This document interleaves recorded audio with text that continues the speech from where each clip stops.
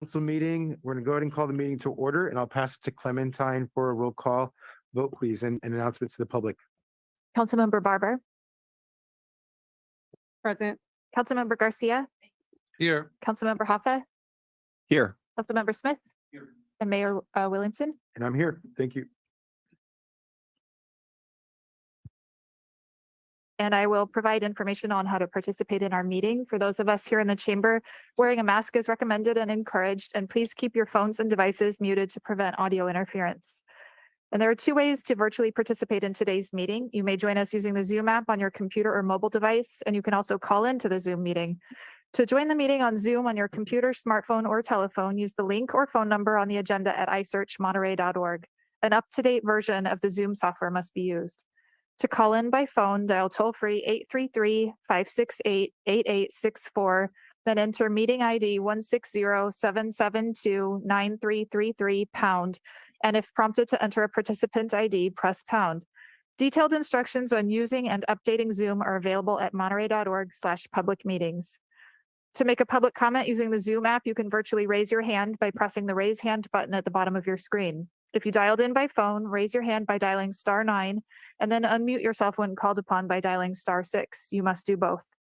Public commenters will be muted until it's their turn to speak. We'll call on each public speaker in the order of hands raised, and please stay within the time limit that is established for the meeting. A countdown timer will be shown on the screen. If you're connected live on Zoom, the timer is accurate with no delay. Today's meeting is also streamed live on the city's YouTube account at youtube.com/City of Monterey with about 10 seconds delay, and on Comcast channel 25 with up to 90 seconds delay. As always, we look forward to receiving your public comment. Beautiful. Thank you, Clementine. And with that, let's go ahead and do Pledge of Allegiance. I'll ask Councilmember Barber to kick us off here. A pledge of allegiance To the flag of the United States of America, and to the republic for which it stands, one nation, under God, indivisible, with liberty and justice for all. And with that, we'll go into number one, which is the DLI Joint Service Awards. And I'm going to go ahead and read one of the proclamations here. They're all relatively the same. Whereas the Defense Language Institute Foreign Language Center has established the quarterly Joint Service Non-Commissioned Officer, Petty Officer, and Junior Enlisted Board. And whereas as a recipient of the board award, these individuals have demonstrated extraordinary personal abilities, leadership skills, and knowledge of the history of the Presidio of Monterey and DLI FLC, chain of command, world events, customs and courtesies, first aid, code of conduct, uniform code of military justice, military leadership in the armed forces insignia. And whereas the Monterey community is proud of the country's service members, as well as its outstanding relationship with DLI FLC. Now therefore be it proclaimed that I, Tyler Williamson, Mayor of the City of Monterey, on behalf of our City Council and citizens, hereby recognize these individuals for a job well done, and thank them for their continuing contributions to the armed services and to our nation. So thank you all so much. If you all wouldn't mind maybe coming up here individually, I think our custom and tradition is for you all to say a few words and share your language. And I think there's a little bit of a guessing game that we will all jointly play together on. So please, why don't you all come up one by one here and share us your introduction. I can also select. I have Sergeant Mitchell Lacey in front of me here.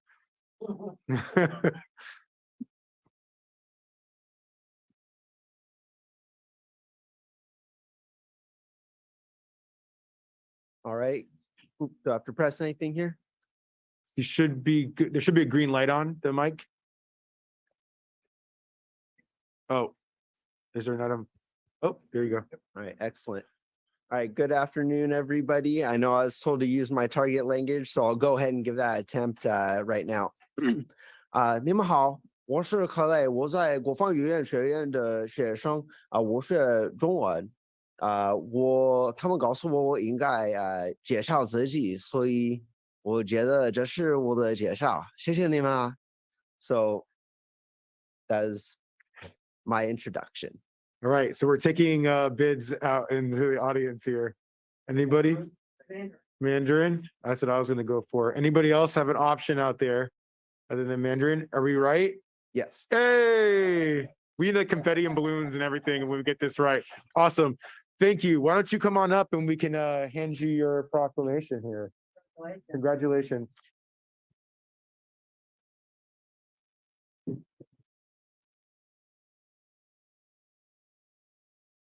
Kind of offer you kind of higher up here. Oh, okay. All right, you can hold it and then we can take a photo. Here we go. There we go. All right.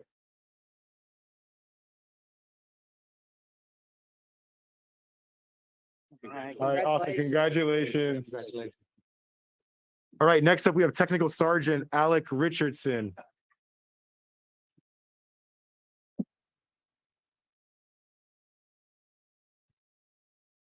Mi idioma es más fácil, pero estoy contento con eso y gracias por el premio con la base y sí, gracias por todo lo que ustedes hacen también para la ciudad. Gracias. Okay. I think that was pretty easy. Wait, you never know. Okay, but do we have any? I think I understood Spanish. All right, congratulations. Yeah, absolutely.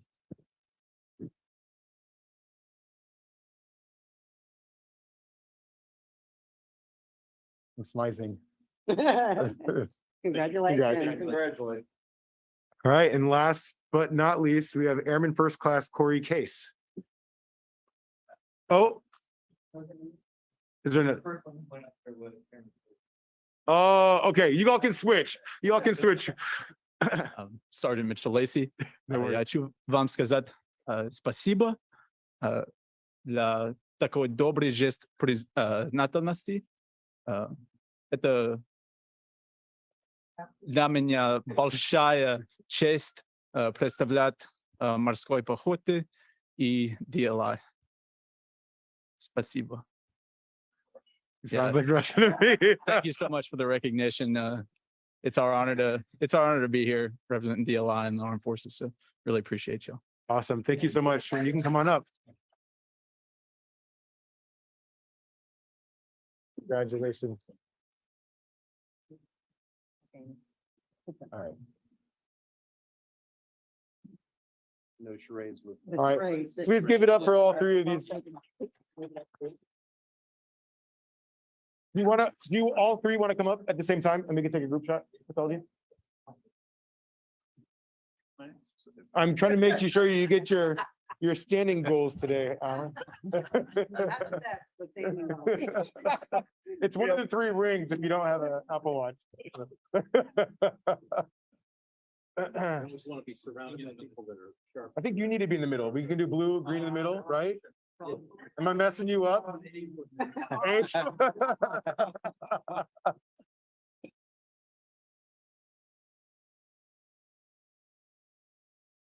Awesome.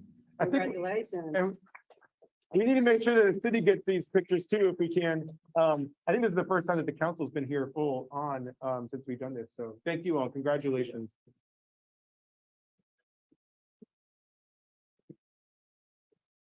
All right, any public comments on this first agenda item? Let's start off in the chambers. Anybody in the chamber wish to speak on this item? This is for the presentation of the awards that we just did. All right, let's go online, please. No hands raised at this time. All right. And with that, it's a presentation, so no action is needed. We will move on to public comments for items that are not on today's agenda. And we'll offer 3 minutes for those that want to participate. So for those in the chamber, please step up and go ahead and share your public comments for items not on today's agenda. Good afternoon. I'm Steve Lightfoot, the famous John Lennon murder evidence man, drives around the yellow van, sings around town. Lately, your police and Panetta, Pacioni, the courts, including Santa Cruz, have been trying to gang rape me in court with phony charges and stuff. Read all about it on my website, people, LennonMurderTruth.com. Meanwhile, mass shootings, jail Stephen King. I guarantee you the shootings will not get will not diminish. They'll only get worse until Stephen King is jailed for killing John Lennon. Now, a lot of you are snickering like, oh, he's a crazy man. Everyone knows he's a lunatic. Oh, he drives around that crazy van. You're such idiots. It's almost as if God is shooting you with your own children's bullets lately to see how you like it when you get shot full of holes. Yeah. Just be careful not to threaten anybody in your. I'm not threatening anybody. I'm telling you why the shootings are happening. It's because you're phonies in the face of evidence. Mocking the messenger, the rains you had all at once. It's God's way of telling you all you're all wet. This is the biggest story ever told in America. Now, Police Chief Hober is dismayed that I haven't done anything retaliatory for these insults to justice. Damn. What is he? Does he think he's on 24/7 surveillance? Of course I do. I'm important. The police, the courts, Biden, Gavin Newsom, governor of the state here. Everybody in between is out to stop me from exposing who killed John Lennon. Meanwhile, your children are saying, you know what, Mom and Dad? I seen that guy's evidence. I seen his website. It sure looks like Stephen King getting Lennon's autograph to me. What are you, a bunch of phonies? I think I'll shoot up all your children and protest that way. And if you think I'm kidding about Stephen King killing John Lennon and getting away with it being the cause of the shootings, hear this out. 2 years ago, I was driving from the East Coast to the West Coast, and from Ohio to Texas, there were 4 mass shootings exactly where I had been 3 days before. Nowhere else in America, just where I had driven my van. Like they were following me. Like 3 days later, everywhere I went, a mass shooting. You damn right people know I'm right. You damn right they're pissed off at the parents. The parents, I'm doing the parents' job, even pointing out that you folks never even put John Lennon's killer on trial. After all the stuff he went through with Nixon and the green card deportation. Read my website, people, LennonMurderTruth.com. I'm right, you're wrong. History is proving me right. How do you like getting shot full of holes? People in denial, how do you like it? Thank you.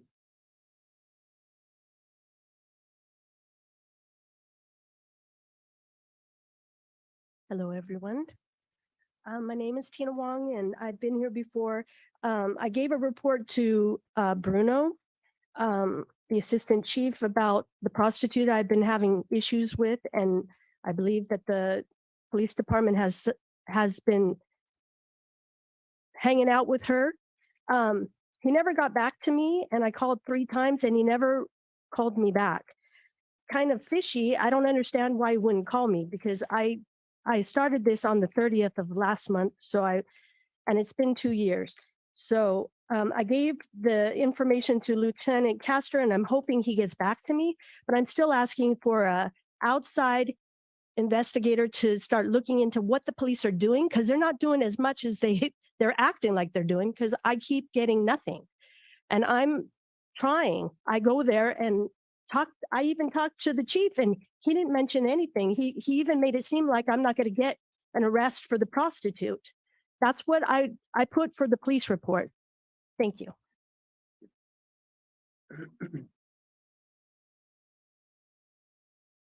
Lorna Moffett. Good evening, council members, mayor. This is a wonderful book, Invasion Biology, and it is by a biologist, a 30-year biologist, and it's a critic of a pseudoscience, and I'm hoping that you will pay attention to it, because it's all about how Monsanto started the invasive species and what they're doing to our planet, and how we have to get rid of all these non-natives. And it was Monsanto's way of using their herbicides. There's 55% of all species in the United States are non-natives.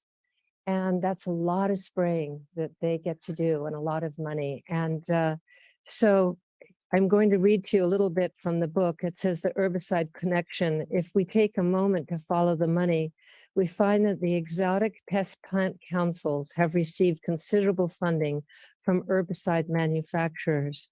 Monsanto employee Neroy Jackson was a founding board member of the California Exotic Pest Plant Council.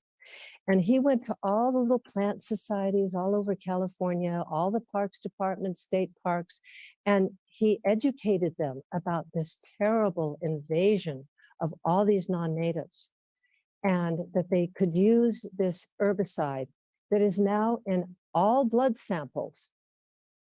All blood samples, we all have it in us, and it causes cancers, lymphomas. It's a proven fact.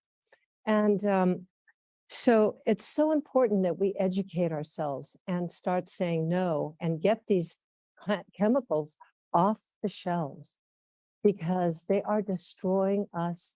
They're destroying all of our wildlife, and we are being brainwashed. So please, we have stopped herbicides in this area, but it looks like it's coming back.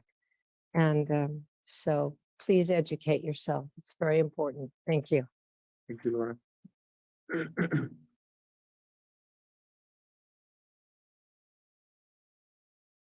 Good afternoon, everyone. My name is Audrey Hillen.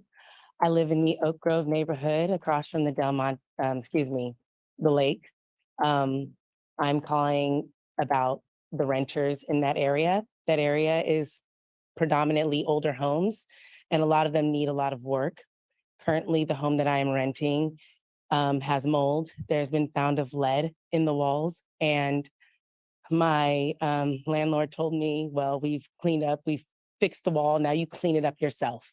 And those are safe amounts of lead for you and your children to deal with, so deal with it. And I will be expecting rent at the top of the month. This is not about the money. This is definitely about the health and safety of my children and other renters who have gone through patch jobs in that area. Like I said, a lot of the homes are older, and a lot of the landlords just sort of patch things over.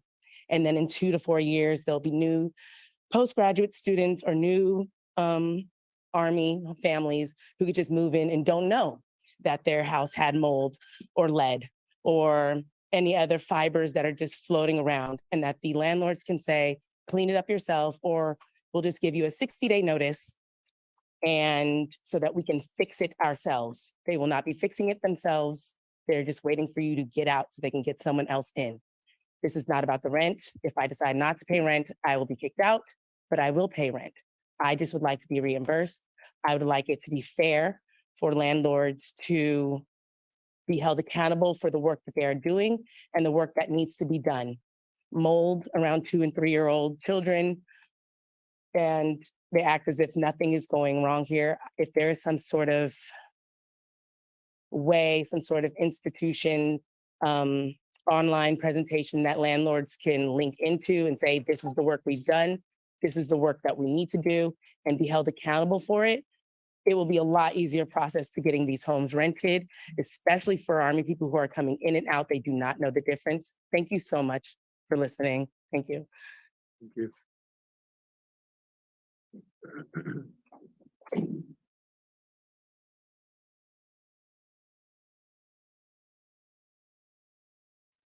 Good afternoon, Mayor Williamson, members of the council, city staff. My name is Ross Pounds. I'm the president of the Monterey Firefighters Association, Local 3707. So I represent all the members of the City of Monterey Fire Department. And before I read the letter that I came to read to you today, I just want to say that as you're all aware, we are engaged in the effort to retain the contract for services at the airport. This has very much become a collaborative effort between the city staff, namely City Manager Uslar, Assistant City Manager Rodena Sathira, the fire chief, the assistant fire chief, as well as us as a labor group. And I just want to say that we really appreciate the support from the council and the support from city staff as we work to retain those jobs and also work towards preventing the degradation of service at the airport. We're holding a community forum at the library across the street this Thursday at 6 p.m. So we're trying to promote that through the city social media as well as our own so that we can get as much support to retain that contract as possible. But the real reason I'm here is over a month ago, we had a firefighter that was injured in a series of storms where trees were falling all over the peninsula. One of our very own was injured, and he's recovering now after breaking 2 of his vertebrae.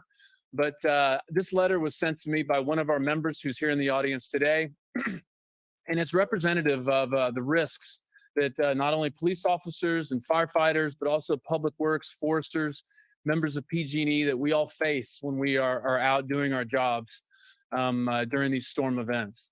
And this was sent to me to be read at a union meeting, but after I read it, I thought it would be worthwhile to share it with you as well. So, and I'd just like to say that 2 of the members from this crew are here in the audience tonight, Captain Silas Fisher and firefighter paramedic Edwin Torres. Dear Ross, I would like to recognize the heroic actions taken by Local 3707 members Anthony Silva, Pete Coleman, Jason Bouchard, and Edwin Torres on the night of March 9th, 2023. During a storm event while operating at a tree down and into power lines, after learning an elderly resident was inside of a home in the direct path of a large tree with imminent failure, Pete and Anthony moved in without hesitation and knowingly risked their lives in an attempt to effect a rescue. Only moments later, the tree went down onto Anthony as well as the front portion of the home, taking with it primary and secondary power lines. With their fellow firefighter down and trapped and the resident still unaccounted for, Pete, Edwin, and Jason sprang into action, working amidst a tangle of power lines and in the collapse zone of a severely damaged structure to rescue Anthony. With little regard for their own safety, Pete and Edwin moved through the power lines to remove tree branches with chainsaws to gain access to Anthony. Hearing the tree come down, the resident emerged from the undamaged side of her home, but was unable to exit due to a locked gate, leaving her stuck in the collapse zone of the damaged portion of the home. Jason entered the area, kicked down the gate, and carried the resident to safety over the downed tree and power lines. With the resident safely removed, Pete, Edwin, and Jason worked methodically to free Anthony. Once Anthony was removed, they transitioned to providing medical care with Edwin continuing his treatment while en route to Natividad. All 4 individuals risked their lives first to save a resident and then to save one of their own. Not knowing if the power lines would surge or if the tree would shift or collapse further, they put themselves in harm's way to save lives. In this unordinary job, I am proud to work with extraordinary individuals who are willing to risk it all for the citizens they serve and the brothers they serve alongside. The actions taken on that night were those of selfless and heroic firefighters willing to give it their all, no matter the cost. Respectfully, Captain Silas Fisher. Thank you for the extra time. Thank you for your support. Thank you. And thank you for taking the lead on the contract efforts. We really appreciate that. And to all of our public safety officials for all the work done during the storm season. Appreciate all that. Anybody else want to speak in the chambers on items not on today's agenda? Do we have trees today? I remembered. Mr. Mayor, council members, fellow citizens of the great city of Monterey, I come before you with some unfortunate news. The jar that I had sprouted the seeds in had some fungus growing in it, and the sprouts were starting to wilt.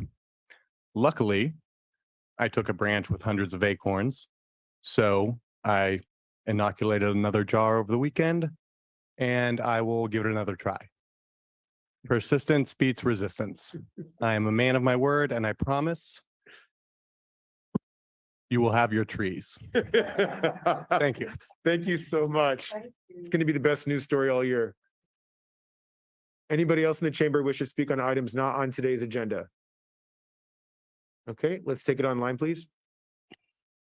There are no hands raised on Zoom. All right, and with that, we'll close public comments and we'll move to the consent agenda. We had a request to pull item number 3. Is there anybody on the council that wishes to pull any other items? All right, let's open it up to public comment, and this will also be an opportunity if you would like to pull any additional items that are not on the consent agenda.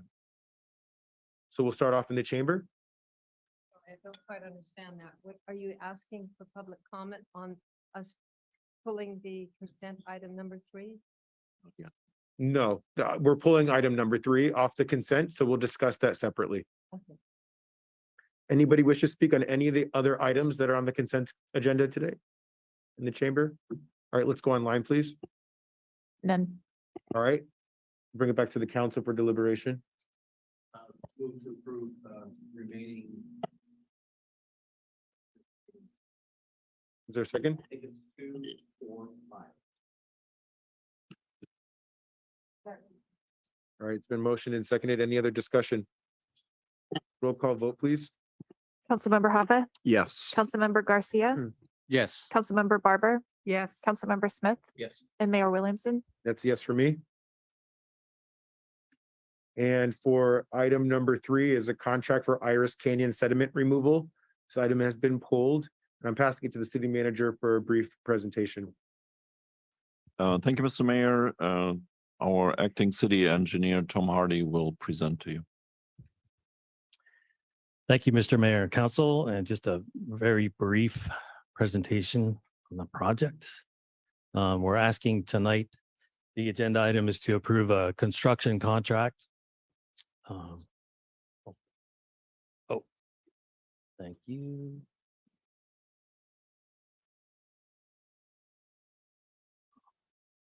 Which one? Oh.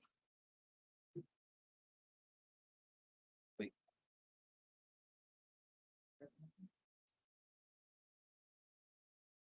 There we go. And that's fine.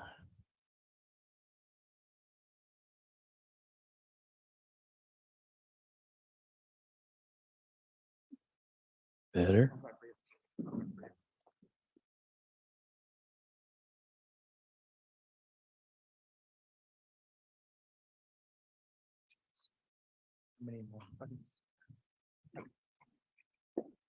Thank you. It's a good thing we're a team. Good evening, Council, Mr. Mayor. Tonight, we're here to approve the construction contract for the Iris Canyon sediment removal project. The purpose of this project is to reduce flooding on Iris Canyon Road and Via Murata, to remove accumulated sediment and invasive species from the existing drainage area along Iris Canyon Road, and to restore the original channel location and revegetate the area with native wetland and native riparian species. The project is located on the east side of Iris Canyon at the north end. And we have a map of that there. It's the yellow area. And just a few facts about the project. The project was originally designed in 2004. The environmental approvals were obtained back then, but it was never acted upon. So in 2017, Public Works hired an environmental planning firm to design the project. We have gone through, we've received CEQA in 2020. We've got the mitigation monitoring and reporting program under CEQA. We've got the 401 water quality certification issued by the Central Coast Regional Water Quality Control Board. U.S. Fish and Wildlife Service has reviewed the plans. The U.S. Army Corps of Engineers has also reviewed the plans for impact to the California red-legged frog, and also for under the 404 Clean Water Act permit. It's an authorized aquatic habitat restoration, enhancement, and establishment project for that. Just in summary, the project will be removing, the intent of this project is to restore the original channel location. It's become full of sediment over the last 20 to 30 years. And we're intending to remove the sediment that's there and restore the original location. The project site's about 1.5 acres. We estimate about 4,400 cubic yards of accumulated sediment will be removed from the 1,200 foot channel. There's about 5,800 square feet, slightly over a tenth of an acre of invasive plant removal. And in replacing that area, we'll be reestablishing the natural channel. There will be 0.82 acres of wetland that'll be restored with over 2,100 plants. The riparian woodland area is about 0.6 acres, 475 plants, and all the disturbed areas will be seeded with either wetland seedings or riparian, which is woodland, transition zone seedings as well. Of the trees that are in the area to be removed from the construction area, the site project area, there are willows. There's a bunch of willows that are there. There's 43 altogether. There are 30 oak trees, 1 madrone, and 1 Monterey pine, which total 75 trees removed. Of those 75 trees, 34 of them are under 6-inch diameter. So 45% of all of them are smaller than 6 inches, and 65%, about 2/3, are less than 10-inch in diameter. And then when we go to replace them at the end, there will be 482 willows, 170 live oaks, 3 madrone, and 6 Monterey pine replaced, totaling 661 trees altogether. And this is just several photos. I hope you're able to see them. They're kind of small, but just showing the extent of flooding on the road. The bottom left photo is looking up Iris Canyon Road from Via Murata. The other two are on Via Murata looking at the intersection, and you can see the water that's flowing. The channel is choked with sediment right now, and the water doesn't stay in the channel when it rains. So it's going across the road, and ultimately we have to close the road. This is a little bit further up on Iris Canyon Road, and you can see water from the channel is coming down the hill on the left side and crossing over onto the right. So the action tonight, we're requesting that you would award a contract to the lowest responsive bidder, P. Brannan Corporation. There were 5 responsive bids received in an open procurement process, and funding is available to fund the project at this time. And that concludes my presentation. If you have any questions, I'm happy to answer. Thank you. Are there any questions on the council? Ed? Yeah, quick. Water flows, is flowing in the direction of the small lake that's at the bottom. Does that lake have Does it have a name? Yeah, Via Murata, I believe, is the name of the pond. Lagunita Mirada. Oh, Is it? good recall. So with the water, as it breaches that lake, the excess water then goes under the street over to Elostero Lake. Yes, that's correct. Correct? Okay, Yes. good. So it's a significant location that feeds the smaller pond and then goes into Elostero Lake. And this project, I think you said we started 2004? That's correct. Okay, Yeah, that's all. 2005. Okay, anybody else on the council? Ed? If I Sorry, just may Alan? add one thing, so Lagunita Mirada is a storm water retention pond. We drained Lagunita Mirada, I believe, in 2020 or it was full of sediment, didn't serve a lot of purpose. We had also a lot of flooding at that time. Councilman Mahaffar might recall access to MPC from there was not given. We have two of those lakes that the council member Smith calls lakes. So one is Lagunita Mirada, and the other one at Highway 1, the entry to Highway 1 is Washerwoman's Pond. And that also serves as a stormwater retention system. Both go into the Lake Elostero, and from Lake Elostero, they go right now into the bay when we pump it. We have a project online that you will approve next in 2 weeks that will allocate $1 million to ensure that the water that we are getting there goes to Monterey 1 water for recycled water. So this is all a stormwater system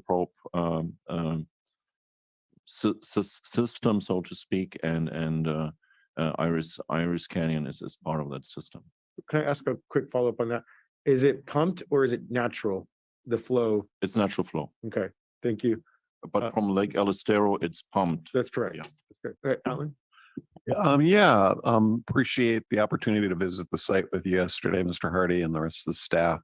one of the things we talked about was most of the trees, as you noted in the report, are pretty small, but there was one, the Monterey pine in particular, which is I'm sure a very nice tree, and it's kind of right on the edge of the creek.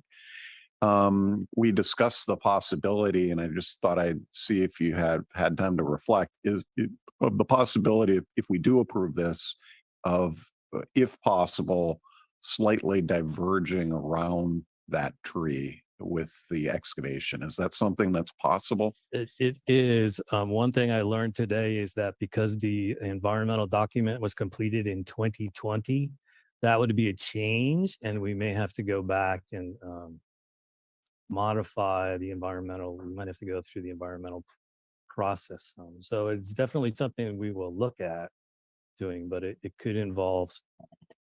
And what kind of, I mean, what kind of cost and time would that add to the project if we did go that route? Would depend on how much of a, well, I'm not the person to answer, but we would apply. We would first talk to the planning department.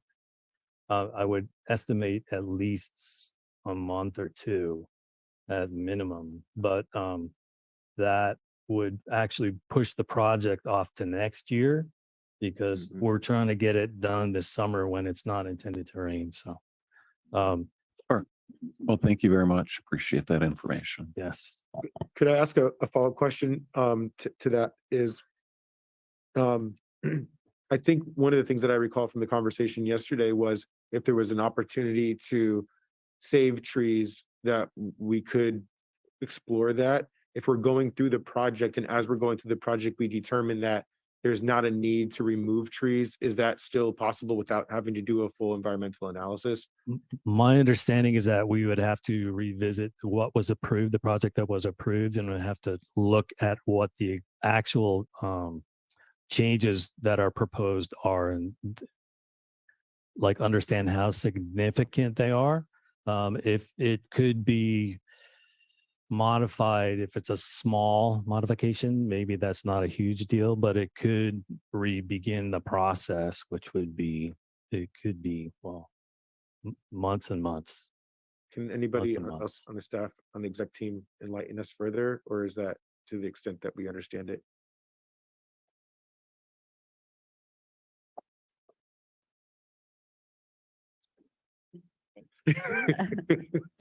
So when there's a change in project description, the question is under the CEQA guidelines is whether or not it's a significant change. And that's a judgment call that has to be made, and with the responsible agencies. My guess is if the proposal is to save a tree, if we're out in the field and we can save a tree that we thought we had to remove, we're probably going to be okay, and that's not a significant impact. If it becomes more significant, like we've got to move the project to the right or left and do more excavation, then that is maybe a significant impact. We would have to look at that so we have permits from all those various agencies. We would have to notify them of the permit change. If it's as simple as we can keep everything else as we planned and save that tree, then we probably can proceed as planned. If it gets more significant and causes engineering changes, then I think we'll be looking at the scope of those changes and the impact. That's really helpful. Thank you. Alan, absolutely.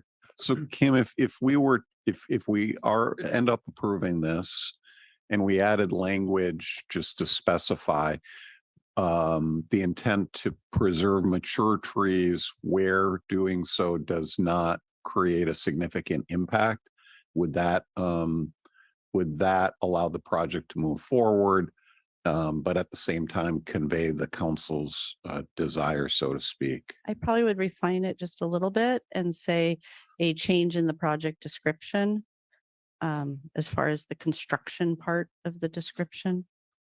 Okay, got it. Thank you. Any other questions from the council? All right, let's take it out for public comment. Anybody in the chamber wish to speak on this item? You got to come to the mic. We want to make sure everybody hears you online too.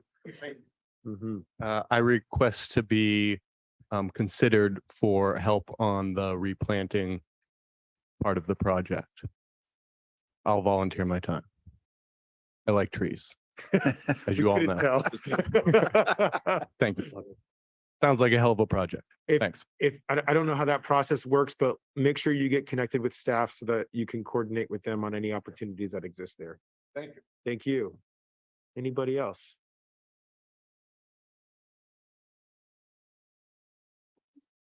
Can you put this up so the screen can see it?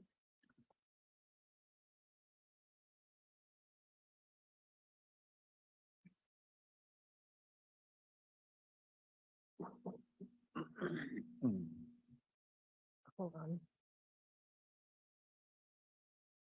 I wish to thank you, Mayor Williamson and Alan Hoffa and Hans for taking the time to visit the Iris Canyon yesterday. So you might be able to assess this massive and destructive excavation project, which will bring great destruction to the most valuable and precious riparian wetland. The environmental assessment that states there is no significant impact is criminal and makes a mockery of our CEQA laws. I believe there's a much better and less damaging way we can achieve what needs to be achieved. First, leave the big trees because as the most updated hydrology science proves, trees hold embankments with their root systems and actually stop sediment removal. If they remove the trees and the willows, they will remove the very thing that keeps sediment from building up. The earth moves when water comes through and there's nothing to hold it. How can you replace the willows that take literally 30 years to grow to the height that they are? I visited the canyon yesterday, so I saw it. And yes, channels will have to be cleared, but the main problem that I see when I walked through the canyon with Tom yesterday and this morning is that there's 7 breaches where the water overflow comes to the road. If the sediment and some of the islands and choke areas are removed within the channels and the embankments built up with that sediment, it won't take long for plants to restore themselves naturally without replacing them and having to use terrible herbicides that are going to go into the Lake Elistero and everywhere else. You didn't mention that in your report, that the herbicides are going to be used. Yes, channels, if the sediment and let's see, the poisons from the herbicides will stop the natural growth cycle of the riparian watershed because it kills the mycelium that weaves through the soils, connecting and nurturing all the plants, as biologist Susan Simrod proved in her research that is changing how forests are now managed.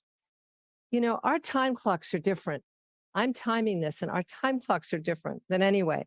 She has found that all plants nourish one another through this most precious underground food web. So I'm asking you, please give me 2 weeks to get a separate opinion of a forest ecologist and a hydrologist to go up there, and maybe we can save some money. And this has changed science in the forest world.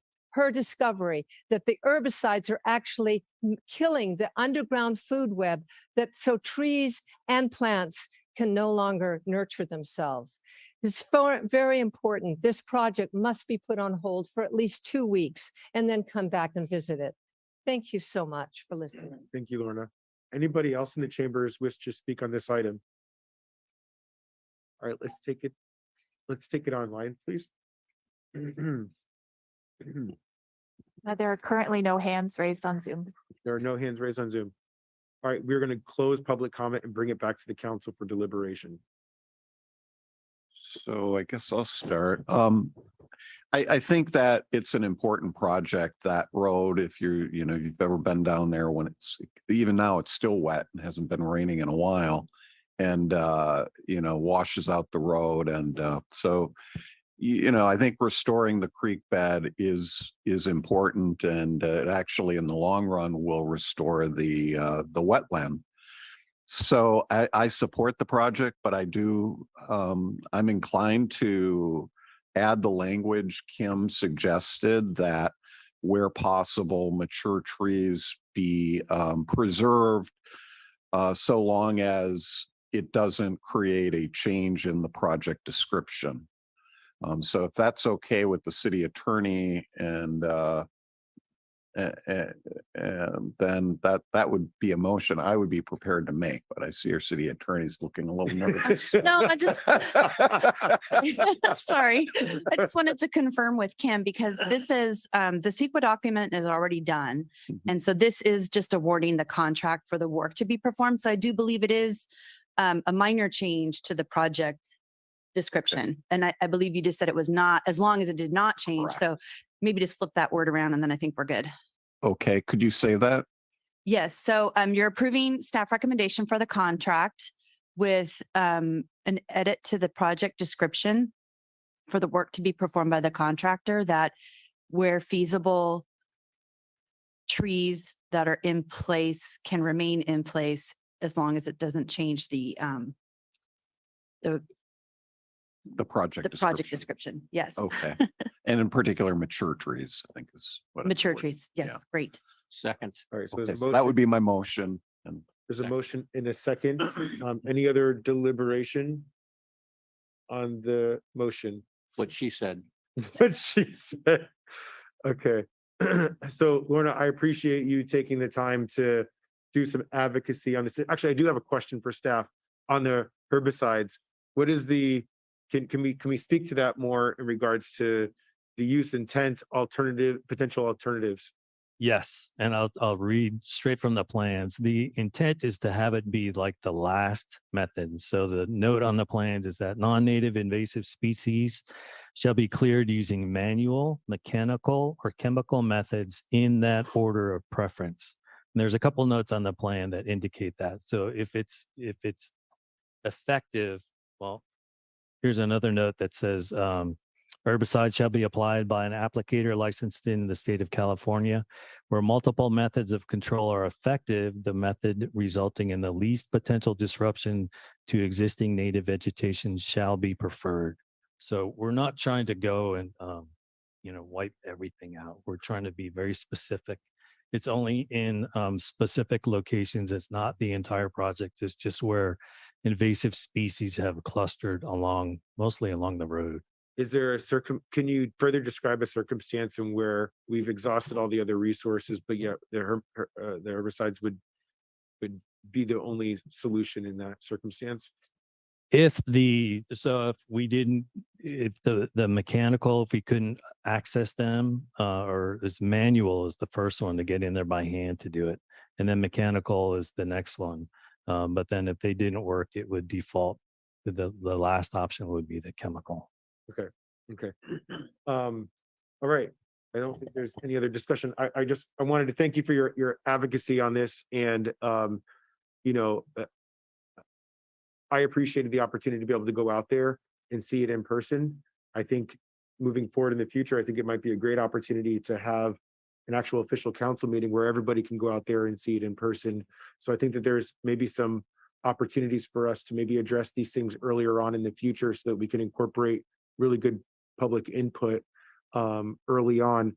I do agree with Councilmember Hoffa that this project is greatly needed.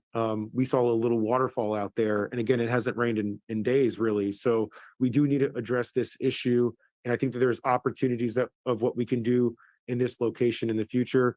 There's a little bit of side conversation about that during our discussion yesterday. But that being said, I'm in support of the project. And again, I appreciate your advocacy on this one. Councilmember Smith. Yeah, and I appreciate the fact that members of the council did go out there and see it, which is frequently what happens with the council when we get the agenda. We get the privilege of being able to go throughout the city and look at the different areas. This area is actually kind of off the beaten track, but it is a very, very beautiful spot. And back in the days, I went to MPC, you work there, we all traveled there, we visited. And back in the days, I used to run through there from home and down, and the return trip was worse because it's back uphill. But that road has suffered a lot because of the consequences of the pathway of the water making its way downhill. And so it's not a project that we can continue to ignore. It's taken a lot of work from the city staff on through storms and road maintenance and road repairs and cars getting stuck and the shoulder of the road just just falling apart. So it's great to be able to see us finally execute this completion of a project to an area that is environmentally very sensitive and it's the lowest part of the canyon, so we can't ignore it. And I think it's a worthy project to finally push this across and improve the species and let everything grow healthy the way it should, and the water free flowing downhill. So when it's done, encourage people to go look at it. It's going to be beautiful. Any other comments from the council? I'll just add one last note, which is I think there's a health and safety concern. When I look at those pictures and I imagine people using that as a pass-through street or people that live in neighboring communities. And if it gets really bad, you know, if they're on a bike or they're walking or maybe even driving a car and their vehicle shifts or moves and somebody gets injured, that's a liability that we just can't put people under. So we do need to take care of this immediate issue. But really, again, I really appreciate your advocacy on this one, Lorna. Thank you for that. All right, with that, we'll go ahead and do roll call vote, please. Councilmember Smith, Yes. Councilmember Garcia, Yes. Councilmember Hoppa, Yes. Councilmember Barber. Yes. And Mayor Williamson. That's a yes for me. Thank you for this discussion. Next, we'll adjourn to successor agency for the redevelopment agency. And then we have a consent, the successor agency of the redevelopment agency. There are no items known to be pulled from the consent. We'll take it out to the public for public comment. Anybody in the chamber wish to speak on this item? All right, let's take it online. None. All right, we'll bring it back to the council for a motion or deliberation to approve all consent items. So moved. Is your mic on? Second. All right, it's been moved and seconded. Any discussion? All right, roll call vote, please. Agency Member Garcia, Yes. Agency Member Barber, Yes. Agency Member Smith, Yes. Agency Member Huffa, Yes. and Agency Chair Williamson. And that's a yes for me. Poof, your council again. Say it one more time. I said, and poof, you're back. All right, it doesn't say it in the script, but I'm assuming we're re-adjourning the council meeting. And so we'll start off with our public appearance, item number 7, military equipment purchase and use ordinance. And I'll pass it to the city manager for brief comments, then handing it off to Mike Bruno for a presentation. You gave it all away, my lines. You write it in my script and I will say it. AB 481 is a law that was enacted in 2021, and in 2022 we held the first report. It requires the police departments in the state of California to report what kind of equipment they have in their inventory and what they plan in future acquisitions. And Assistant Chief Mike Bruno will give us some more detailed information.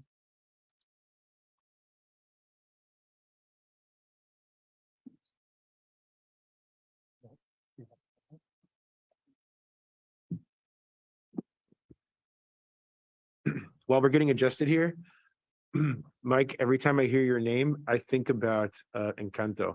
Oh, You get that a lot? my kids sing that song quite a bit. We don't talk about Bruno. Okay, all right. Just trying to lighten the mood here a little bit. Oh, okay, Han, that's your homework. You have to watch Encanto. I think I'm just going to ask Mike. A good movie. You might have to bring your kids in next time, actually. They can sing it for you, Hans. Good song, yeah. Popular song. Thank you, Hans. Thank you, Mr. Mayor, Council. Good afternoon. My name is Mike Bruno. I'm the Assistant Chief at the Monterey Police Department. I'm talking to you today about 41, the annual military equipment report. Next slide.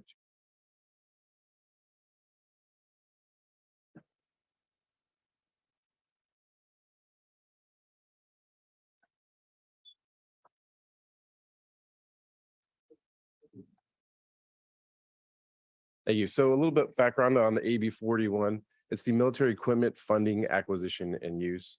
It was signed by Governor Newsom on September 30th, 2021. It's been codified in the government code. Its purpose is to increase transparency, accountability, and oversight for acquisition and use of equipment. It also provides safeguards to protect the public's welfare, safety, civil rights, and liberties And just to clarify, although it says military equipment, that is what the state lawmakers identified the equipment as. It doesn't necessarily mean that it comes from the military or that the military uses this equipment. So in April of 2022, the city council approved the military use equipment policy. This policy is Monterey Police Department Policy 706, and that was done by way of ordinance. This policy is publicly available on the Monterey Police Department's website, which is montereypolice.org. And the law required that the police department compose and post an annual military equipment report, which is also found on our website. It's been up on our website for the past 14 days. The law also required that the city council annually review the military equipment purchase and use ordinance and vote to renew the ordinance at a regular meeting. So what does this reporting require? It requires a summary of how the military equipment was used and the purpose of its use, a summary of any complaints or concerns regarding the equipment from the public, results of internal audits, violations of use policy and actions taken in response, the total annual cost of each equipment, and a quantity possessed for each equipment, and finally, the intention to acquire more equipment. So currently, the Monterey Police Department, this is the equipment that we have that has been deemed military equipment. We have 53 patrol rifles. These rifles are assigned to each sworn police officer. We have 14 shotguns that have been that are less lethal platform, so they only shoot less lethal ammunition or munitions. We have 15 40 millimeter less lethal launchers, two 37 millimeter OC, which is like pepper spray launchers, and then 2 specialized rifles, which are used by the Special Response Unit. So the Monterey Police Department participates in the Monterey Peninsula Special Response Unit, Regional Special Response Unit. This is composed of the various police departments on the Monterey Peninsula, more commonly referred to as a SWAT team. And the equipment that they have, which is deemed military, is a armored rescue vehicle. They have command and control vehicles, so a vehicle that would be a hostage negotiation vehicle or a command post, remotely piloted air and ground vehicles or drones, 37 and 40 millimeter launchers, which are less lethal platforms, a breaching shotgun, flashbang diversionary devices, explosive breaching tools, tear gas, and pepper balls. And the reason why those are listed is because if we were to have an incident in the city of Monterey, that equipment may be used in the city. So a summary of the annual report that we posted online. The Monterey Police Department did not receive any complaints or comments or concerns regarding the military equipment. We did an audit of our military equipment and it's been accounted for. We found no violations of the military equipment use policy. All of the funding for the military equipment came from the existing Monterey Police Department budget. And if authorized, the department like to purchase 5 unmanned aircraft systems, also known as drones, and a crisis negotiating team command vehicle. So these are the summary of the events of where we actually used this equipment in this past year. So on February 8th, 2023 on North Fremont, the Monterey Police Department responded to a suicidal person. This person was experiencing a mental health crisis. They were possibly intoxicated. The individual was punching the steering wheel and the window in the vehicle. Was a danger to himself, and so the officers ordered him out. When he came out of the vehicle, he came out with an axe and threatened the officers with the axe. The officers tried the OC pepper spray, which was ineffective. They eventually used the 40 millimeter less lethal launcher on the individual. And after five rounds, the individual dropped the axe. Still near the axe, still posed a danger. The officers attempted to tase this subject twice, which was ineffective. And when they were able to get him away from the axe, they were able to tackle him and take him into custody.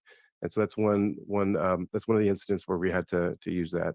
Another incident was February 12th, 2023. This was in the 2000 block of David. Monterey police officers responded to an assault with a deadly weapon. This individual had attacked a delivery driver with a knife, ran inside the business, and battered the employee. The suspect then barricaded himself inside the business. The Monterey Police Department called the Special Response Unit out to assist us with the barricaded subject. And so the armored vehicle was deployed, as well as command vehicles, so the hostage negotiation vehicle, as well as a command post vehicle. The robot was prepared, but was not deployed, and the suspect eventually surrendered without incident. Next slide, Chief. So if the Monterey Police Department wants to procure more equipment that's defined as military, AB 41 requires authorization from the city council. And so the police department is requesting authorization to purchase 5 unmanned aircraft systems. Again, these are more commonly referred to as drones. Some incidents in where drones were used that were very effective happened in this county as well as in a neighboring county. So on March 25th, 2015, San Jose police officer Michael Johnson responded to a suicidal subject. When he and other officers arrived on scene, he was immediately shot by a rifle and killed. The other officers returned fire, and the San Jose Police Department used a drone to determine that the suspect was actually hit and was no longer a danger to the officers, and that allowed them to approach the apartment and continue their investigation. In May 24th, 2021, Salinas police officers had an officer-involved shooting. A suspect stole a vehicle which had a handgun inside of it. The officer stopped the vehicle. When they approached, the suspect shot at the officers. The officers returned fire.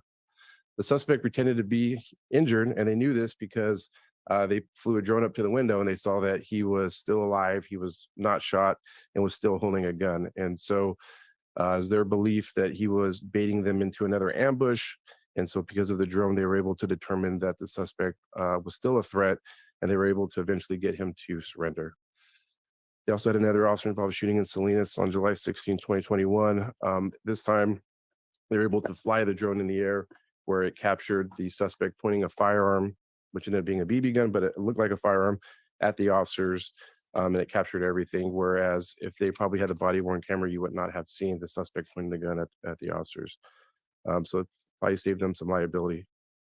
And then in July 4, 2022, there was a mass shooting in Highland Park in Chicago at the Independence Day parade. A suspect was on a rooftop and he shot 7 people and injured 48. And Monterey has several special events. We have several parades. We have the 4th of July parade. We have the Pride parade. We have Car Week. We had the Santa Rosalia parade, which I don't know if it's coming back this year, and the Portuguese parade. So, and those go through downtown. Those are elevated areas. Those are areas of always concern for us. And so having a drone in those situations where you could fly over the area and make sure that people are not hiding up on the rooftop is a valuable resource. And additionally, I'd like to add to that several agencies on the peninsula are in Monterey County have drones. The Monterey County Sheriff's Office, Salinas PD, the Seaside Fire Department, and the Marina Police Department all have drones. And then finally, we're in 2022, we requested permission or authorization to obtain a grant for a crisis negotiating team command vehicle. This is a vehicle that's assigned to the Special Response Unit. So we were able to get the grant. And so we are requesting authorization to purchase this vehicle in October of 2023, where we would purchase the vehicle and be fully reimbursed through the grant. So our staff recommendation is that the city council find that the military equipment identified in the Monterey Police Department's annual military equipment report has complied with the standards for approval set forth in the military equipment use policy. Again, Monterey Police Department Policy 706, military equipment and the military equipment inventory, and renew the military equipment purchase and use ordinance. And that's found under Monterey City Code, Chapter 27, Article 3, Section 27-10. Also to authorize the purchase of the additional military equipment, including the 5 unmanned aircraft systems and a crisis negotiating team command vehicle. And with that, I'm happy to answer any questions. Thank you, Mike. Any questions from the council? Councilmember Barber. So first of all, thank you for the presentation, and also I want to commend you on the incident that happened on in New Monterey with the store owner that I heard from the different neighbors, because we're in that area, that it was handled very well, and they felt that a situation as scary as it was, they felt that it was handled very well by the police. So thank you for that. So my question is, in policy 706.7, where you talk about community engagement within the 30 days of submitting and publicly releasing the annual report, that the department actually will have one well-publicized and conveniently located community engagement meeting where the public may discuss and ask questions regarding the funding and acquisition of the use of the military equipment. When was the last one, and how was it publicized? For that meeting, we're using the city council meeting as the meeting for the community engagement where they can ask questions. The last meeting that we had was in the 2022 when we went to the city council. And this was publicized on our website as well as in the agenda report. Okay, thank you. Okay, anybody else in the council? Councilor Yeah, Smith? a quick question. Part of the staff report is recommending the purchase of the UAS, commonly referred to as drones.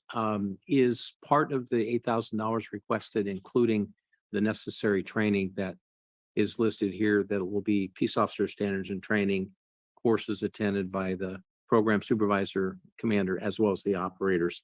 Has that occurred yet, or is that going to be part of the future training budgets?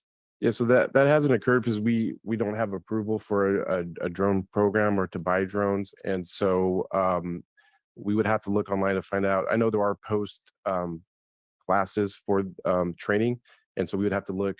Salinas PD may also offer in-house training, which would be free. We would have to reach out to different agencies first to see if there's anything locally we can do. And then if not, reach out to a private company that would have a training that's Okay. post-certified. Okay. And so obviously that would come out of the training budget, but I think it'll be approved tonight, and I would like to see it move forward promptly. So whenever you can get the proper personnel and the equipment purchased, and maybe we can host the training here and attract other people from other agencies to come and attend the training course. So we don't know the figure yet. We don't know how many people will do the training, but would like to know after it's done, and we'd like to see the operations and see how it's incorporated in. As an example, what we just had last week was a missing at-risk adult. So those kinds of things will be handy to augment search and rescue and CERT, as well as our own personnel using the equipment. Yes. So that's awesome. Anybody on the side? Councilmember Gino. Thank you. Thank you for the presentation. So in reading the report, something that jumped at me was the 200,000 price tag. And it made me think, does it have to be a command and control vehicle? Can it be a training or other types of gear? Then I asked a few questions and got it clarified for myself, but I had those initial questions. So would you mind maybe clarifying for the public, how that funding works? Sure. Yeah. So I'm just going to answer this question because I deal with UASI, the Urban Area Security Initiative. I've been a part of that since I was a deputy chief of the San Jose Police Department probably 15 years ago. That is a Homeland Security grant, and we compete with all other public safety to get those monies. And in this case, what happens is, to answer your question, those are for specific things and they break it down. Some of it is used for training, but what happens is there's 4 regions in the Urban Area Security Initiative that include several counties. And in our county, we share with Santa Cruz County, Monterey County, San Benito County, and both fire and police look at different projects that we're going to try to fund. Usually it is equipment, and we've bought radios. Fire department has used it for other things that they have. And in this case, we were able to ask specifically for this piece of equipment after vetting the other things that we thought we needed. And it goes back and forth. 1 year it's a fire year, 1 year it's a law year. This year, they made it 2 years. The last time that we did this. And as a result of that, we looked at several projects, and one of the ones that rose to the higher level to fund was this one, a hostage negotiation command vehicle. And so that's where the $200,000 came from. Prior to that, the way the process works is different entities review the different projects they need. They get some idea and quotes of what those things will cost. And so this item came out to actually a little bit more than $200,000. We asked them to scale that back so that we could fund some other projects. And that's how the $200,000 through UASI came to being. Great, thank you. So just to put it in simple terms, just for my clarification and maybe for the public as well, these funds can only be used for very specific things. Well, the funding stream can be used for different things, but the way that this is going to be used was for specific pieces of equipment. Mhm. And there's a whole process. I'm trying to make it as simple as possible, but it is a very involved process. And so we vet all of these things just in our county. Then it goes up to UASI, which is part of the city and county of San Francisco. They have a whole executive board that evaluates all of these projects and then funds those. So for this project, this was the project that was approved for these purposes. Doesn't mean there weren't other projects that were also approved, but what we're asking for in this project has been through part of that process. It still hasn't been totally approved, and it's all reimbursable.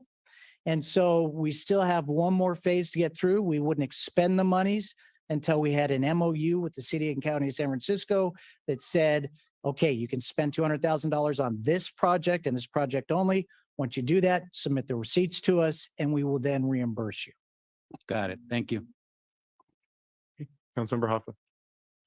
Yes, thank you very much for the presentation. So I'm certainly supportive of giving you, chief, and your officers the equipment you need. And I can see where there are situations where drones would be useful. And I think Assistant Chief Bruno gave some good examples. I did have some concern, especially when I was reading the report about surveillance, which I think the staff report said something surveillance were legally permissible. I don't remember the exact language, but dealing with an active shooter scene or any kind of an active scene, I can see that. Dealing with the big events that you talked about, I could see in that case where surveillance could be important for public safety. But I do just have some concerns about that. And I'm wondering, I don't believe we have a policy on the use of drones. It's something that I brought up about 10 years ago when this first kind of appeared as a technology. And we didn't really look at it because we're within 5 miles of the airports, like the public isn't supposed to be flying them. But I guess I'm wondering, if we approve this, is that something that over the next 6 months to a year we could possibly look at, just so that we're laying out exactly what are the proper uses, and if there are any areas of concern with surveillance that maybe aren't related directly to an active scene or some other big event, that we could lay that out in policy. Yeah, I believe so. I want to clarify, these are more like DJI commercial drones. They're not drones that could fly miles and miles away that have zoom capabilities where you can zoom in on people from far away. So it's not would foresee them being used in situations where, again, you have an active shooter, or the San Carlos school incident where you have a report of a person with a gun and you need to cover more ground.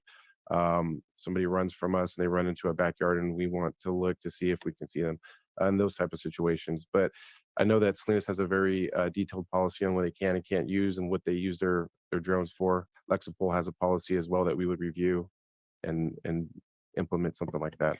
So think that, go Yes, ahead, Chief. We will bring that before you. It is our intent to use this, just to clarify a little bit of the difference between surveillance and using it tactically. It's not our intent to be following people around with these things. It's our intent to use these as a tactical tool to assist us with tactical incidents, but we could absolutely bring a policy before you that, as Assistant Chief Bruno was saying, our policy is based on the Lexipol policy, based on best practices, based on legal review. And they do have a policy. We just haven't published it yet, but we can certainly get that and bring it before you as we move through in implementing the program. That'd be great. Thank you very much. I think that was a good question, Councilmember Hoffa, and I appreciate it. I think if anything, it helps us to better support our police department in knowing, what their left and right limits are, and in that way, we can give that authority from the council perspective. I've seen. My question is, I've seen videos from different news clips in other cities of drones being used, and there's technology that they have in it where it'll outline where there might be a criminal running away, and they're kind of using like a red outline to identify where they are. And then there's a different outline for the police. Is there technology associated with it, or is it just pure video being captured? Is there something more in the technology that's being used? Yes, again, these would be more of just commercial, like you could go to Costco and buy a DJI or Best Buy and buy a DJI drone. These aren't law enforcement specific, where they have more functions than what you could buy right now if you went to the store. Okay, all right, thank you. Anybody else on the council? Yeah, I was just going to add to what Alan brought up too, is a future policy, and I'm familiar with some other agencies that I did some work for, is the lexical policy includes the whole perimeter of Fourth Amendment. So there's a lot of the legal interpretation, and that's the important part for the police chief to oversee. But it does include limitations with the Fourth Amendment applied. So a future policy is something that we could see, but I think for this level, what the purpose would be, for $8,000, I think you're going to purchase 5 of them.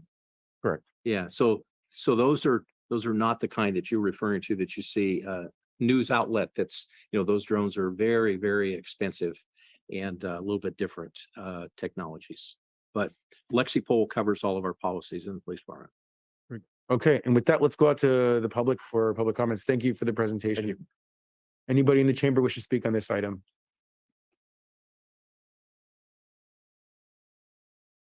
I have a concern. Are these drones weaponized? No. So you can put all your questions out, comments. We're just going to do public comments. We're not going to respond right now, but we'll get back to your questions for sure. Oh, so that's a question I'm concerned about. So when does that get answered? At the end of public comment, we'll go ahead and we'll be able to give responses. I see. Okay. Well, my public comment is that there's a lot in the news about militarizing the police, and this is exactly what's happening. And I know it sounds very benign and wonderful and all that, but I don't think it is. I think it's very dangerous, and I don't think American people, including myself, are ready for that. I do understand. I mean, I'd never want to be a policeman because there's a lot of crazies out there and your life is always threatened. And so it's a real dilemma, but I think that getting into becoming a military it's what's happening to America. We are becoming a military, corporate run industry where we really aren't. We're a mockery of democracy and the republic because the corporations rule Congress with their lobbying, and the military budget is much bigger than anything given to the people. I know in my own Medicare experience that I'm being cheated of things that I shouldn't be cheated of, and there's nothing I can do about it. I go to my congressperson and he's trying to do something and he's equally as helpless. So it's like there's no answer and there's nobody home. And I think that this is a very, very dangerous thing, and you need to really look much deeper into other ways of protecting our police. Thank you. Thank you, Lorna. Anybody else in the chambers wish to speak on this item? All right, let's take it online, please. We do have one hand raised. JA, please go ahead.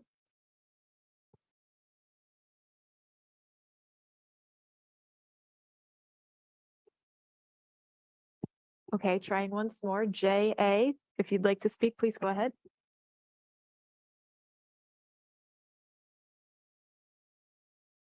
All right, I'll come back to JA. Meanwhile, we have another hand from Pat McNeil. Pat, go Thank you. Thank you.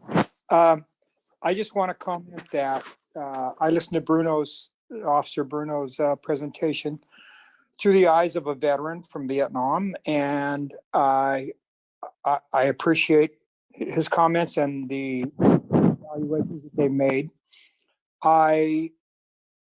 I want to say that in the late 80s, early 90s, a sister city of ours demoralized me by acquiring a lot of military equipment, and the use of military equipment is very aggressive and psychologically and socially. So, but I understand the need for protection for officers and response people at a site. So I would merely suggest that maybe we paint a vehicle pink in the spirit of the NFL players who wear pink shoes or pink tags on their helmets. But make it known to our citizenship that we're not a military organization, that we need functionality, and that we are not aggressive in the sense that it's a military operation. Thank you.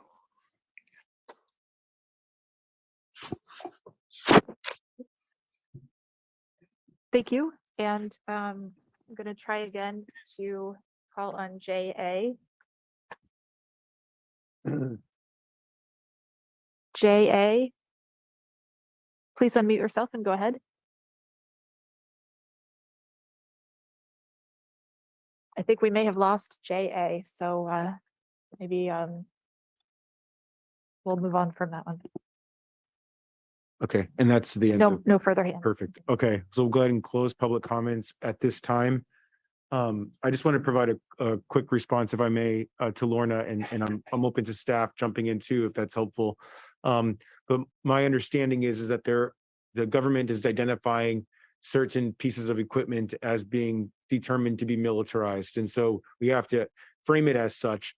And I think this is the beautiful thing about local democracy, is that we can find things that work for our community, and I think that's exactly what our police officers, our police department is doing in this scenario, and previously when they brought this to us. And so I don't think there's any intention from this council or from the city to militarize our police force. And in fact, I think that if there's any instance where they can avoid using this type of equipment, they are.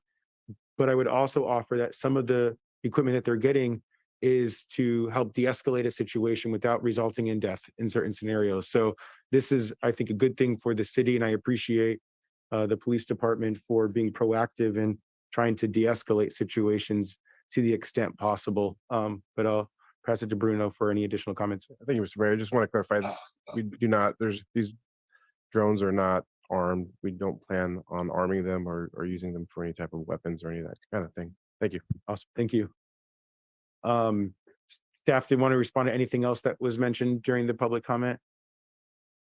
All right, so I'll bring it back to the council for deliberation or a motion. Councilmember Barber. So I don't have a problem with this. I think it's important to make sure that we are equipped to be prepared, but also be, safe in how we're utilizing the militarized equipment. And I understand that the community engagement was for today.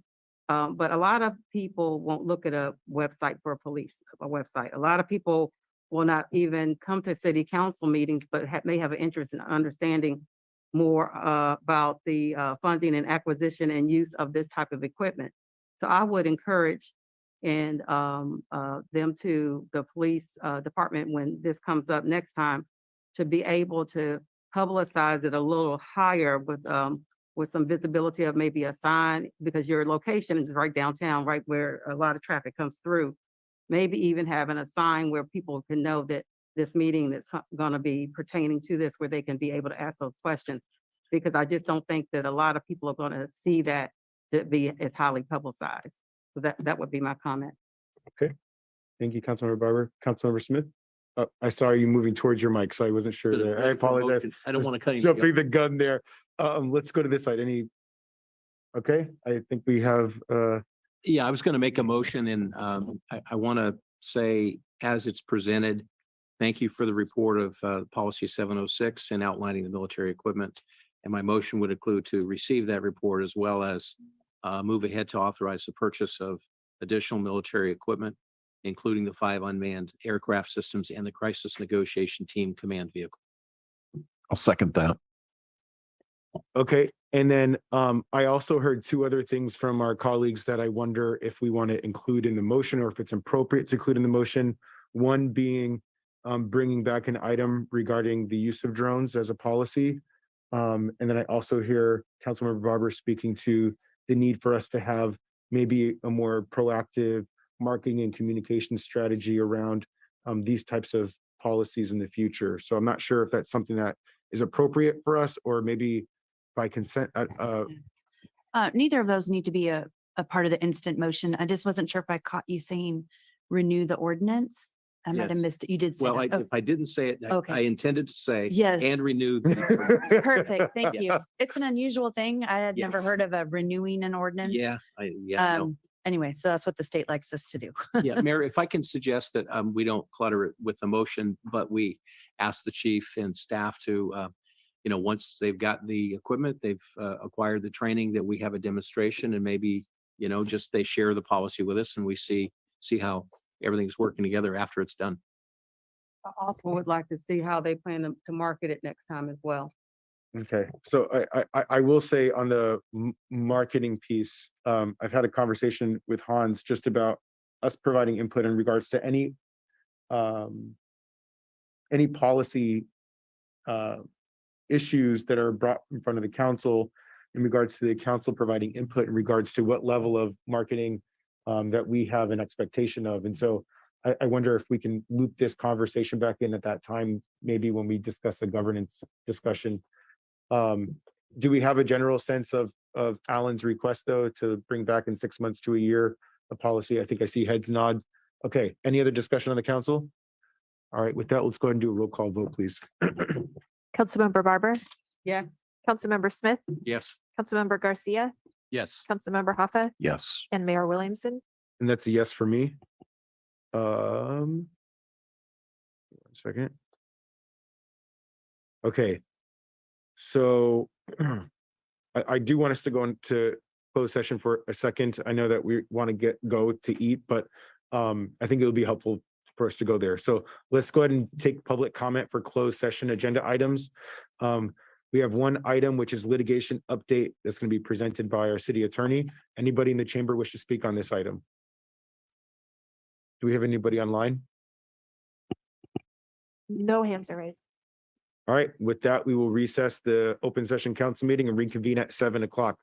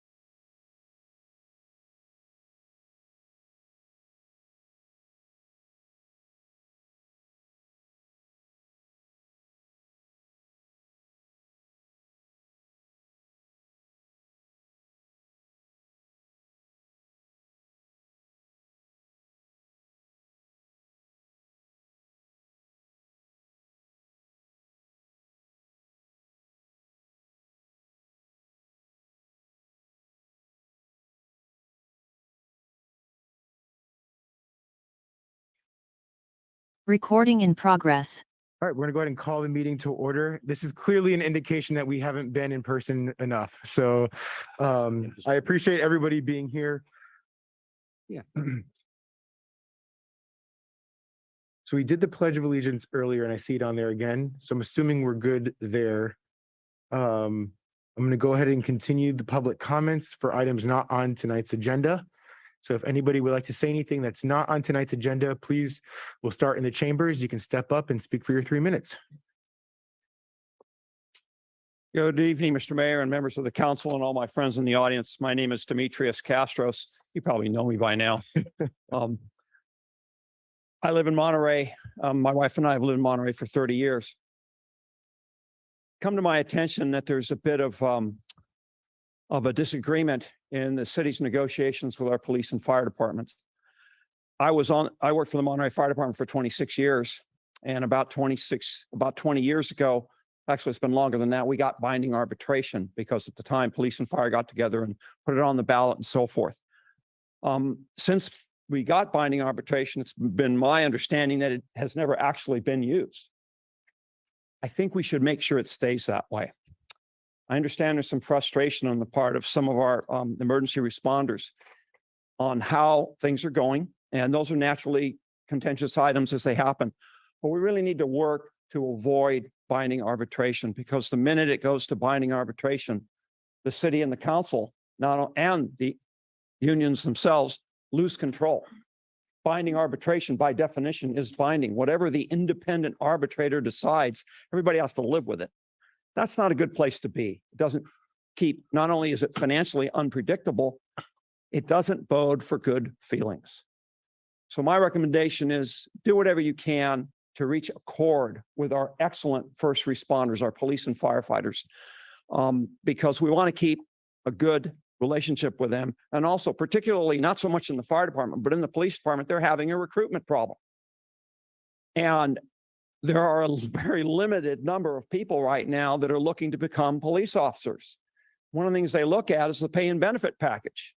And if they look at one city that offers a pay and benefit package and a signing bonus, which I know we do here, and look at another city that's going to binding arbitration because they can't reach an accord, that may factor into their decision.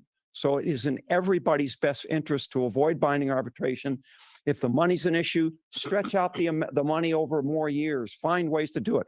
We always did it in the 26 years I worked here. I was in negotiations for 12 years while I was here. So let's find a way to avoid binding arbitration. It really is in everyone's best interest. Thanks very much. Thanks, Demetrius. Good evening, Esther Malkin, President of Laguna Grande Neighborhood Association. And I just want to comment on the airport board's ongoing drama on whether to continue using our fire department, which none of us are happy about. We feel that our fire department is superior and that the city has bent over backwards to accommodate the airport's needs, and for them to now start to consider using an out-of-state for-profit company is pretty much an insult. So hopefully the vote will turn out that it will keep our firefighters in place. And if not, we'll all have to remember that when the next election happens. Thanks. Thank you. Anybody else in the chamber wish to make public comments on items that are not on tonight's agenda? All right, we'll go to online, please. No, Mr. Mayor, no hands are raised on Zoom. All right. And with that, we'll do announcements from closed session. Yes, so on a unanimous roll call vote, the city council gave confidential direction to its legal counsel on the matter of Clara Gilliland versus City of Monterey, and the remaining items were continued to the evening. Thank you, Clementine. All right, and we'll go to our public hearing item. Is it possible, actually, I should have asked this earlier, for us to switch the agenda items at this point if the council agrees to it? Because I'm assuming that most folks are here to listen to the second item. And so I'd rather not have folks stay if they don't want to for the other one. Do I just make a motion? So I'll make a motion to move item 9 up to be the next item that we speak to. Second. All right. Any questions? Any public comment on that motion? In the chamber? Any online? No. Okay. Bring it, oh, we already made a motion. Go ahead and do roll call vote, please. Councilmember Hoffa, Yes. Councilmember Smith, Yes. Councilmember Barber, Yes. Councilmember Garcia, Yes. and Mayor Williamson. Yes, thank you for the consideration of that, council. So we'll go to our public appearance item, which is item number 9, housing programs, tenant protections. And as a way of kicking this off, I'll just offer that, there was a lot of discussions during the previous council about these topics. This was obviously a heavy debated topic during the election. And we're really just using this as a launching space to continue conversations and see if there's opportunities for us to get moving on some things now. But the fact of the matter is that, as we know, 66% of our communities are renters, and I've been hearing a lot of concerns. I know that some of my colleagues have also been hearing concerns from residents for a while now, and we haven't really done much as a city, as a jurisdiction, to address those needs. I also recognize that there are concerns expressed from landlords as well. And so I think that this is a really good opportunity to listen to all perspectives, all stakeholders as we engage in this conversation. So this isn't about listening to one voice over another, though I will say that there is a need for the city to do a really good job at making sure that we're reaching out to renters in particular, because being on the council for the last 4 years, we rarely ever hear from that part of our community. And when they make up the majority stakeholder in our community, it's important that we make sure that we listen to them. And there are certain barriers that exist amongst that community that I think we can address by taking some specific actions. And so my hope is that we can come out of this, maybe taking some actions today and look at having staff move forward with some listening experiences, tours around the community to make sure that we're getting a good perspective of where the issues are in the community, because there's a lot of different policies. So I won't go on for now. I'll pass it to staff for the presentation, and we really look forward to hearing the public input. And I'll just make one final point. When we go into public input, I know that there are folks that are concerned about some policies that are identified on the agenda. And what I would ask is express those, be open about how you feel about them, but we're also looking for solutions. So we're identifying problems, we're looking for solutions. And with that, I'll pass it to our city manager, Hans, for a staff presentation. Yeah, thank you so much, Mr. Mayor. Thank you for the introduction of the topic. What we are presenting to you tonight is basically a summary of several sessions that, as you pointed out, the previous council had a chance to listen to and to review. And we have updated quite a bit of that. We are not intending to go into every gory detail of some of the regulations that we have already shared with you. But we try to be current, and I encourage you, the council, also to ask questions to our expert Nazanin Salehi, who is working with Goldfarb and Lippmann, and ask questions about things that you have heard or you don't understand, or what does it entail to do ABC. And as the mayor pointed out, also we are presenting to you a variety of initiatives, or you can say it's solutions. But what is also very important, and you said it, Mr. Mayor, is help us and together with the community input at the end of this session, to identify what is the problem and what do you want to tackle first with respect to the tool set that we have as solutions. What is your priority there, or do you want to tackle several things at the same time? So I think tonight will be good for all of us to listen, ask a lot of questions, and then jointly define the problem definition, and then we will jointly also hopefully get some sort of clarity where the council wants to go, because this is a huge package of potential solutions out there for equally large amount of problems. And there it might be very, very helpful to figure out, okay, in what order do we want to go forward and tackle those challenges. And so with that, I ask Kim to start us off. Thank you very much, Hans.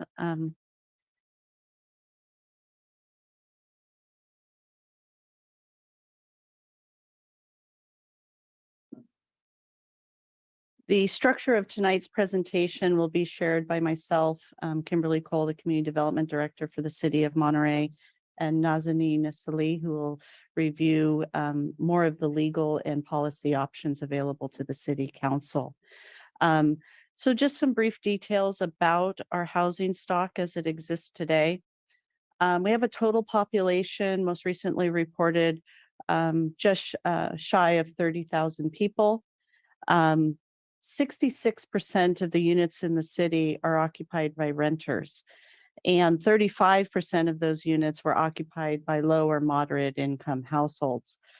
The concept of having 66% of your housing stock renter occupied is fairly unique amongst other communities. It's also important to understand sort of the composition of our rental housing units. In 2020, 49% of the units in the city were multifamily. 51% were single family homes. 3,560 of the approximately 6,000 multifamily units, or 59%, are in buildings with 5 or more units. About 73% of the city's housing stock was constructed prior to 1980 and is over 40 years old. And we did hear somebody earlier this afternoon commenting about the age of our housing stock. And it's important to note that we have an older or aging housing stock in our community.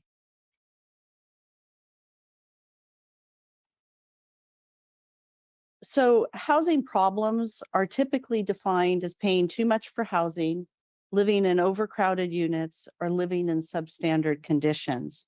I'm not going to spend a lot of time on the numbers and statistics with that today, but I think one statistic that did stand out to me based on some current data is that about 90% of our renters reported housing problems of some sort in a national survey. About 11% of those households were cost burdened, and about 80% of the households were severely cost burdened. So we have a real challenge with our rental housing stock and our renters in the city of Monterey. Kim, could you describe what it means to be house burdened?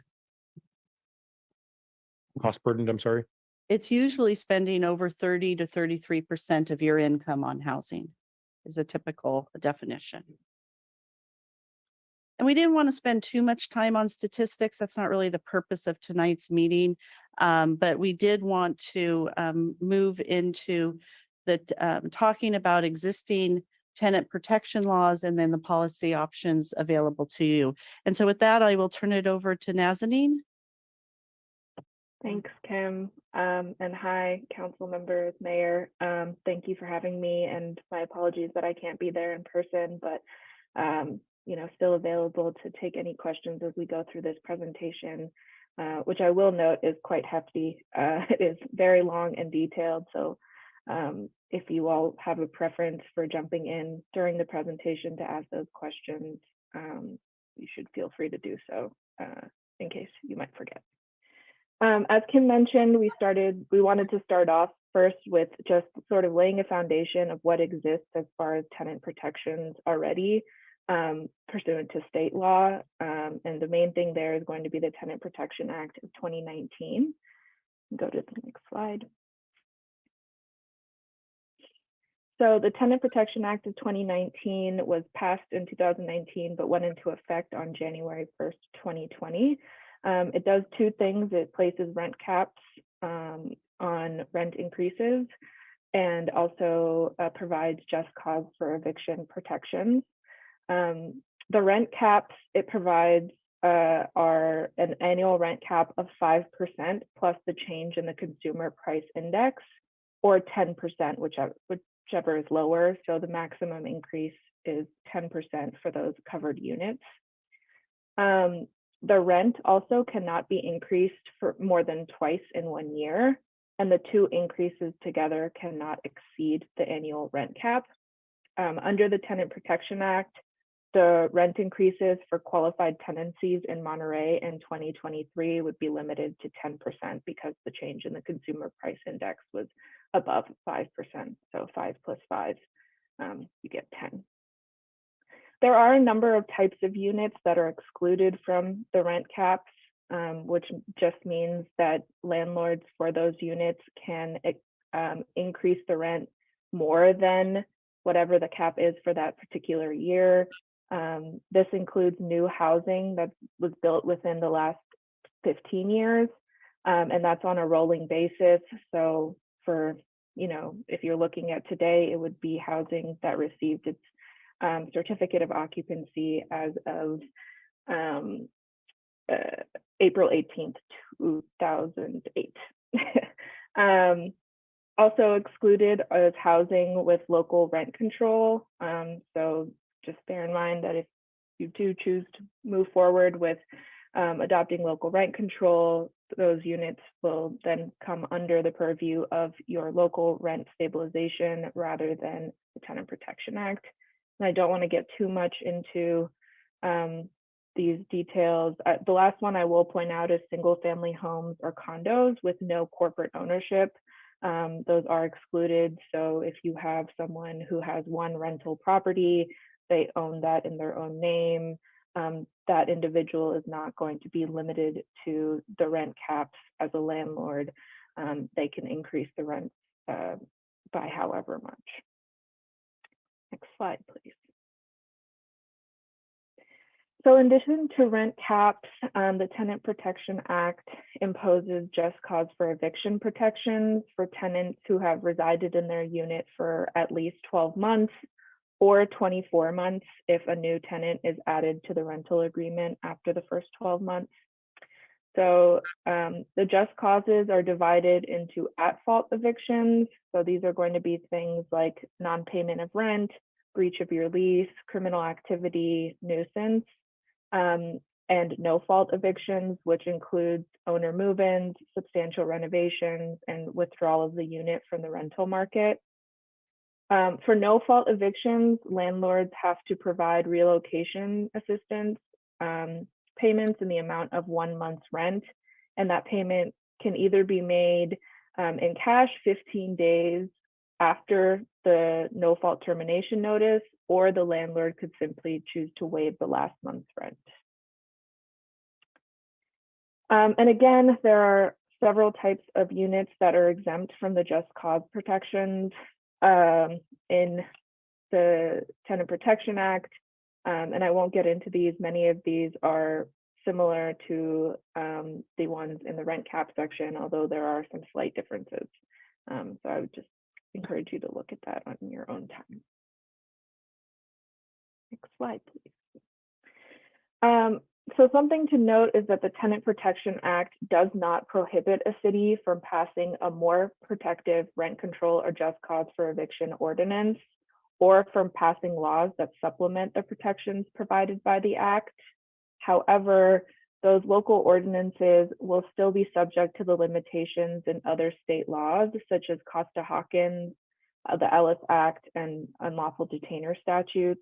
So, for instance, you could not apply your rent control caps to single-family homes because of the limitations in Costa-Hawkins. You cannot impose vacancy control because of Costa-Hawkins, and so on and so forth. So policy options, and it's important to understand that these policy options are going to fall within one or more of these different buckets of what they do. They're either going to regulate evictions, regulate rent increases, or provide indirect or other types of assistance. And really the purpose of these is to both provide stability for landlords and tenants and to increase rental market predictability. Slide. So we are going to go through 4 options, and some of these have additional breakdowns of policies underneath them. So it's not just one sort of option under each, but some of them have more than one. The first is the creation of a rental registry. The second is to adopt and build upon the Tenant Protection Act. The third would be to enact local rent control and just cause. And the fourth is just sort of a compilation of supplemental and miscellaneous measures that can be taken. So the creation of a rental registry, and we wanted to start off with this because oftentimes the creation of a rental registry is the first step that cities take before they go into adopting policies, either building upon the Tenant Protection Act or implementing their own rent stabilization and just cause. And the reason for that is that a rental registry is a tool for data collection and for monitoring of the rental market. And so oftentimes it is used as a starting place to collect information about what the issues are that the city is looking to solve when it is looking at the various other policy options. Information that is typically requested in a rental registry, and typically it's the landlord who is providing this information, although you could choose to have a situation where the landlord submits the first sort of set of information and then the information is sent to tenants for confirmation, is both ownership and management information for all of the rental properties, the rental rates for each of the units in the property, including services and utilities that are provided, any rent increases, and that would come either by having the landlord update the information in the system or provide copies of rent increase notices that they provide to tenants. The occupancy dates, and again, this could be updated as there's turnover in the units. And then finally, eviction information, including notices and unlawful detainer filings. So essentially requiring the landlord to update the information anytime there is an eviction, anytime they provide a notice of termination or they file an unlawful detainer against a tenant, and sort of the outcome of that if the tenant ends up moving out. One thing to keep in mind as you're considering adopting a rental registry is just how compliance with this, with these requirements will, happen. Typically, a lot of cities will tie the requirement that a landlord register their rental units to the issuance of a business license. And that way, if the landlord does not complete this, then they cannot get their business license. And that's one way to increase participation in the rental registry. There are also issues around privacy considerations. You are having landlords and tenants both provide a lot of sensitive information, including people's rents, their addresses. And so there are just issues related to how that data is collected and how it is provided in the case of a Public Records Act request. Next slide. So the second bucket is sort of building on the Tenant Protection Act, and this is broken down into 4 different sort of policy options. The first is a right to lease policy. The second is strengthening the just cause provisions in the Tenant Protection Act. The third is tenant relocation assistance. And the fourth is limiting security deposit and income requirements. And we'll go through each of these in turn. So AB 1482, which is another name for the Tenant Protection Act, and my apologies for not keeping that consistent throughout the presentation, but they do refer to the same thing. The just cause provisions, as I mentioned, are not applicable until a tenant has resided in the premises for 12 months. And 24 months, as I mentioned, if there is a new tenant who is added. So one consideration to ensure that tenants are not evicted before the just cause protections become effective is for the city to adopt a 1-year lease ordinance, which requires landlords to offer tenants a 12-month lease at the outset of a tenancy and also upon expiration of the prior lease agreement. And the failure of a landlord to offer a 12-month lease would typically constitutes a defense to an unlawful detainer. You could choose to do the 12-month lease at the outset and require that landlords offer a 12-month lease at the outset of a tenancy, but then require that upon expiration of the lease, they offer a lease of a different length, for instance, 6 months.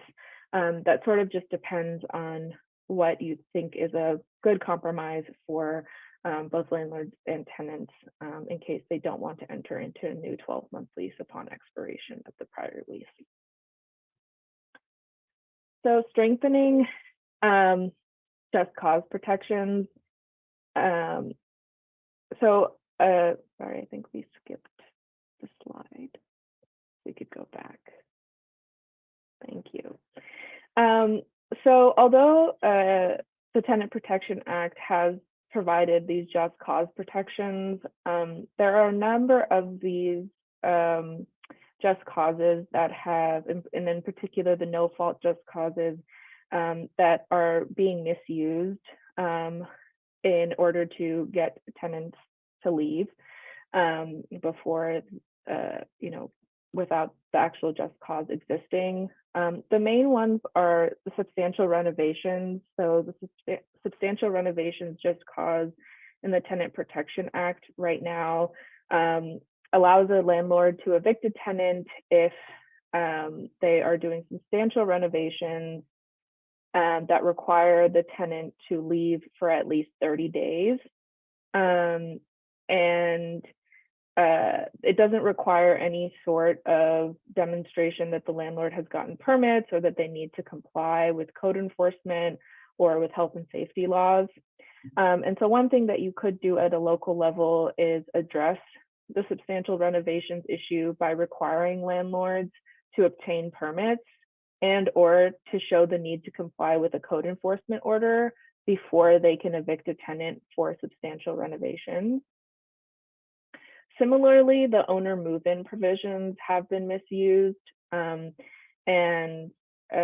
One way to address this would be to provide tenants with remedies if a landlord or the qualified family members do not move into the unit within or don't continue to reside in the unit for a certain amount of time. So that could be, for instance, if they don't move in within 60 days or 90 days of the tenant moving out, or if they don't continue to reside in the property for 12 months, 24 months, 36 months. And just to flag this for you all, there is currently a bill in the legislature that is being proposed, SB 567, that would address some of these issues. And I'm happy to provide more details, but it does address the owner move-in issue by requiring 36 months continuous residency after the tenant has moved out by the owner or the qualified family member. It requires the owner or the qualified family member to move in within 60 days. And essentially, if the landlord does not comply with those requirements, then they would have to re-offer the unit to the tenant at the same rent and also reimburse them for their moving expenses. Similarly, it would also address the substantial renovations issue, one by increasing the amount of time. So rather than it being 30 days, it's 60 days, which means that the renovation is going to take at least 60 days. And also by having the landlords actually get permits and to demonstrate that the property needs to be brought into compliance with applicable codes and health and safety requirements. And there are some stuff, additional things around the substantial renovations related to relocation assistance The SB 567, sort of to shift away a little bit from the just cause protections. It also, out of this time, the latest version that I've looked at, would reduce the rent caps from 10% to 5%. So the cap is either going to be the change in the consumer price index or 5%, whichever is lower. And it would also roll back rents to March 1st of 2023. Nazarene, I have a couple questions. Sure. All those items that you just identified in regards to the cleanup bill of SB 567, are those that the state would permit the city to do now as opposed to waiting for updates in the state legislation? Yes, absolutely. You could definitely adopt something right now that does all of those things rather than waiting for the state to do so. Okay, thank you for that. And then the second question I have is, when you mention CPI, the Consumer Price Index, you say the change in this Consumer Price Index. And so I'm wondering if that is the difference between, and maybe just because I'm not an economist and I don't fully understand it, but is it the change from the percentage of CPI from one year over the other, or the CPI that comes out in a given year? The change from one year to another, and the Tenant Protection Act provides that it's measured from April to April. So whatever comes out in April of this year as the change over time from last year in April, that is going to be what is used to calculate the rent cap. All right, thank you. Thank you. I had a quick question on that last slide as well. Sure. Has to do with enforcement. So would enforcement of any violations of, let's say, either of those provisions, would that be the city's responsibility, or would that be kind of civil court and the tenant taking the landlord to court? How would that be enforced? Yeah, that's definitely a policy decision. It could be either or both. You could provide a private right of action when you to the tenant, or even to organizations that represent tenant interests, or it could be something that allows the city attorney to enforce. So that's really a policy decision for you all to make. Is there any other questions while we're stopped here, Councilmember Smith? Yeah, you had just rolled through elements of SB 567, and you mentioned a rollback to March of 2023. Explain what you mean by a rollback. If this was passed and if this was signed by the governor, what does that rollback entail? Sure. So essentially, if it were passed, it would not go into effect until January 1st of 2024. And so what would happen is that on January 1st, 2024, if a landlord has increased the rent by more than whatever the cap is, which let's just assume it's the max 5%, if they had increased the rent by 10% between March 1st, 2023 and January 1st, 2024, then they would be required to roll back the rent to the level it was at on March 1st, 2023. The bill does provide that the landlord does not actually have to reimburse the tenant for any overpayment during that time. They merely have to roll back the rent and begin charging that amount on January 1st, 2024.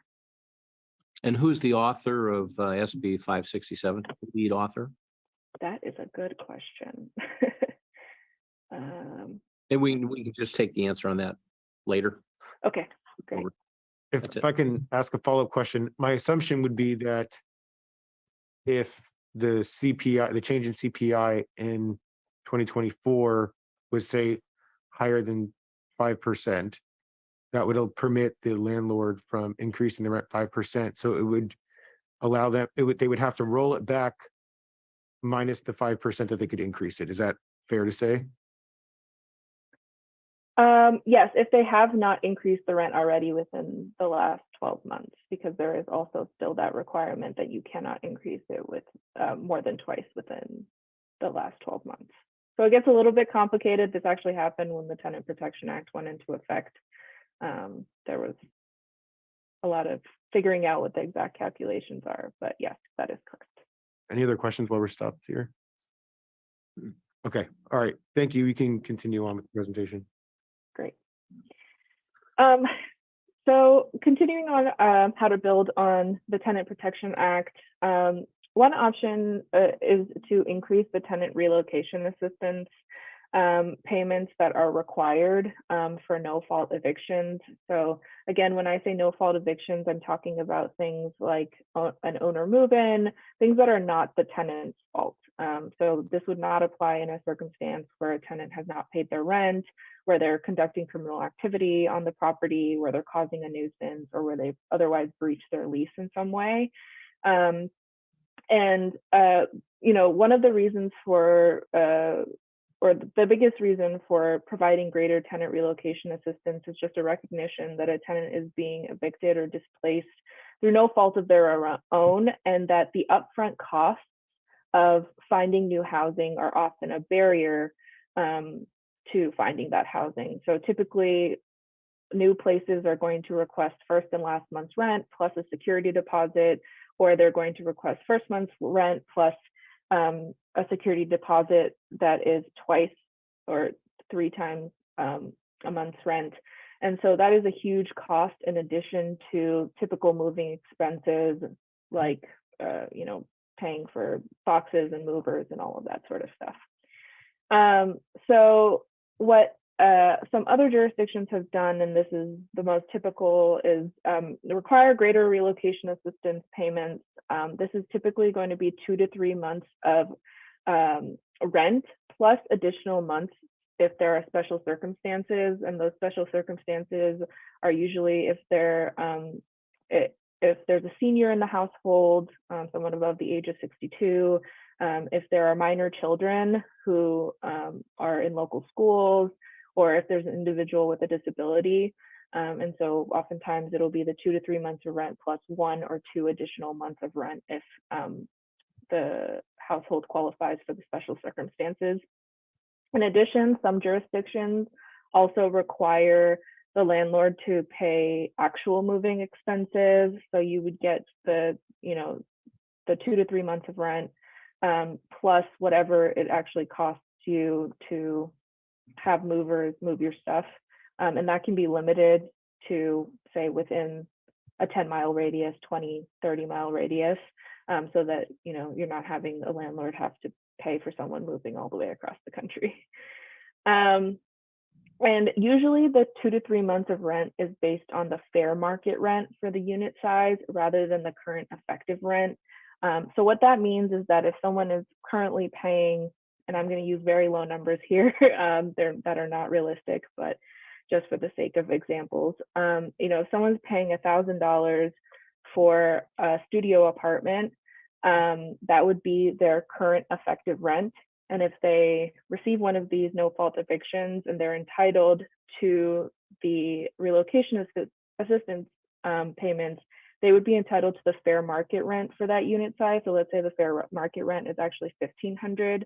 They are going to get the $1,500 rather than what they are currently paying for their unit. And again, that's in recognition of the fact that if you're going out there and you're looking for a new unit, you're going to have to likely pay fair market rent rather than what the lower amount that you might be paying right now. Slide. All right, so sort of along the same lines, and in recognition of the fact that that's often difficult for tenants to find new housing, there are questions about the limits that the city can place on security deposit and income requirements. So Civil Code Section 1950.5 already limits the security deposit that a landlord can charge to 2 months rent for unfurnished units and 3 months rent for furnished units. It is not clear whether the city could impose lower limits on security deposits. You definitely cannot impose a higher limit. So you can't say, actually, we're going to allow landlords to charge 3 months rent for an unfurnished unit. But there's really no examples that I was able to find of cities that impose lower limits on security deposits, say 1 month's rent or half a month's rent or something like that. It is an option, but unclear whether it would be, how it would be treated if it were challenged. There's also no state law limiting income requirements that may be imposed by a landlord for prescriptive tenants or prospective tenants, I'm sorry. And what I mean by that is that oftentimes if someone is applying for a new unit, the listing will require that they make 3 times or 4 times monthly rent in order to qualify for that unit. And there's a question of whether the city can impose a limit on that and say, actually, we're only going to, you can only require that the tenant make 2.5 times the monthly rent, nothing above that. And so that is something that is within the city's purview to do, and the city might consider adopting such limits on the income requirements that landlords can impose. Okay, so moving into the third bucket, which would be enacting local rent stabilization and just cause. And we can go to the next. All right. Desiree, real quick on the last 2, more of the last one, because I think I heard you say that you haven't found anything on the security deposits in other cities. Yes. But what about the income requirements? And I might have missed that. Are there any other cities that we're aware of that have that? I have not looked. I can take a look. I don't know of any off the top of my head. There are cities that are imposing other types of requirements, and one of them I'll talk about later as far as like applications, what information can be used on applications. So that does seem to be at least within the purview of the city's police powers to do that, but I don't know of any examples off the top of my head. Okay, thank you.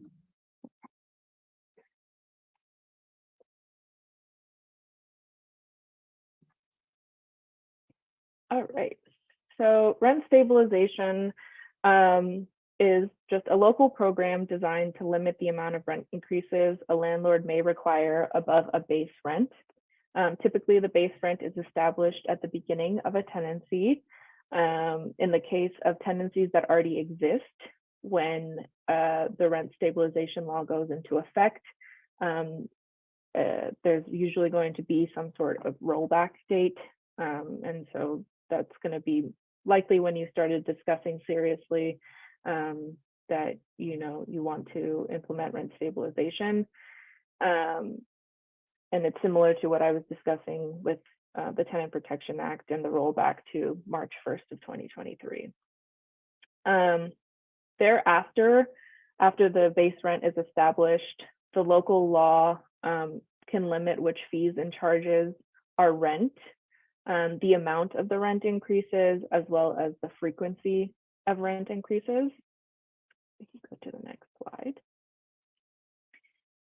So typical features of rent stabilization, a limitation on the amount of rent increases, and the most typical here that you see is the change in the consumer price index from one year to the next, or some sort of hard cap, which is I've seen as either 3%, 5%, 8%, but usually it's 5%.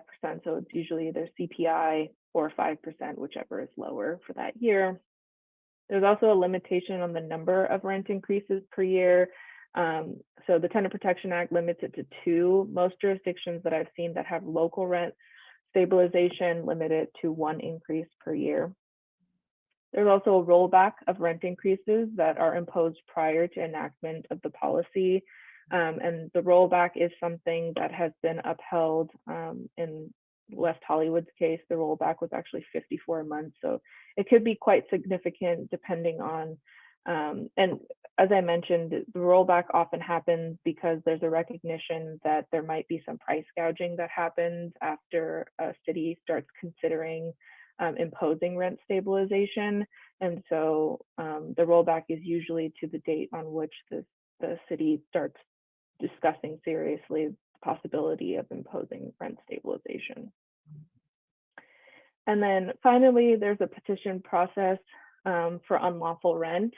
And the petition process addresses not only improper rent increases that are imposed, but it also includes things like decreases in housing services or the landlord's failure to maintain the premises. So for example, if you move into an apartment and you have a pool and a clubhouse when you first move in, and then the landlord decides, I actually don't want to have this pool anymore here. I'm gonna, empty it, fill it with cement, and it's now just gonna be a courtyard, and I'm gonna close down the clubhouse because it's causing too many issues. There's a recognition that that is a decrease in the housing services that the tenant negotiated for at the beginning of the tenancy. And so therefore it needs to, there needs to be a corresponding decrease in the rent that is being charged to the tenant. And typically the amount of that decrease is determined by a petition process. And similarly for failure to maintain premises, if you have a serious cockroach infestation, you've told your landlord about it on numerous occasions, they have not taken the steps to remedy the issue, and so now you can't use your kitchen, and you're eating out every night, and that's increasing your costs. There's a recognition there that you are losing some use of your unit by not being able to use the kitchen, and therefore it should come with a corresponding decrease in your rent. So in addition to the petition process for tenants, essentially case law has provided that any rent stabilization, local rent stabilization that is imposed must provide landlords with a fair rate of return.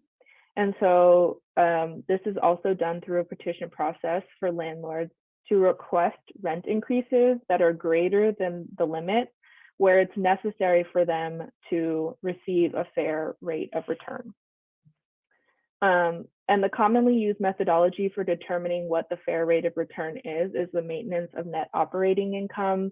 And so basically what that does is it takes a base year, which is going to be the year before the rent stabilization program goes into, rent stabilization goes into effect, and says, hey, landlord, what was your net operating income in that year?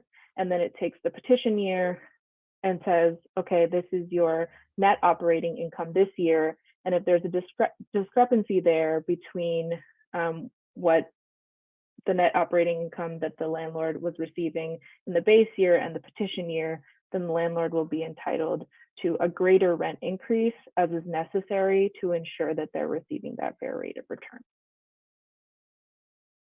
Can I ask a quick question on the last two slides? Sure. So who would be responsible for processing the petition, either from the renter or the landlord? Would that be a city staff person? Would that be a committee, a city committee? Would that be some other entity? Who would be responsible typically for that?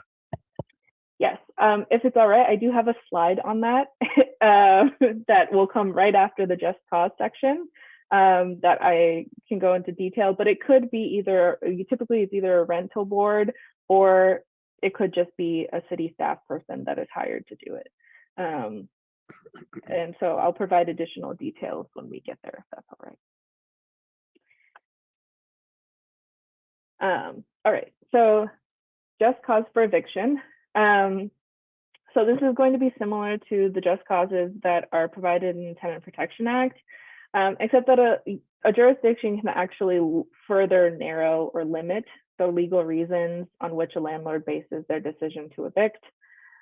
Many of the ones that I've listed here are common just causes. I will say that removal of the unit from the housing market, that is one that is actually required by state law under the Ellis Act. So the Ellis Act provides that a city cannot impose or require that a landlord stay in the rental housing business. If they want to remove their unit or units from the housing market, then the city must allow them to do so. But there are certain requirements around that the city can impose related to relocation, a requirement to re-offer the units to the tenants if they re-rent them, or if they demolish them and construct new rental units on the property. So that one at least is required by state law. But so typical features or requirements of local just cause. It requires the just cause to be stated in a written notice. You must comply with state noticing periods. And this is actually one piece that is also limited. The city's ability to change this is limited. So there is case law saying that a city cannot change the procedural requirements in unlawful detainer statutes. And so you could not require longer noticing periods. So the noticing periods right now are 30 days for tenancies that have existed for 12 months or less, or 60 days for tenancies that have existed for a year or more. And then there are some additional ones related to people who live in subsidized housing. But essentially a city could not require a longer noticing period of 90 days or 120 days or something like that for those tenancies. You are limited in what you can do as far as that. However, you can require other types of substantive notices.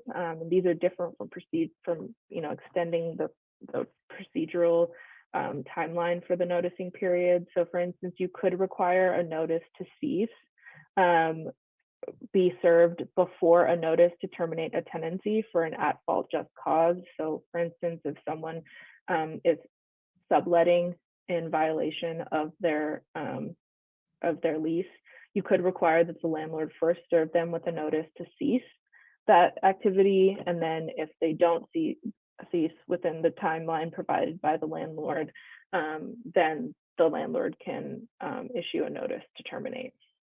Similarly, you could require a notice of intent for demolition or withdrawal of the unit, which just means providing a notice to the tenants that the landlord intends to demolish or withdraw the unit from the rental market, and that maybe they're going through some sort of development application process with the city or something like that. And then failure to provide the notices are typically, or the proper notice is typically affirmative defense in an unlawful detainer statute, or unlawful detainer action, my apologies. So just to go over some of the limitations on rent stabilization and just cause, the Costa-Hawkins Act is the biggest one. This provides that you cannot impose rent control, not just cause you can impose, but you cannot impose rent control on single family homes, condos, and new construction. And new construction is anything that receives a certificate of occupancy after February 1st, 1995. So most of the city's housing stock, as Kim mentioned, was built in the 1980s. So should be okay as far as covering a good chunk of your units, but anything that's built after February 1st, 1995, you wouldn't be able to impose rent control. Nazarene, just to clarify too, if most of those units are single family homes, then they wouldn't qualify either because of Costa-Hawkins. Is that correct? That is correct, yeah.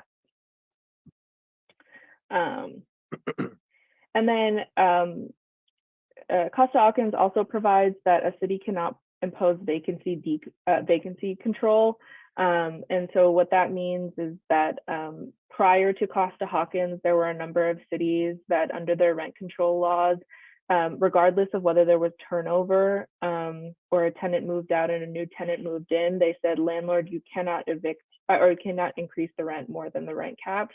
Now, under Costa-Hawkins, a landlord has a right to set the rent at whatever they want upon a new tenancy. And so if someone moves out who was paying $1,000 and their unit was subject to rent control, the landlord can then reset the rent for the new tenant at whatever the market rate is. But thereafter, any rent increases will be limited by whatever the amount is in the local rent stabilization ordinance. As I mentioned, the Ellis Act prohibits a city, or essentially says that a city cannot prohibit a landlord from going out of the rental business. So you can't require a landlord to continue to operate rental property if they don't want to. And then finally, unlawful detainer statutes. I went over this as well, so I won't repeat myself. Pause real quick. Can I ask you a question on just cause, really quick?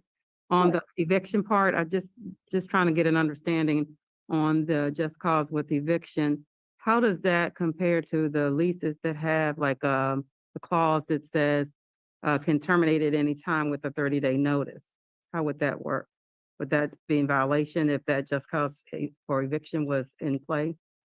Yeah, so if you have just cause for eviction locally, or even now when if a unit qualifies under the Tenant Protection Act, if a tenancy qualifies under the Tenant Protection Act, it essentially changes the contract between the landlord and the tenant. And so just because the contract says, I can evict you without cause, doesn't mean that that can actually happen. They still need to comply with the local rules. So they would have to provide a just cause. Okay, thank you. All right. So to get to the council member's question about implementation and enforcement. So who implements the law and monitors compliance? So typically cities will create a rent board or a rental committee to develop and implement regulations and to act as an appellate body for the petitions that I was talking about. And this San Jose is actually the only city that has rent control but does not have a rent board. They just have a program administrator who serves the same functions as the rent board. They develop regulations, they act as the appellate body for the petitions, and they generally just implement their rent stabilization law. So in addition to the board and the committee, typically the board and the committee is supported by permanent city staff who administer the program. So they're going to do your day-to-day things like processing petitions when they come in, answering landlord and tenant questions as they arise, providing training, things like that. In addition, typically the rent program will hire hearing officers to hear petitions from both landlords and tenants. And so this is what I mean when I say that the rent board or the committee, or in San Jose's case, the program administrator, acts as the appellate body. You're going to have hearing officers who are going to actually hear the petitions and make decisions. And then if their decisions, if one of the parties decides to appeal the hearing officer's decision, that will go to a decision of the rental board or the rental committee. Landlords and tenants are also provided usually with a private right of action to enforce the provisions of the ordinance. And in addition, the city attorney and or the rent board with outside counsel usually can also sue. I've only really seen a city attorney or a rent board do that in cases where there is, sort of egregious activity or sort of a repeat offender, someone that they're that is repeatedly violating the law, not so much on an individual tenant by tenant basis. Yeah, so any questions on this? Because I know that there was a question that arose. I might have missed it. Could you describe the private right of action to enforce part again, please? Sure. So the private right of action basically, so let's take the instance where a tenant is being charged unlawful rent.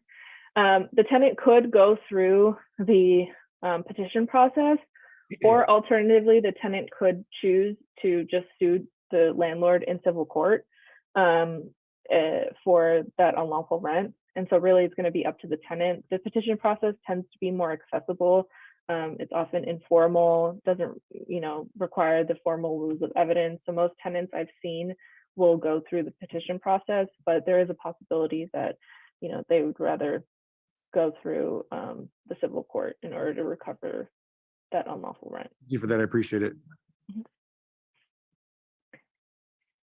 All right, so how will you fund the program? This is a big undertaking. And so most commonly cities fund their rent stabilization program via annual fees that are paid by the owners of the rental units that are covered by the program. So how that works is that the rental committee or program administrator will set a budget for the year based on staff expenses, other, you know, just all the expenses for the program. They'll take that amount and they will divide it by the number of units that are rental units that are covered by the program. And then they will bill the owners for whatever amount is attributable to their property.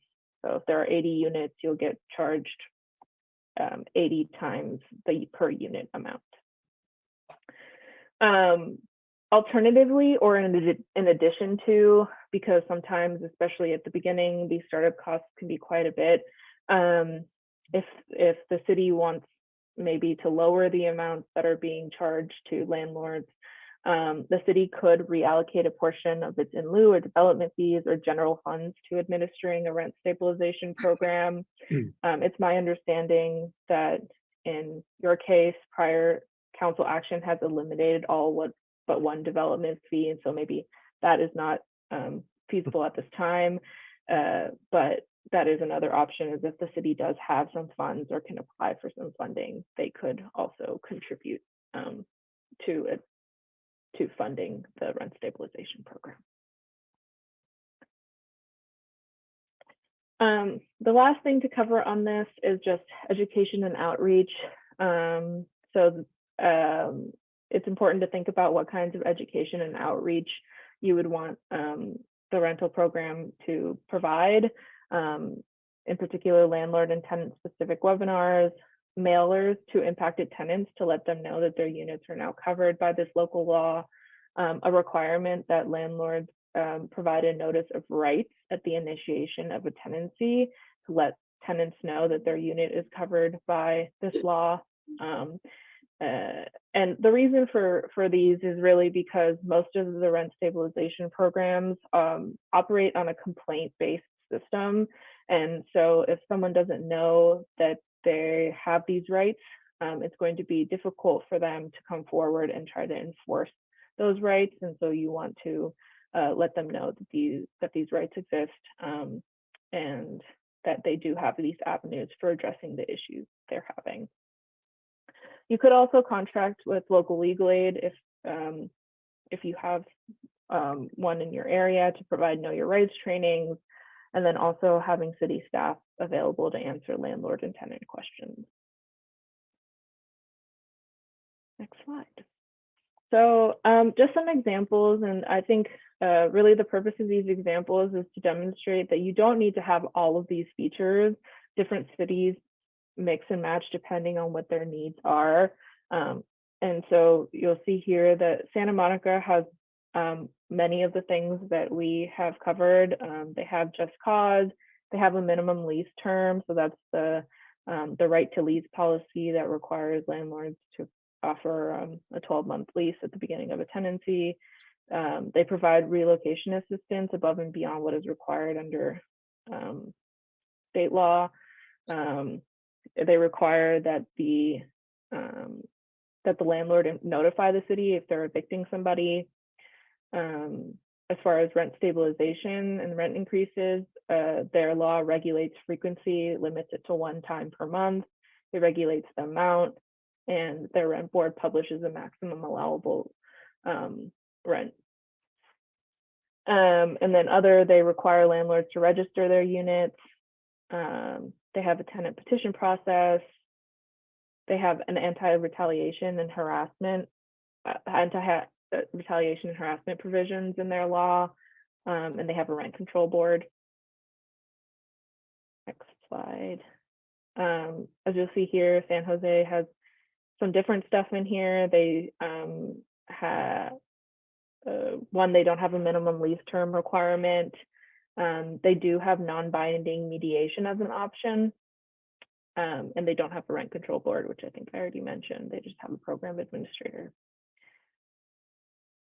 And then East Palo Alto, it's pretty similar to Santa Monica, except that they also have non-binding mediation and they don't have a minimum lease term requirement. So really the point there is just to demonstrate that you can pick and choose what works for your city. Next slide. So other supplemental policies. Next slide. Go through these. So the first is landlord tenant mediation services. So essentially these services provides landlords and tenants as well as neighbors mediation services. And this can be done in one of two ways. The city can either contract with a local agency or nonprofit that already provides these services, or you can create your own city-run program. And types of cases that are suitable for landlord-tenant mediation include the return of security deposits, rent increases or repayment negotiations, negotiations related to repairs and maintenance of a rental unit, or renegotiation of rental leases or provisions. And the purpose of the landlord-tenant mediation program is to essentially prevent these things from getting to the extreme of an eviction or a lawsuit. It's a forum where you can have a neutral third party mediate what can be really tense discussions between the landlord and a tenant, or between two tenants who are neighbors. I have a question on that one. I mean, I guess there's a level of binding versus non-binding that I see that was an option in the last few slides that you showed. But what if one of the stakeholders in that relationship don't want to engage in the mediation in the first place? Yeah, that's definitely a barrier. This does require, voluntary participation on both parties, and so there has to be a willingness to do that. I don't think that you could require landlords or tenants to participate where they don't want to. So yes, this is voluntary, and it requires a willingness on both parties to make it work. Right. Thank you. Mhm. So a tenant protection ordinance.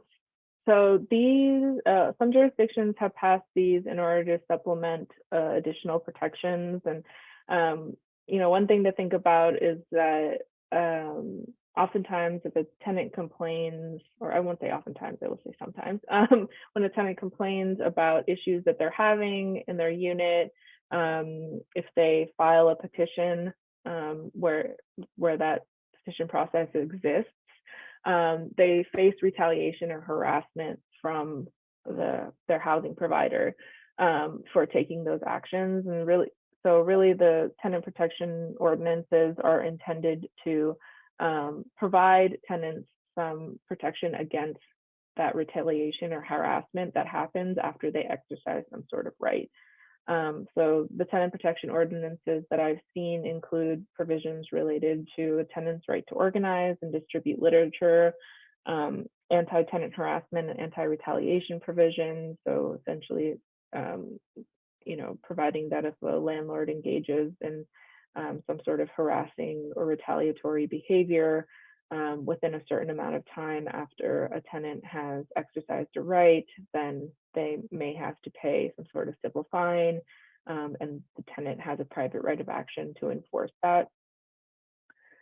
Temporary and permanent relocation benefits, as well as anti-discrimination provisions, including I've seen things for students and minor children. A lot of times, students in particular will face issues finding housing because of perceptions around what that brings along with it.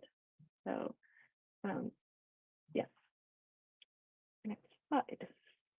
So a tenant screening ordinance, and I touched on this a little bit when I was talking about limitations on income requirements, but a tenant screening ordinance is basically a policy that limits how a landlord can use certain information in screening a prospective tenant.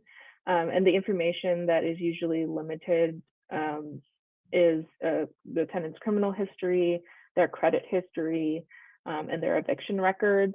And credit history might mean the credit information itself, or it might mean the sources of the credit history. So there are some tenant screening services now that don't really provide landlords with feedback as to the reasons why they are saying that the landlord should reject a certain tenant. They sort of just spit out an answer of yes or no. And often they rely on inaccurate or wrong information that is pulled from public records. And so there's really not an opportunity there for the tenants to challenge that information and say, actually, that's not true. I wasn't sued for X, Y, and Z thing. And so this is the purpose of these policies, is sort of to counteract that inaccurate information or other information that may be used in a biased manner to prevent a tenant from finding new housing. You may also include provisions for enforcement of Civil Code Section 1950.6, which actually caps rental application fees and prohibits landlords from charging a rental application fee where there's no unit available. So that already exists in state law, but the city might try to provide some sort of way to enforce that in a local ordinance. Next slide. The last thing is a vacancy tax. So the vacancy tax establishes an annual tax on vacant property. And I'm using San Francisco and Oakland here as examples just to show how different they can be. So in San Francisco, the vacancy tax is between $2,500 and $5,000 in the first year and up to $20,000 in the third year. And the amount depends on the size of the unit. In Oakland, it's just $3,000 to $6,000. So it doesn't increase on a scale depending on how long the property has been vacant, although it does once again the amount does relate to the size of the unit. The definitions of what vacant means are different as well. So in San Francisco, for example, vacant is when the unit has been empty for more than 182 days in the year, whereas in Oakland, it's in use less than 50 days in the year. So that's quite a big gap. You could also, if you choose to do a vacancy tax, include exemptions related to financial hardship, if there's active construction at the unit, if the unit is owned by a nonprofit organization that's, for instance, required to sell it to a certain type of eligible purchaser and they haven't been able to find one. One thing I will note is that San Francisco's tax was recently challenged by property owners in San Francisco. There's not yet a decision in that. That case was filed, I believe, in February or March, but it is just something to keep in mind. So I'm happy to take any questions at this time about anything that we discussed. I know it's quite a bit, so. No, Nazanin, you're a champ. Thank you for taking us through that. I know that was probably dense, particularly for folks that may not be fully abreast, which I imagine is probably most of the people in this space. So thank you for your patience with that. And I see Councilmember Barber is ready to go with some questions here. So just going back to what you were talking about with SF, I know there's no decision because it was just filed back in February, but I guess my question is, what kind of different issues are in that you could be able to talk about that the property owners are actually trying to file suit against? Yeah, I haven't had a chance to read through their entire complaint yet. I do know that there is a constitutional taking argument that is in there, but I am actually not quite sure what else. I have not had a chance, but I'm happy to review that and provide you all with a summary at a future date if that would be helpful. Thank you. I appreciate that. And then the Civil Code 1950.6. I know you were talking about how it actually would impose a restriction on application fees. But also it would limit security deposits with the 2 months for unfurnished and 3 months for furnished. So how is that regulated? Who regulates that? Is it the city that regulates that as far as the security, how that security deposit part and the application fee with the civil code section? Who regulates it? So it is, I believe there's a private right of action for tenants to do so if they find that they're being charged. I think probably there also might be standing for some sort of organization to challenge it. It's a state law, so the city doesn't at this time have any sort of obligation to enforce or monitor that, but it might be something that you might consider undertaking if it's important to you. And okay, thank you. Councilmember Smith. Yeah, thank you. I've got a couple questions outside of this with the city staff, but in your presentation, you talked about some other cities as examples that do have rental registry surveying the cities in California. How many cities are there that are participating in rental registry right now? I don't have that answer at this time. It is I would say more than 20, but I don't have an exact answer in this moment. Okay, and I think you showed us examples of Oakland, San Francisco, Santa Monica, and Palo Alto, East Palo Alto. And was there any other examples you showed to us today? Of rent stabilization or of rental registry? Of cities that have like policies or ordinances that get involved in the business of enforcement of rent stabilization or rental registry. No, those are the only ones that I showed you. There are more, but those are the only ones that I showed you. Okay, Mayor, that's the only question I have right now.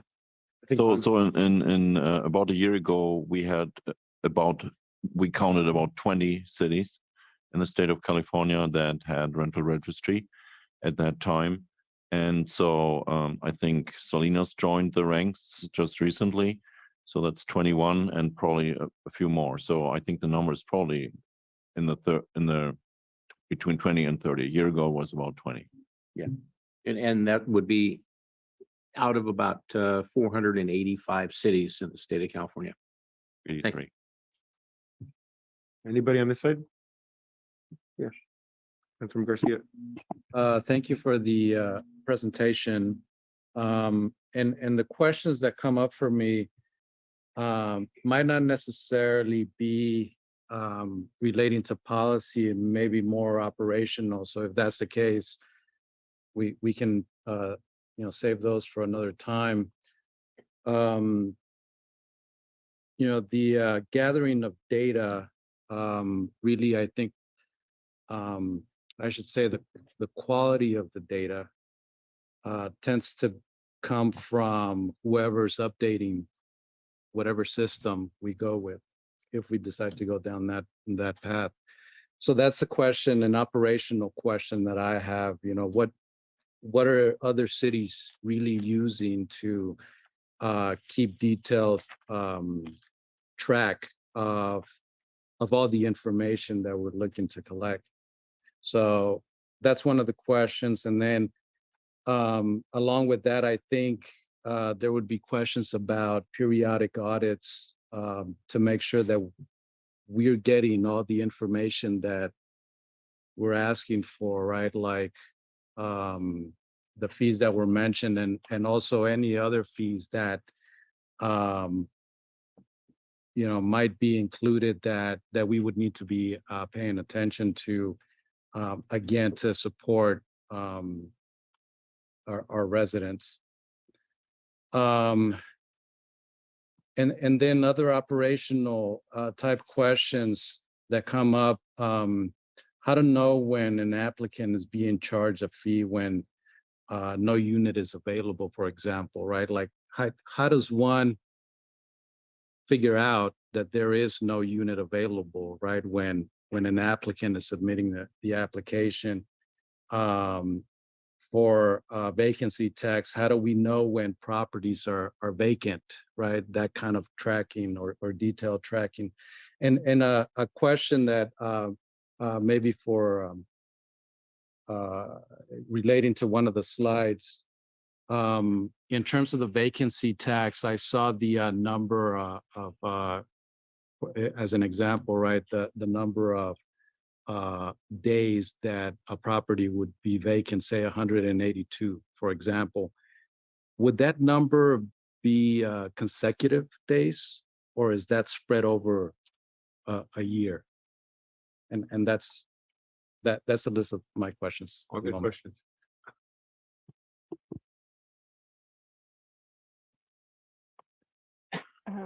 I can try to address some of those. I think some of them are difficult to answer at this time. So, I mean, as far as the database or rental registry database, there are a number of vendors who do that, and ultimately it's going to be up to the city, whatever your process is for procurements, to decide which one of those vendors you want to go with and which ones meet your needs. But they do exist, and we could probably provide, some recommendations as far as that. Second question, I believe, was about monitoring of vacant units or yeah. things. Yeah. No, so in general, those questions, I really wanted to pose them because those are questions that are coming up for me that, again, not necessarily meant to have answered here tonight, because they might be outside of, what we're talking about in terms of policy and that kind of thing. But the very last question, I was more curious, since it was, I think, on the very last slide, if for vacancy tax, right, or if we're thinking about a very specific number of days, would those days be consecutive, or are those days spread out throughout the year? Yeah, I think that is actually a policy decision. I think that in San Francisco it's consecutive, and same with Oakland. But I think that you could provide that it's not necessarily consecutive. So it's if you have 3 months of vacancy followed by 3 months of someone living there, followed by 3 months of vacancy, you could say that counts as the unit being vacant for more than half the year, or whatever you decide, whatever threshold you decide on. And so really that is, I think, a policy decision. Okay, thank you. I might be able just to provide a little bit more on the mechanics. And we've just started to look at this as the council is exploring it. As I understand it, the first step would be for the council to adopt an ordinance compelling property owners to report their data. Because at this point, we don't exactly know where all the multifamily units are. And we clearly don't know how much the rent is. And so as I was investigating various products, the property owner would go ahead and put the information into the database. So there would be some sort of interactive process. And they would also have to put rental increases and copies of their leases in the database. And so then ultimately you're building this database with the community. And then, I think there will be a substantial question. I'm sure several property owners will come forward and comply, but then there will be a whole investigation period, if you will, about who hasn't uploaded their leases and what information do we not have. And then ultimately you could evaluate the statistics from those leases to look at rental increases, total units, where are they located? We could locate them on a GIS database then. But there is a lot of data collection that would just go into establishing a rental registry. Yeah, first of all, great presentation. A lot of really interesting ideas, a lot of good information. So I had two quick questions. One had to do with fees. And I'm wondering, would it be within the city's jurisdiction and power to prohibit fees, application fees is what I'm talking about. That would, I guess, would be my first question. And I know the state has a limit on how much fees can be. Could you speak to that? Could the city impose a fee more restrictive than that, less than that? Yeah, I think that is a similar situation as the security deposit issue, whether the city could impose a lower limit for security deposits. It's not something that I have seen that's been litigated or decided by a court, whether it would be preempted by the, whether the state having already put in that limit means that they intended to occupy the entire field on that, to get really into legal stuff there. But so it's unclear, I would say at best, whether the city could do it. You could try and see if it's, challenged. Thanks. Second question has to do with, well, essentially compliance and a potential, I'm trying to imagine one of the benefits of a registry. Data is great, but data doesn't necessarily lower rents or stabilize rents, right? But so right now we've got the state law that limits increases to cost of living plus 5%, no more than 10%. But how do we know if that is actually being observed, right? And whatever, if we were to pass a rent stabilization, greater than that or more restrictive than that, how would we know whether that's being observed? Is that one of the potential benefits of a rental registry, is that you actually now have the data to see whether or not, landlords are actually respecting whatever kind of rent stabilization exists? Yeah, definitely. One of the things that you could require is that they provide copies of any rent increases notices when they provide them to the tenants. And so that's one way to see if they are complying with the limits either in the Tenant Protection Act or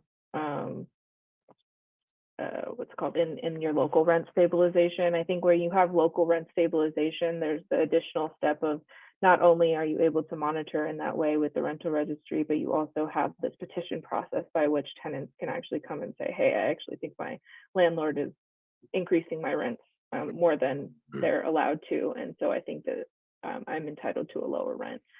But yeah, I think that, that is one way to monitor. Same with the just cause provisions requiring, one of the reasons you would have a landlord submit copies of the rent of the termination notices is to ensure that they are complying with the just cause provisions of the Tenant Protection Act or your local rent stabilization law.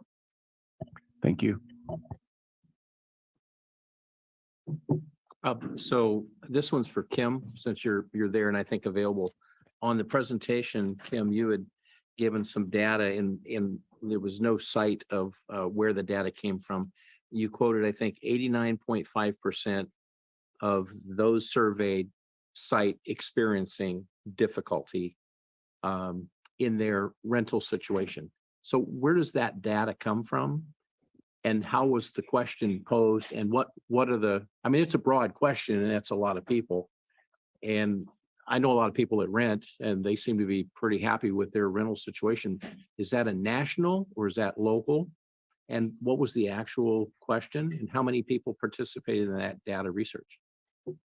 So if you can allow me just to look up the citation for that, and then maybe you can ask more. Yeah, we can questions. move on and come back to Can I that. recommend that maybe we start public comment and then maybe that question can come back at the end? Did you have another question? No. Okay. All right. So thank you for the presentation and the feedback from staff. I agree with Councilmember Hoff. It was a great presentation, very informative, broad perspective. And with that, let's go ahead and start getting some public input. So we're going to start with folks in the chamber. If you wouldn't mind stepping up to the mic, and you can form up on the left side. Not everybody all at once, though. But you can only listen to one person at a time. All righty. Our first taker, Kevin. All right, I'm not afraid to go first. You should get us some kind of award. Thank you. A Profile and Courage Award, I guess. Kevin Dayton, I'm speaking on behalf of the Monterey Peninsula Chamber of Commerce. I'm their government affairs liaison. First, I want to remind you about your performance in this fifth housing element cycle for residential units in Monterey. Your allocation was 650, and in 8 years, you've had, according to the latest chart, 139 units approved. And you had 29 permitted last year, and 21 of those were ADUs, which is great, but you know what, they were ADUs. So obviously you have a problem here that supply is virtually unchanged in a city of 30,000, and there's demand here.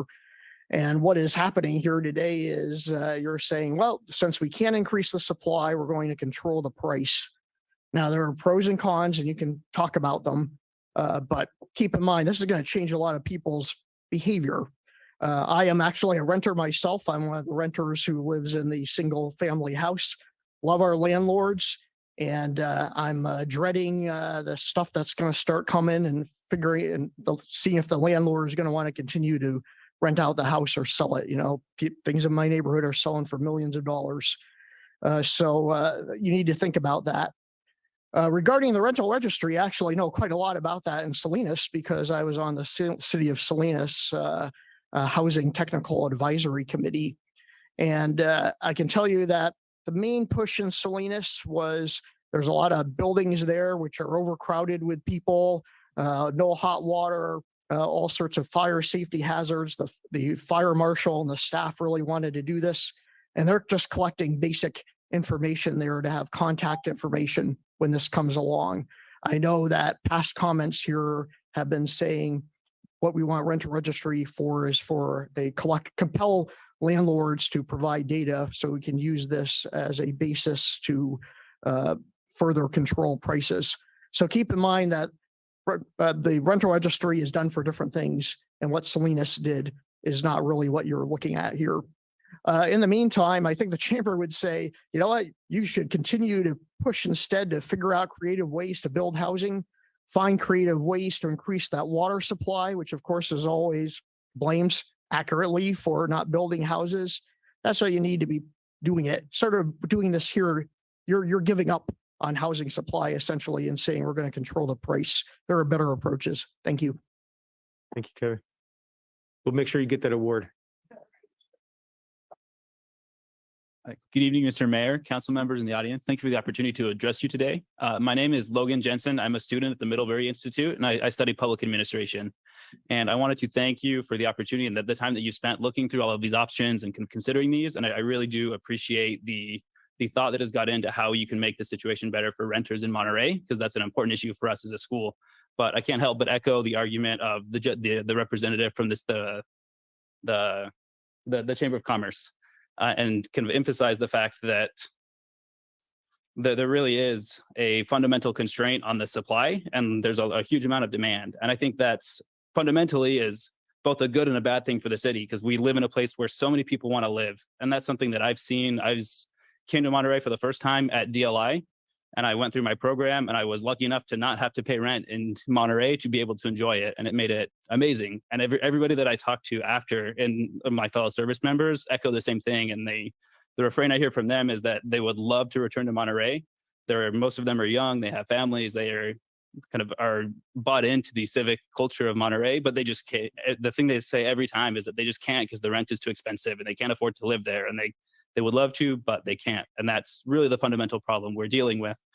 And at least in my case, I was lucky enough to be able to come back and have an opportunity to use my GI Bill benefits to come study in Monterey again. And I'm very grateful for that opportunity.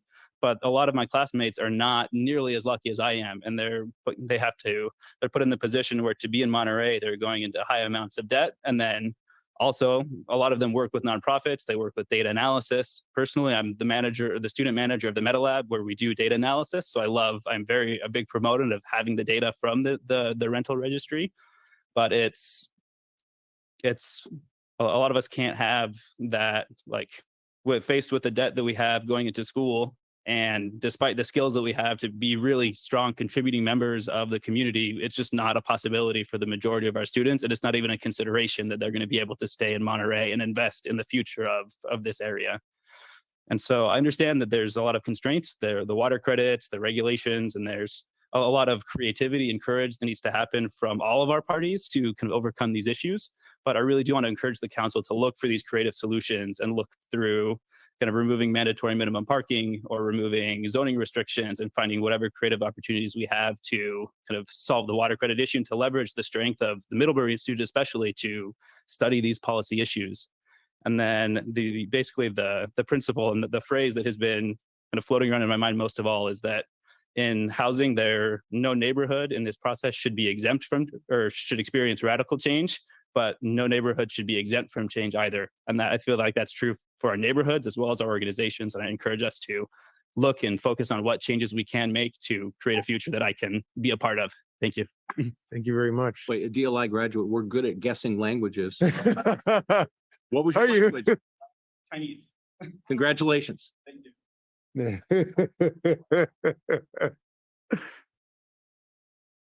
Hello, council members and Mr. Mayor. Thank you so much for having me and for this this meeting tonight and for the presentation. It was really great. I am also a student at the Middlebury Institute as well. And I'm just kind of here to speak on behalf of my experience that I've had trying to find housing as a renter here in Monterey. So when I came to Monterey, I really struggled trying to find housing. I was looking with another student, and we applied to so many places, and they were snatched up immediately, or we just couldn't get approved. Even though we were students, we had co-signers.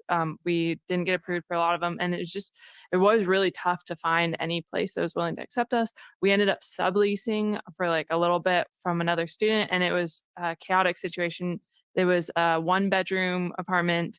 I was in the living room with my roommate. We were on blow-up mattresses and we could barely fit them in the living room. There was 2 other students in the bedroom. There's another student that was sleeping in his car and then was using the apartment unit.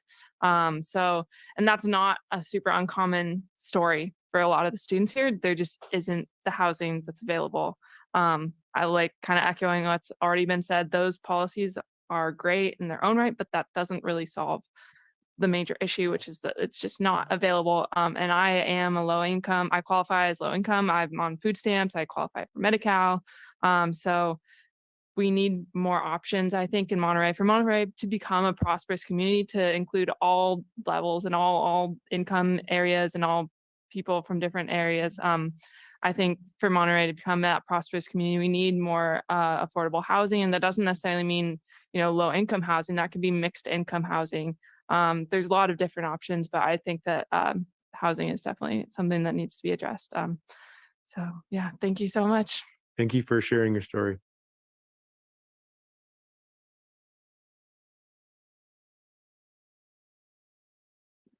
Good evening, Mayor and City Council members. My name is Adam Pintritz.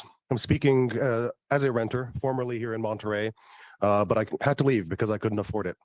I'm also speaking as the Government Affairs Director for the Monterey County Association of Realtors, and I urge the council to focus on solving the underlying supply and demand imbalance and seeking creative solutions to create more housing, because that's ultimately the only solution. Regulation may be tempting, but ultimately short-lived solutions with significant potential for unintended consequences.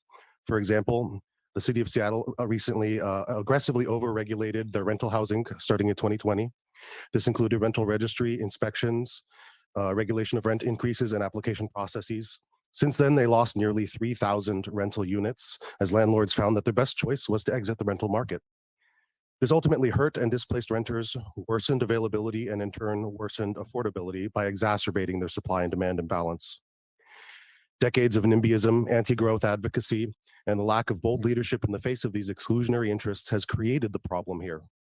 It was unrealistic to ever expect economic growth without developing adequate housing, and now renters and aspiring homebuyers bear the brunt of these consequences.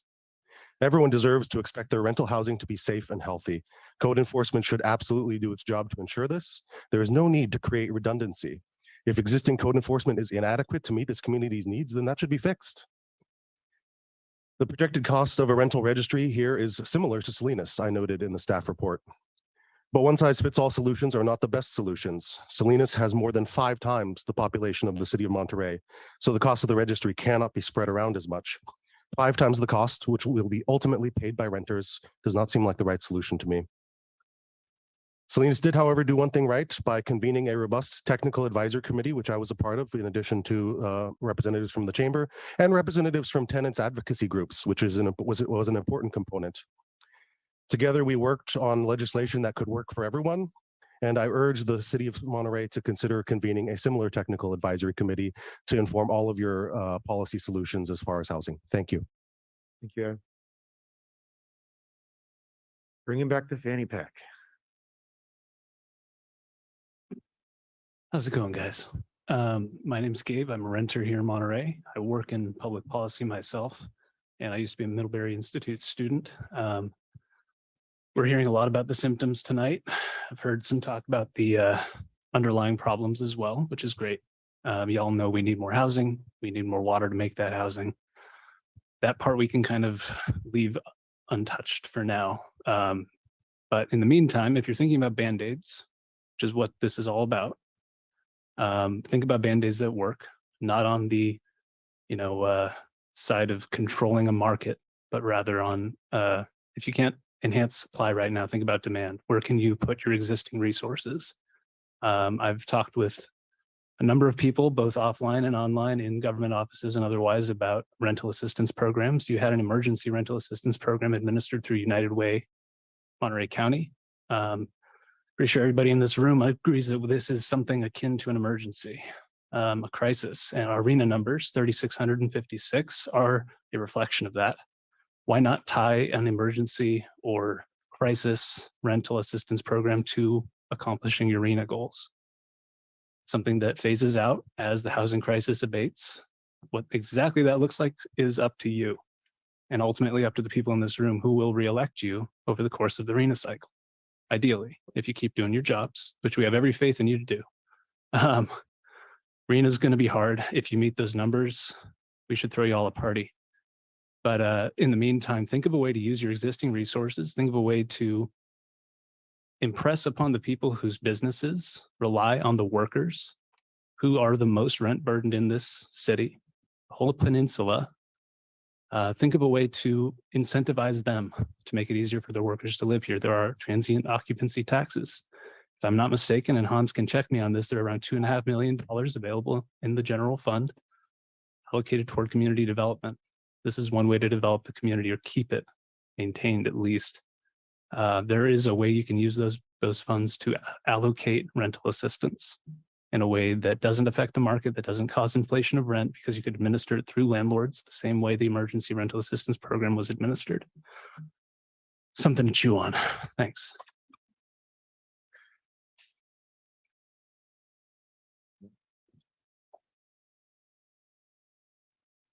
Hello, Mayor. Hello, City Council members. My name is Verna Alag. I'm also a student at Middlebury Institute. I'm a double major in Master's in Public Administration as well as Master's in International Trade. And I come here to also echo my colleagues' statements to also share my story as a renter here in Monterey. And I'm also work with the Healing and Reconciliation Institute located in Carmel as well. Since I've moved here in Monterey less than 2 years ago, I've moved 3 times. And I can't urge you enough to tell you how urgent the situation is, not just for affordable housing, but for decent housing as well. And by decent housing, I mean habitable conditions, because one of my housing situations with my landlord had a lot of mold issues. She would charge $200 to use the kitchen, and she took out the AC and heating system, which left us really cold during the winter as well. And there was mold in the bathrooms. And I know there's these complaint mechanisms for us to use, but as a student who feels pretty vulnerable and not sure about the legal, just educated on the, to have a legal battle with my landlord who lived right above me, I didn't feel confident enough to be able to file a complaint, which left me feeling pretty vulnerable as a student. I also had to leave that place because she evicted us on such a short notice. And now where I live, my landlord wants to increase the rent for the third time in about a year. And so, yeah, it's just really hard as a student, especially with them asking for 3 or 4 times the income and increasing the security deposit. I live on student loans. You know, it would not be possible for me to live here in Monterey if it weren't for my student loans. And I graduate here on this lawn next month, and I'm loving this community, and I would love to stay and to be able to apply the skills that I've learned to better my community. But as of now, I don't know if I can afford to live here, and I have to figure out where I'm going to live in a month. And so, yes, I think starting with a rental registry is important. I know data is a huge undertaking, but we can't regulate what we don't know. And so I think that's a good start, as well as building upon the Tenant Protection Act. Thank you. Thank you so much for your comments.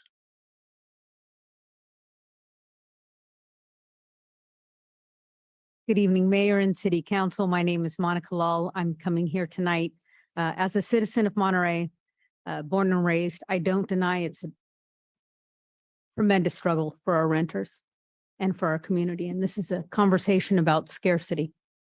I had the opportunity to be a landlord for a brief period of time, and it was a struggle. I got out of the market. It was a house in Northern California. And there are many businesses and landlords who own a few units. This will be a burden. It's important. We have to get the data. And again, I'm speaking as a resident. There will be many unintended consequences. I think there are many creative solutions we should apply and look to, inclusive of many people at the table for the conversation. But personally, as a resident, I don't find this to be a great direction to pursue for the city of Monterey. Thank you.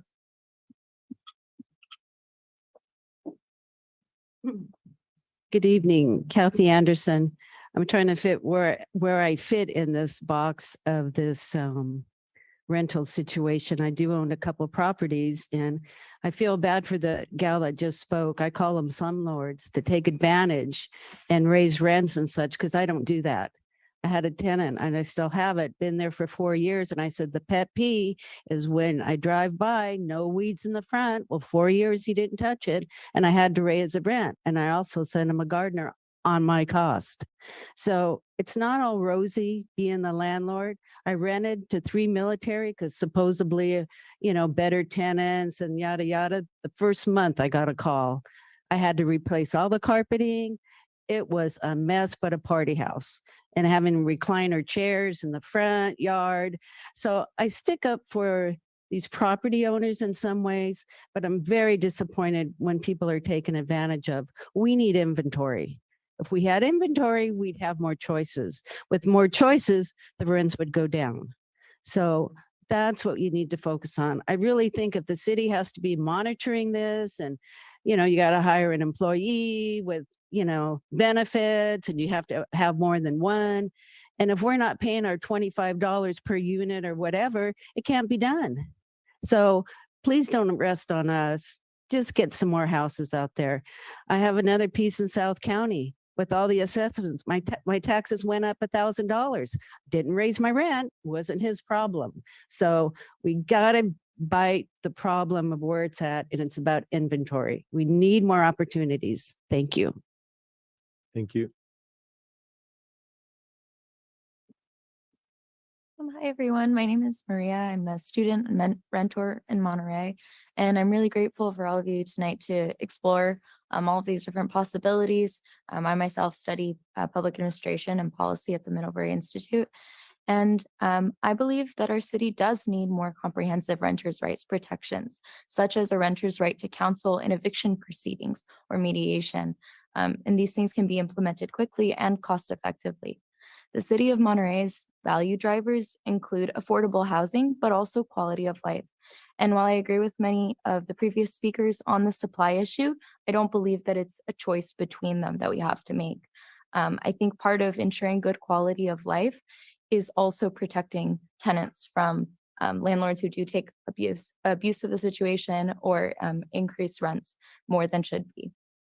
According to a recent affordable housing needs report, renters in Monterey County need to earn $36 per hour, which is 2.4 times the state minimum wage, to afford the average monthly asking rent, which is nearly $2,000. I myself, as a part-time student, and am debt burdened, and also spent all of my part-time income on my rent. And I've experienced challenges like previous speakers in the last year with a sudden lease termination. And I was already tolerating substandard housing conditions, such as a lack of housing, a lack of heat, and a broken roof. And I could not afford to leave or take private legal action, which of course is my right. But unlike one of my roommates, I was able to avoid eviction, and I found a new place to live, luckily. A 2020 study by the U.S. Government Accountability Office also found that a $100 median rent increase led to a 9% increase in homelessness. Under AB 1482, rents have been and will continue to skyrocket while wages stagnate, and something must be done to do that, to take care of this and ensure long-term prosperity for Monterey. A cost-benefit analysis of guaranteed right to counsel in New York City found that this produced a net cost savings to the city in reduced homeless shelter use by $251 million each year.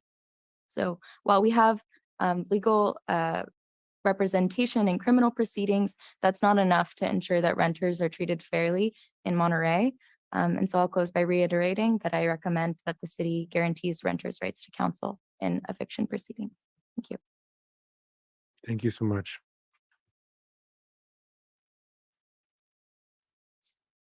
Good evening and hello again. My name is Demetrius Castros. My wife and I own our home in Monterey, but we also, for the last 18 years, have owned a rental house in Monterey. And as is often said tonight, 66% of the people that live in Monterey rely on private parties to provide them a house to live, a place to live. We want to continue to provide those incentives. That's 20,000 people that need somebody private to give them a place to live, to provide that for them. Because the housing that the city itself owns and provides is a few dozen units across town. So we want to take that around. In my house that I live in, outside of the mortgage, 1/3 of the rent goes just to pay the cost of property taxes, insurance, sewer bills, and so forth. You know, if someone puts in an inclusionary housing, give them incentive to do that. Provide some low interest loans, exempt them from property tax as long as the owner lives in that property. Give them some incentives. We shouldn't have any commercial buildings built in Monterey that are 1 story. They should have housing on the 2nd story, as my friend Carl Outson has put all over town. And I remember one example on Lighthouse Avenue where the Planning Commission completely approved his units. And he was still, because one person stood here purportedly representing the New Monterey Property Owners Association, and he was told to go back to the drawing board. It cost him $15,000 to have design changes. That's not incentivizing people. Incentivizing people means minimize the impacts and do that. What about the other costs of living on the peninsula? I travel around the country. Most states that I've been in, gasoline's $2 a gallon less. Are we going to regulate gasoline, utilities, food? What about when a tenant, as someone else mentions, trashes the unit? And anyone who's been a landlord's been down that one. Application fees. The only application fee I charge is to pay for the credit report, because renting to someone without a credit report is insane. When we hire people in Monterey, we do a background check on them. A landlord should be able to do the same when I'm putting them in my house in Monterey. The People's Republic of Santa Monica hasn't built. They have lots of really strict rent control, and they haven't had any new housing built in decades because it's so strict. You got to give people the incentive to want to do it. We have lots of areas in Monterey along the Monterey Salinas Highway. We have some buildings on Garden Road that can be converted from office to apartments. These are the kinds of things we should be working on, not controlling the price. We need to increase the opportunities and give people the incentives to work. My house, most of this Tenant Protection Act doesn't apply. It's a single family dwelling. But still, you start enacting severe rent control in Monterey, I'm just pick that asset up and take it to another state or another area, because I don't, sooner or later, it'll end up out there. I don't need this at the age of 70. So anyway, thanks very much. But it's the housing supply that's the issue. Thank you.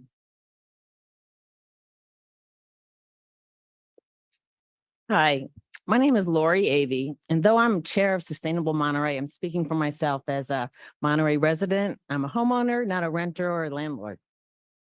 I appreciated the recent study on to collect community input on the housing element plans.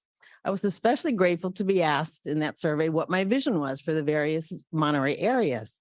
It gave me, as a climate change advocate, the opportunity to describe the 15-minute city that Paul Hawken describes as a solution to climate change. It's where people can live, where they work, learn, and play. In past meetings, the elephant in the room has been called the water credits impeding development. But I see another elephant in the room. It's more visible, and it's the huge vacant, underutilized homes that we see in our neighborhoods.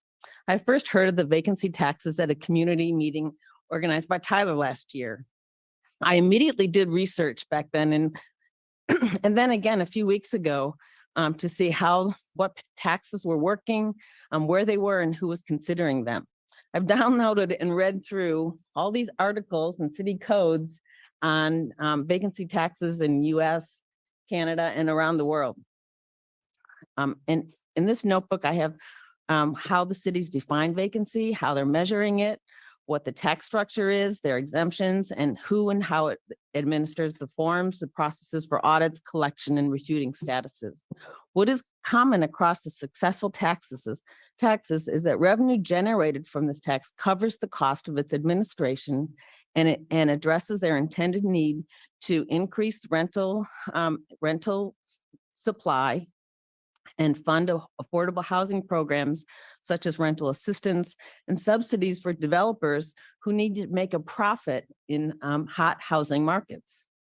Monterey's need for a vacancy tax struck me again during a pilot I was conducting on Senate Bill 1383 and residential composting in the Del Monte Beach neighborhood.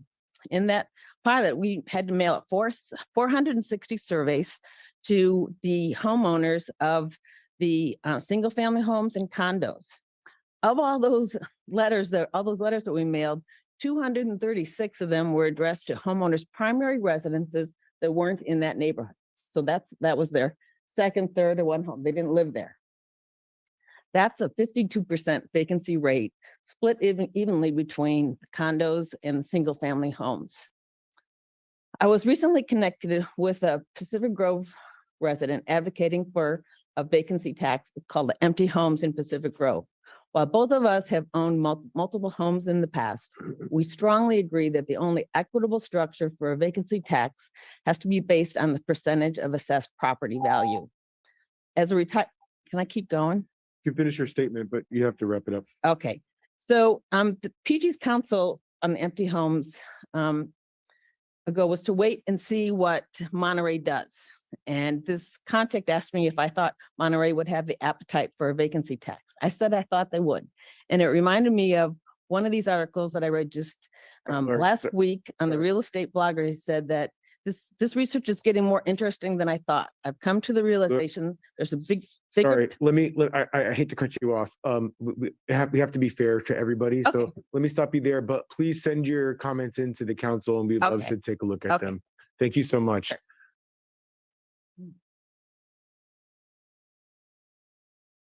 Mayor, council, and staff, thank you for being here tonight. My name is Arlene Hardenstein.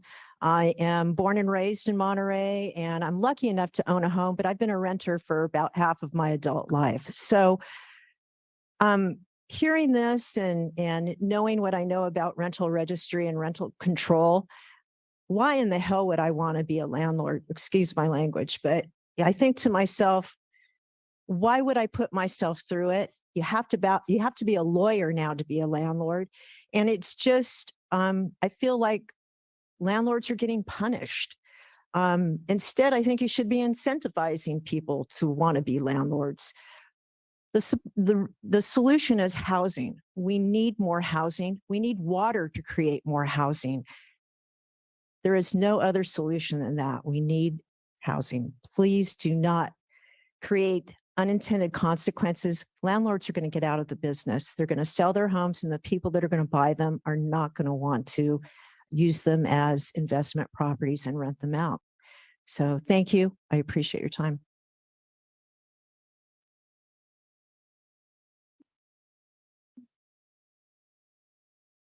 Good evening, Council. I'm Golden Luca Oak, and I want to thank you firstly for addressing this issue and allowing public space for it. Also from the folks in the chamber who've spoken already quite eloquently. It's actually really impressive. This is my first city council meeting in Monterey, and I've been to some city council meetings where like, whew, but this is a really. You okay? Maybe, so you're saying maybe I'm hitting on a good night? Is that what you're saying? I'm hitting on a good night? All right, that's fair. That's fair. But no, this is a very, it's just been a very well-studied, well-informed conversation here tonight. So I really appreciate that. I first came to Monterey, I think about 16 or 17 years ago as a student when it was still the Monterey Institute of International Studies, original Ms. Thank you very much. I was a renter then, and I had to leave Monterey because I couldn't afford to keep renting. I actually also was a student who subletted my studio to a professor who could not afford to find a place to rent here. So when I graduated, I subletted to a professor to try to hold on to my place, and it just turned out that that just wasn't tenable. So I've been and now I've come back to Monterey, and I'm a renter here again. I've been a renter for most of my adult life. I've also been a property owner as well. Having lived in places that do have rent control, I am extraordinarily wary of rent control, not just for landlords, but particularly for tenants, because the housing conditions definitely deteriorate when a landlord has to rent control their property. And I'm also I'm not a fan of the phrase affordable housing. It just has too many connotations that are quite negative. I'm very interested in the council considering accessible housing, making housing more accessible, incentivizing people to rent, particularly to students, incentivizing people to either fill their housing or let go of their housing, so someone will fill it. So I'm quite a proponent of the vacancy tax.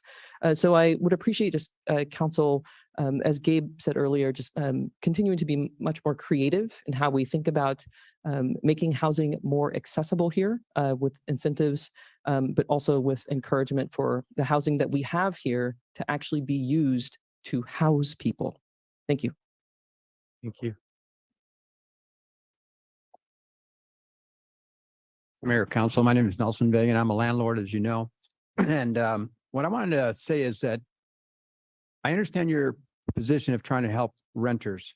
I have a lot of renters in my days. I've been doing this for 40 years. I bought my first place back in '83, and I've been doing it for a long time, and I've seen the ups and downs of everything. And I can give you a cautionary tale about constricting. What you're going to do by constricting that supply to certain people, you're going to put people and they're going to lock them into a place, and you're going to lock them to being into renters forever. And that what happens is now when the new tenants come up, because they do, people die, people move, people this, that rent is going to be shot through the roof because that's going to make up for that person down here. And pretty soon you're going to have new tenants subsidizing tenants who've been here a long time, and that's not equitable. Okay, that is not equitable. Allow the marketplace to work. There only can be so many people that live in Monterey. That's all we have. So if you only have that much, the only mechanism that works is the marketplace. The other part of this equation is everybody's saying they can't afford it. Well, maybe we should go and get an ordinance to raise the minimum wage. Put it at 25, 30%, $30, $40. What's it going to take? No, you won't do that because you'll hear all these people on in the restaurant business, the hotel business, and all these other people that probably aren't paying as much as they should be paying for those people that are coming from Marina, because I have lots of units in Marina too. But you can't force it down like this. We don't want to be Oakland. We don't want to be Santa Monica where there's no more supply. We don't want to be Santa Cruz. Certainly don't want to be San Francisco. And just one closing note. Rent control puts someone into a unit that sometimes can afford to move to a better place or buy a house but they incentivized by the low rents. I have known millionaires that live in rent control units. Thank you.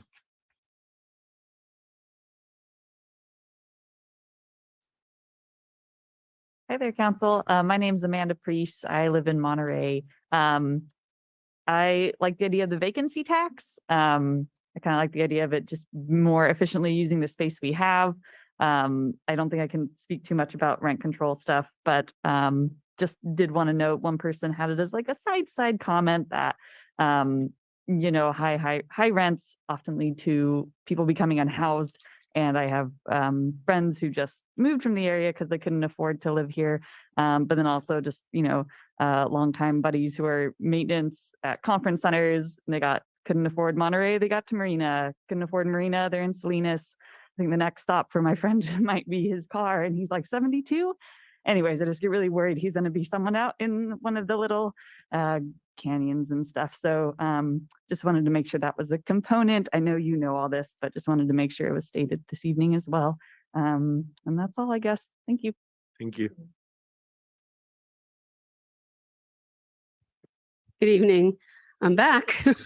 So I want to just state that, first of all, I've been a landlord and I've been a homeowner twice. So and I've been a renter the last 20 plus years. So I know what it's like. I've had my property trashed when it was being rented. So I'm not coming from a place that is unrealistic. But I do want to point out that everybody who comes over here and continues to talk about adding supply acts as if that's going to happen right away. And in the time that that's going to take to happen, we cannot afford to continue losing people that are working in this area or becoming homeless, because it's not going to happen probably for another 7 to 8 years if we're lucky. So the two things have to be handled simultaneously. You just can't talk about only supply and demand and all of that. And it's very easy for the people who are coming up here that own properties to talk about adding supply. They're going to have more properties to make money on, and they don't have to worry about not affording to live in the homes that they are in right now. They're concerned about making money. I mean, we all know that it's got to be equitable for both sides, but it's not reasonable to just think that by adding more inventory, it's going to help the problem. We've absolutely got to add more housing, but we can't fall into this trap that scare tactics that are being used repeatedly. There was the guy that spoke earlier that also was at the Salinas Council meeting.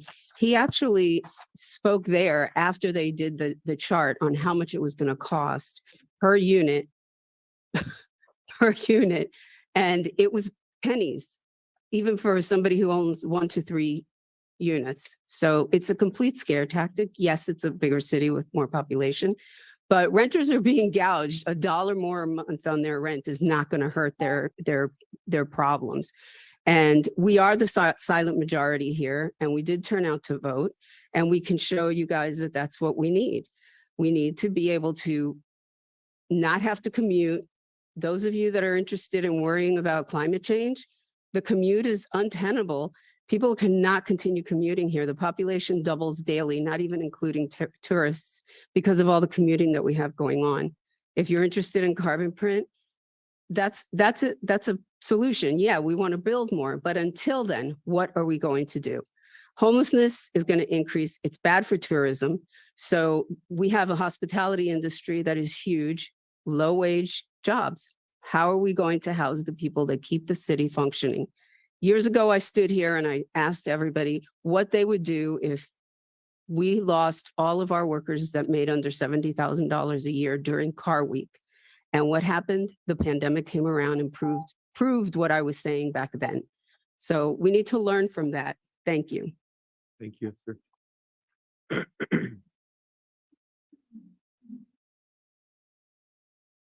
Good evening, Council and Mayor Williamson. My name is Barbara Meister. I'm the Public Affairs Director for the Monterey Bay Aquarium, and I came tonight really to learn and hear what you all are considering. And so I have just 2 quick messages. One, the work that you're doing and undertaking this question of deliberation debate is really important.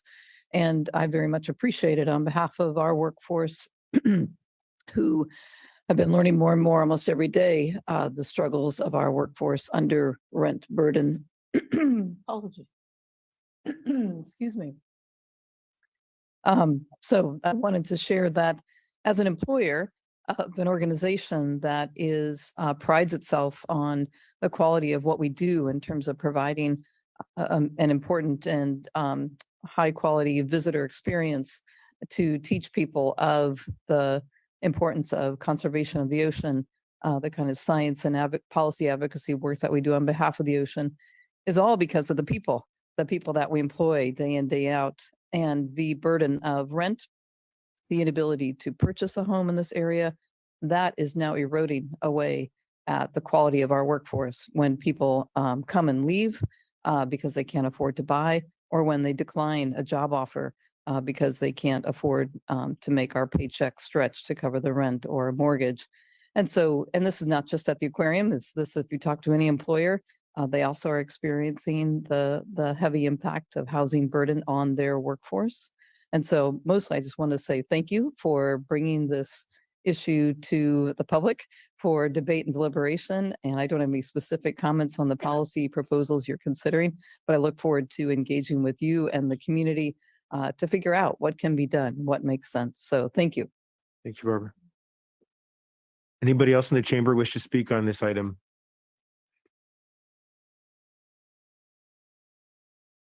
Going once, going twice. All right, we're going to take it to online. Yes. And before we go online, I just want to offer, because I know that there's going to be some folks that call in. You are not required to share your name. So if you want to remain anonymous, you can change your name to something else in order to keep your anonymity. So just want to offer that as an option for folks that are calling in. All right, first we have John Tilley. Please go ahead. Thank you. Thank you very much. My name is John Tilley. I'm a renter. I'm also the president of the Monterey Commercial Property Owners Association. I have a really good understanding of economics, and I'll repeat it again. I'm a renter. Lifting the moratorium of water connections needed to properly supply housing will not happen until the desal plant is built and operational. This is an extreme statement, but the statement has been proven every single time it's been addressed to the State Water Resources Control Board, who controls the moratorium, the CPUC, and also more recently the Coastal Commission. They've been asked how to solve our water problem, and we've been told build a desal plant. I don't say that because I'm necessarily a desal plant proponent, but I am a proponent of a sustainable, sufficient, and the least expensive supply of water that's needed for our community. I really have spent a lot of time looking at both water and housing. My deepest concern is not my own personal housing as a renter, but the housing for the least fortunate among us, which is the homeless community. It actually breaks my heart every month when I see a housing report that goes out to the community about where housing is available. And I ask myself, how can they possibly afford that given their circumstances? There's a deep need to build more supply for everybody throughout the spectrum of housing needs. And the RENA numbers tell us that we have to do so if we want to maintain local control. I bring this up because it is frustrating to see another dysfunctional water-related problem. You can't build housing without water. And until this council insists on real water solutions, rental control is a temporary solution, but it's a horrible economic solution. It was asked earlier at the onset by the city manager if there are solutions.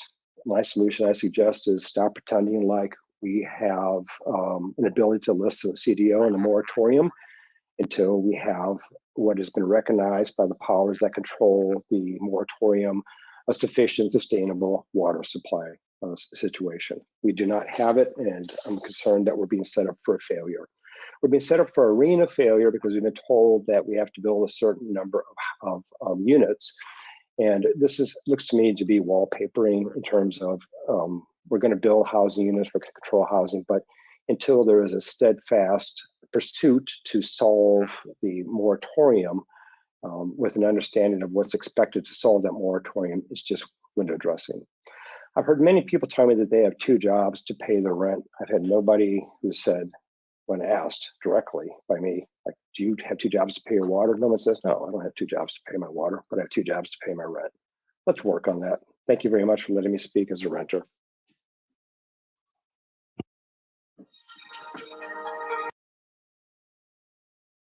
Next, we have Kelly DeWolf. Go ahead, please. Hello, Mr. Mayor and members of the council. Thank you so much for the great information and for the presentation tonight. My name is Kelly DeWolf. I'm the Director of Financial Stability at United Way Monterey County. I think as many of you are aware, we implemented a countywide rental assistance program, which was a federally funded program where we distributed more than 37 million in rental assistance throughout the county. And first of all, I just want to say that we're incredibly happy to have partnered with the city on their rental assistance programs. The city was, of course, the first in the county to implement a rental assistance program back in 2020 in response to the pandemic. After the city spent their allocation in October 2021, United Way continued to distribute assistance to the City of Monterey residents via some of our other partners. And again, we're thrilled with the partnership with the city and the difference we have made with the program. And I just wanted to share some statistics that came out of that program. Unique number of households that were served by the Monterey County Rental Assistance Program was 126. And that was just Monterey County's, City of Monterey's allocation. 1,250,000 were distributed, and the average number of months per family was 6. And the average rent of those we served was $1,800. The average income was below 50% area median income, which is considered very low income according to the U.S. Department of Housing and Urban Development. For a single person household, that is $35,000 and below. If you do the math there, that would mean that a single person making $35,000 per year is spending 60% of their income on rent in Monterey. This is a significant cost burden. As obviously we've discussed, 30% is the recommended amount for an individual to spend in order to not be cost burdened. Rent has obviously increased, wages continue to stagnate, and you know, these are not just people who are unemployed, they're even young professionals who are forced to live in inhabitable situations or in overcrowded conditions to be able to afford to live in Monterey. I just wanted to say, you know, tenant protections are extremely important. Throughout the course of the program, we have also seen dozens of cases of violations of tenant rights, including illegal rent increases, illegal evictions, habitability issues. And in fact, we ended up addressing these by contracting with legal partners to represent our tenants. So I just wanted to share some of that actual data in relation to the rent assistance program, and just speaking as myself as a former tenant of Monterey and as a tenant of Monterey County who has had to live with, you know, in many kind of crazy situations to be able to afford rent as a you know, upper level professional. It's pretty ridiculous. If I can't afford to live in my own in my own unit, then as a professional, then how can any of our you know, lower level workers afford to live here? Scarcity and housing supply are a huge problem. There's no doubt about that, but we need to have a nuanced view of these issues. And a lot of the comments here tonight have just been folks saying, you know, this will have unintended consequences. And I just want to say, you know, let's look more at the data, and let's look at the vacancy tax. Let's look at, you know, housing rights. Ensuring property owners are following the law and that tenants are informed about their rights is not going to hurt the market necessarily. So thank you again Thank you. And our next caller is Lori Mazuka. Please unmute yourself, Lori Mazuka, and go ahead. Can you hear me? Yes. Hello. Yes, my name is Lori Mazuka. Good evening, Mayor, Council members, and staff. I've lived in Monterey for 4 years, and I've got a nice cross section. So many of the speakers have come up tonight.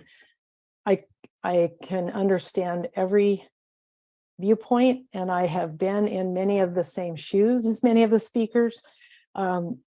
I've probably 44 years of living out on my own. Only 7 of it has been as a homeowner, and 3 years of that is here in Monterey, but I did come here renting at first. I just want to offer maybe a different perspective. I came from an area, Alameda, just north of here, the presenter tonight didn't use that as one of the examples, but rent stability and control and a rental registry was implemented. And it did exactly what many of the speakers who've come forth tonight have suggested it would. And it just had landlords saying, forget it, I don't want to do it. They didn't, and if they did it at all, they did it under the radar, or they Airbnb'd, or they'd make it a vacation rental, or just only go to traveling nurses. They did it. They didn't want anything to do with the city, the rental registry. They didn't want to be controlled. That reduced the availability. So it created even less inventory and higher rents. So it absolutely made it worse. For myself, after 8 years of getting beat up and having moved 6 times because the market was going gangbusters, rental owners wanted to sell their homes, so I'd have to try to find a place. Ultimately, I ended up also in a position that many of the folks talked about tonight, with deplorable landlords in places that would leak, had mold, no heat, no stove, no parking, and I was paying close to $2,000 a month. But I couldn't afford anything more, and I didn't want to commute 2.5 hours to work. So I kind of made the escape to here. I convinced my employer to let me do it, and that all worked out good for me, but it was a tough road getting here. And now the same thing's happening here. So I would just say caution that it did make it worse. So just be careful of that.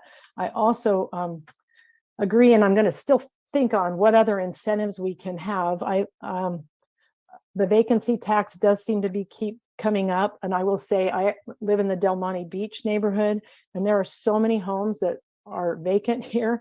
And many of the folks here are multiple homeowners, and they just don't rent them. So if there could be some kind of incentive, there is supply. We just need to figure out how to access it. And I'm almost out of time, so I will probably talk more on this or share more in comments that I can send to the council members. So thank you very much. All right, thank you. And our next speaker is Mandy Owen. Go ahead, please, Mandy. Hello, all. I appreciate you being here. My name is Melissa. I'm actually Mandy's partner, just stealing the Zoom. I'm a first-time homeowner here in Monterey, a soon-to-be landlord, and a former renter in the Bay Area. And I firmly believe that regulating rental rates, strengthening just cause for eviction, the vacancy tax, these are all right and just things to do. Housing security is very much a human right, and we cannot expect individuals to succeed in a system that allows our housing to be so volatile. And this is certainly a question of how we loosen zoning restrictions, consider our water supply, create incentives. But even as we look to build new homes, we're going to have renters here in Monterey, and we need to create a foundation that is just and right for those renters. The majority of Monterey should definitely be able to rest assured that their job is enough to pay rent year over year, that renters feel safe and have a good quality of life, and that just evictions don't happen. I'm speaking on behalf of my friend. This year, she lost her father unexpectedly, needed to pay for his funeral, and then her husband got COVID that same week. They couldn't get to the bank to access an emergency loan, and they were evicted. So things like this happen. And contrary to the statement that Councilmember Smith made, I don't know many people who are happy with their renting situation here in Monterey. And I think that's really evidenced by the speakers that we've heard here tonight. So I just want to say that I think we have a really incredible and urgent opportunity here to explore these rental policies now, along with continuing to explore creative and accessible long-term solutions to increase our housing capacity overall here in Monterey. And thank you all for being here.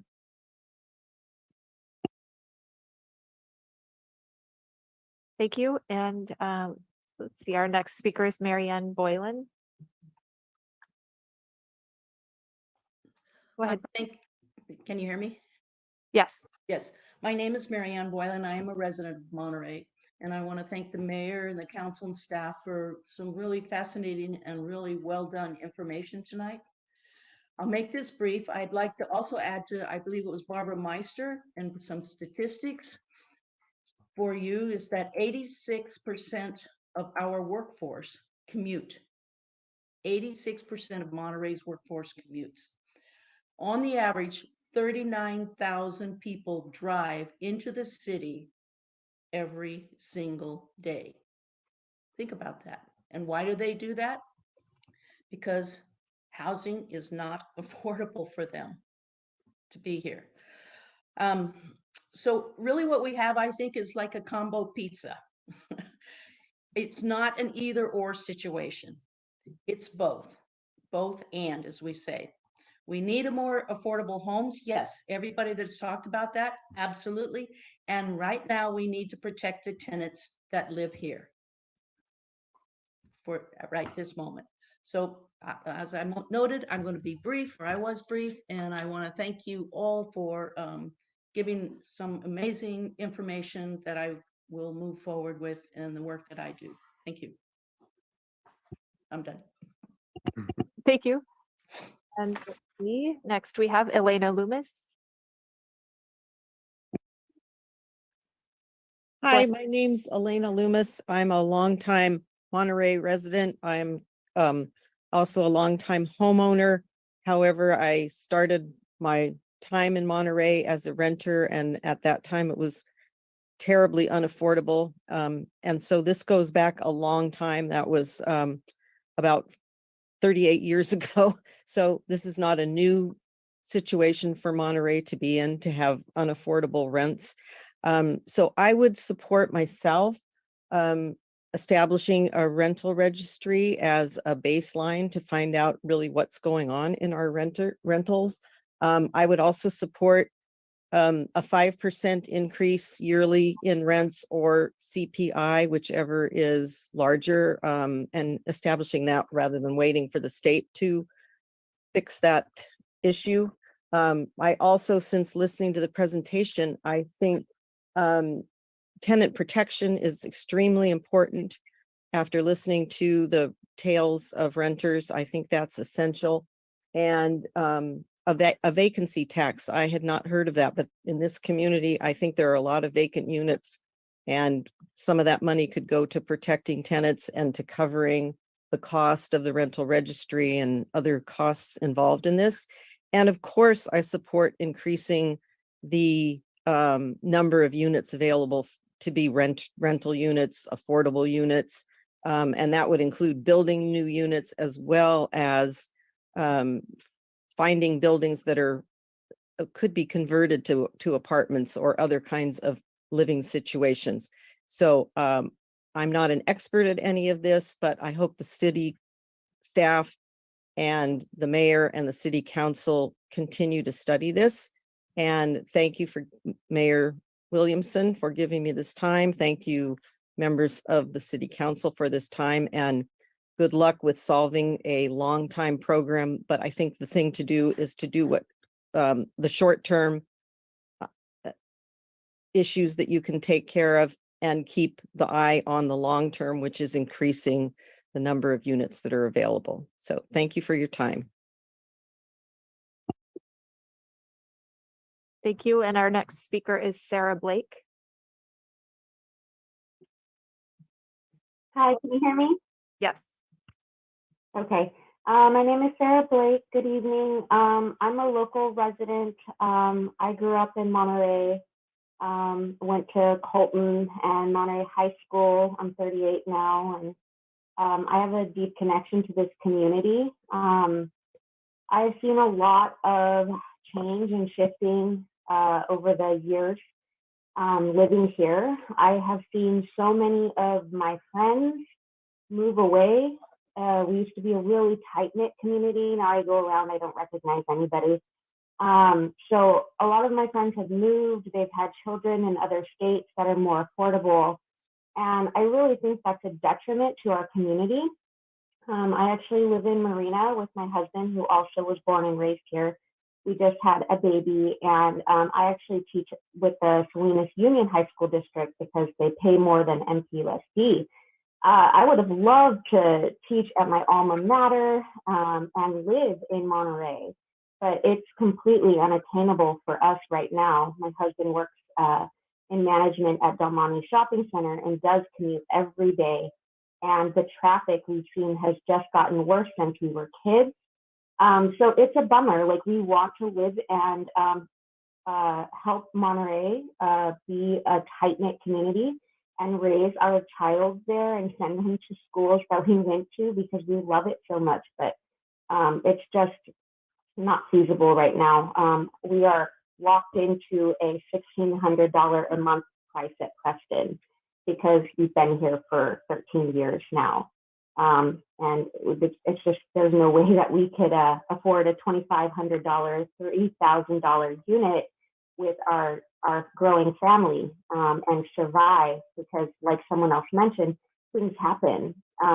Life happens and you have to pay for hospital bills and things that you're not expecting. So I just commend the committee for coming together. I would love to see the community come together to solve this problem so that we could benefit people who want to stay here and raise their families. I mean, we're seeing schools close down, we're seeing families leave, and we are seeing like lots of students, lots of DLI, Naval Post. You know, what about the families here? And my question to the committee is just, what impact does BAH have on driving our cost of living around here with the military? And then also, no, actually, it's the BAH that and also, what do corporations have as far as a hand in all of this? Are they driving our costs as well, like people coming from out of state and buying up property? Thank you so much for your time.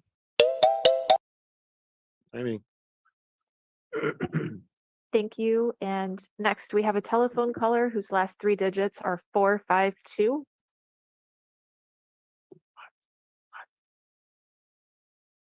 Telephone caller 452. Please dial *6. Hi, this is Kayla Fossum. Can you hear me? Yes. Hi, I'm president of Villa Del Monte neighborhood and in Monterey, obviously, and we have a really high density population here of renters in apartments and condos. And although I'm a homeowner here, I'm very concerned about my neighbors who routinely tell me, and I see posts on nextdoor.com too, of the exorbitant rent increases to the point where it's forcing them out. I also work at the biggest, most reputable law firm in this area, and we have lost employees, not only just regular staff, but also attorneys who cannot afford to live here. And I really support the vacancy tax. I think something needs to be done to stop out of area people snapping up all the property here. If they can afford to buy a second home here, they can afford to pay a vacancy tax. I also support the rental registry, and I don't pretend to be any kind of expert in the housing market. I am sympathetic to landlords who maybe own one unit or, small units, but I am not sympathetic to the big property managers here. I think there needs to be more investigation to how they deal with their tenants. I think there's some egregious things going on. I would like to have some kind of opportunity at our housing department for renters to share their grievances and have them investigated. I know that probably means more city staff, which is tough. And, just to make this more of a city, like the last caller said, she grew up here. She wants to raise her children here. Yes, we are a tourist industry city, but if we can't have our hometown, small town population feeling, we're going to lose all the ambiance that attracts all the tourists, including if we cannot offer affordable housing to the hospitality workers who earn minimum wage. you're really going to lose the quality of life here. So I just encourage the council to do whatever you can and the city staff, and I really appreciate you revisiting this issue. I'm looking at a letter that I wrote in 2019 to the council about voluntary rental guidelines. It doesn't seem like much has changed from that time, a little bit statewide, but I just encourage the city to keep looking at this issue. Thank you. Bye. Thank you. Thank you. And our next speaker is Susan Scavone. Thank you. Good evening, everybody. I just had a few impressionable things as you're talking. I don't live in Monterey. I live in Seaside. Spent a lot of my time in my life as a renter and coming up with those big three: security deposit first and last. Are you going to get your security deposit back? And the application fees. So I have a lot of sympathy. I wanted to first address water. I don't think it's about a desal plant, because the expansion of Pure Water Monterey, which has just been completely approved and the water purchase agreement signed, will provide adequate water to meet the housing needs for RENA. And that's all been very much put on paper. So I want to reassure people about that. I also wanted to just say that I think we have a huge income inequality, both here and in many areas of this country, and it has colored how we live. Expectations go up. They are defined by a high-end living, and those people who are doing quite well, I think, forget how people at the bottom have to live. And the wages here do not match the expenses here in any way, shape, or form. It is a tourist-oriented area, and most of the jobs that are offered are very low pay, and the middle class has been hollowed out here. And housing prices have shot through the roof, even for old houses that certainly are not worth $1 million, but are selling for that. And I think there needs to be some sort of look at a vacancy tax. I think that that's very legitimate. I also think that rental application fees should be given back to people if they don't get the rental, and they ought to be deducted from their first month's rent. And if you have to pay for a background check, you can deduct that from the refund that you give back to people. But if you're charging people for that, and then they have to keep paying and paying to get applications in, what are you doing to them? You're just draining all of their money. It's just not right. I think there should be limits on security deposits to simply cover what you need to cover. Oftentimes, landlords don't give them back for no good reason. And I also think in terms of building, we should stop building so many luxury homes and build smaller homes so that people can afford to get a home and afford to live here. There's been too much emphasis on big luxury homes. And then I do think it's important to address the eviction protections for renters. And I looked at when she was talking, your presenter, about the Costa-Hawken Act, which gives incentive to landlords to only raise the rent when a tenant leaves. That is an incentive to push them out. Thank you. Thank you. Our next speaker is a telephone caller with the last three digits 003. So you'll need to dial *6 to unmute. There you go. Good evening. My name is Darius Mosinine. I have the privilege to own rental property in Monterey. I've got a number of things to say. I'm going to make this quick. Let's talk first rental registry. I actually like the idea of a rental registry if it's accessible to the public, or at least those parts that don't have privacy issues. But part of the rental registry should include landlords being able to submit the three-day notices for non-payment, various notices for lease breaches, and so forth. If the idea is for the city, the council, decision makers to make policy about rents and tenants, they should see the rhythm, as I call it, of landlords go through in terms of the tenants and what they're doing. I mean, we don't like evicting folks. It's a hassle. It's expensive. It's bad karma on both sides. But I think that the rental registry should include the ability for landlords to submit all of these various, again, documentation, so you folks can get an idea of what we have to deal with. Number two, what's needed, I think, in many communities in the coastal California with these kinds of rent problems is a sort of an ombudsman for landlord-tenant issues. I would highly recommend you look at the San Leandro Rent Review Ordinance. I owned a 19-unit building in San Leandro, and I went through this process. It's extremely well done. It's a board, a rent review board, volunteer, 2 landlords, 2 tenants, and 1 homeowner tiebreaker. And it's a very good program. It's very fair. It's very effective. You don't need consultants. Not just take that ordinance, replace and copy and replace San Leandro with Monterey. You're done. I highly, highly recommend you look at that. There's also the eco housing component to that as well. Eco housing it's kind of an ombudsman, very effective. I think it's something you should be looked at to bring into Monterey. And then third, let me throw out the enemy is not the landlords raising rent. The enemy is the Monterey County Housing Authority. If you look at the rent standards that are effective, January 20 of this year, listen, I'm looking at the table, 93940 Monterey. 1 bedroom, $3,234. 2 bedroom, $3,949. A studio, $3,113. This is what the Monterey County Section 8 Housing Authority has deemed to be what they will pay.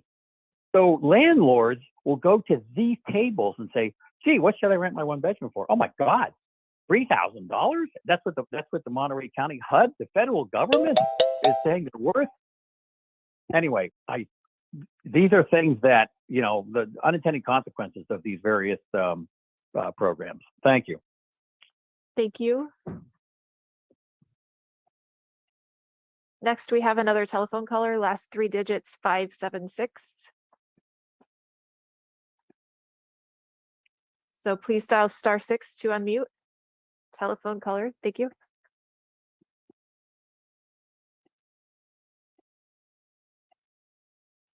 Go ahead, please, on the telephone.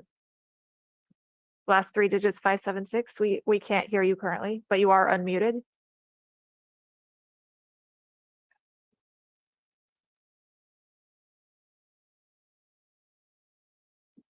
You may need to unmute on your actual telephone, but you are not muted on Zoom. They're not muted. Okay, I'm going to try a different caller and then we'll come back to telephone caller 576. I'm going to call on Kent Glenzer.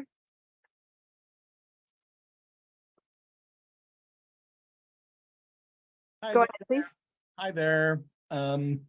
So some of you in the chamber and maybe online know me. I've made some comments, but I'm speaking here tonight with a specific hat on, which is the vice president of the board of Gathering for Women, which is a local organization in Monterey that serves unhoused and precariously housed women. So that's where I'm talking from, in case anybody wonders.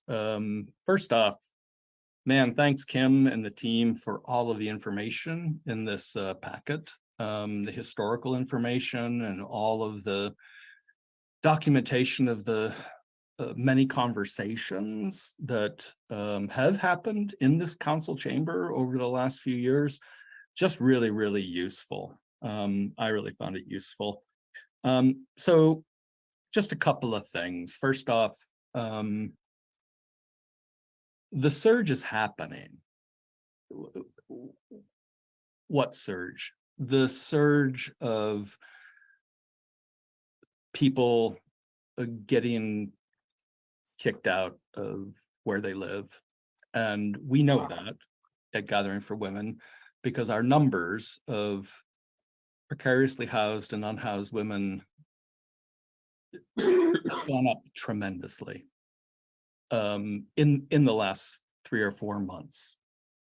And so there's a huge need now on that front. And I was trying to figure out whether I should wait to talk about the HUD thing, but it's the next agenda item and I'm too old to stay up that late. It's really, really important that the city thinks about its resources and where those resources go in terms of the surge that is happening right now and longer term solutions, which we totally agree with in so many ways. In fact, you know, our organizational vision is we hope that at some point soon, we don't even need to belong here. Couple of ideas. The and maybe the city has thought of this, but you know, one, there seems like there's a partnership with the Monterey College of Law on this idea of renter protections and the legal side of that. There's also a really wonderful organization nationally called the National Coalition for Community Capital, which is about trying to combine public, private, and nonprofit resources for things like this. And there's nothing in the packet that even suggests the city has done that. And finally, just really want to urge the city to be very active in Sacramento because there's a lot of money there. We need a lot of money and you can do more, I think, about that. Thanks. Thank you. I'll try telephone caller 576 one more time. Oops.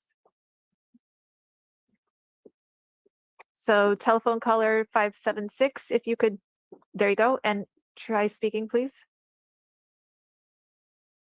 Am I on? Yes, we can hear you. Okay. The first thing I want to say is that a lot of the premises are wrong by a lot of the speakers, including Tyler and Alan, and a couple of things that they said about subsidizing, you know, keeping the prices of rent down. The first thing is it costs to build 1 unit of an apartment in Monterey and San Francisco, according to the Central Chronicle, is 35% higher than in most of California. That makes rents higher just automatically because to have an apartment and to build an apartment, you have to pay so much more. It's ridiculous. On top of that, a recent city council of Monterey in the past initiated a development fee to build new apartments. Well, that raised the rent also. That's the city did that. That wasn't landlords. That wasn't property owners. We've owned our apartments for many years. I want to say a couple of things directly. For instance, water, garbage, PG&E, which is 24% higher than in the last 2 years. Also, sewage has gone through the roof. Landscaping, and all the repair work and stuff is going through the roof. And none of you have taken that into account. Nothing. The inflation that it is for people to own property. It's just ridiculous that you haven't even talked about it. That's just so unfair. It's dishonest. Next, I'm going to give you our apartment. We have a 4-unit apartment on Park Street, and 3 months ago we got zero profit, zero income, excuse me. And 2 months ago on the same property we got $600 total, and last month we got $1,200. That's $1,800 in 3 months because of massive expenses that we had to pay on various things. And my sister and I own the property. She gets half and I get half. I got $900. She got $900, and that's over 3 months. We got $300 each, and we own the property.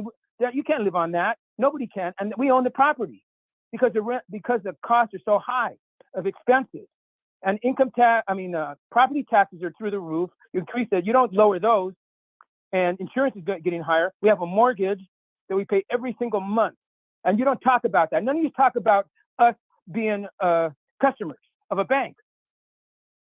Just like renters are.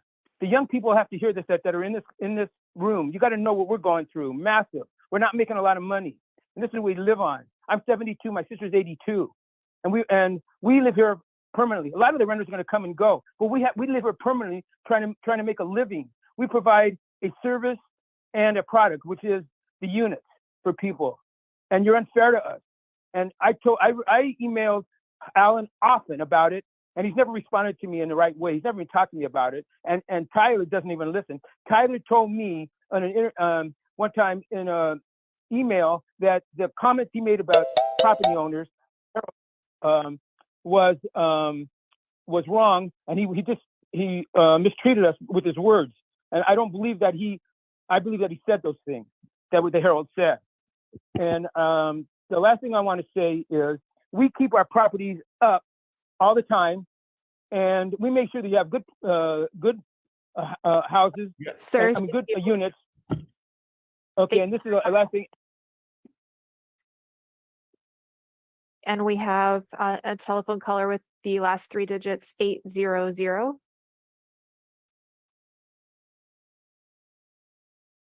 So telephone caller 800, go ahead, please. Hi there, my name is Allura Daunt, and I am a property owner and renter in a unique circumstance, and I was born and raised here in Monterey. My partner and I had the privilege of being able to buy a home last year. However, we cannot afford to live in that home and are renting it, and are renting it and not for making a profit at all, purely covering costs. And so there's so many. I understand it's getting late. I'm exhausted. You're probably exhausted. You've listened to a lot of humans tonight.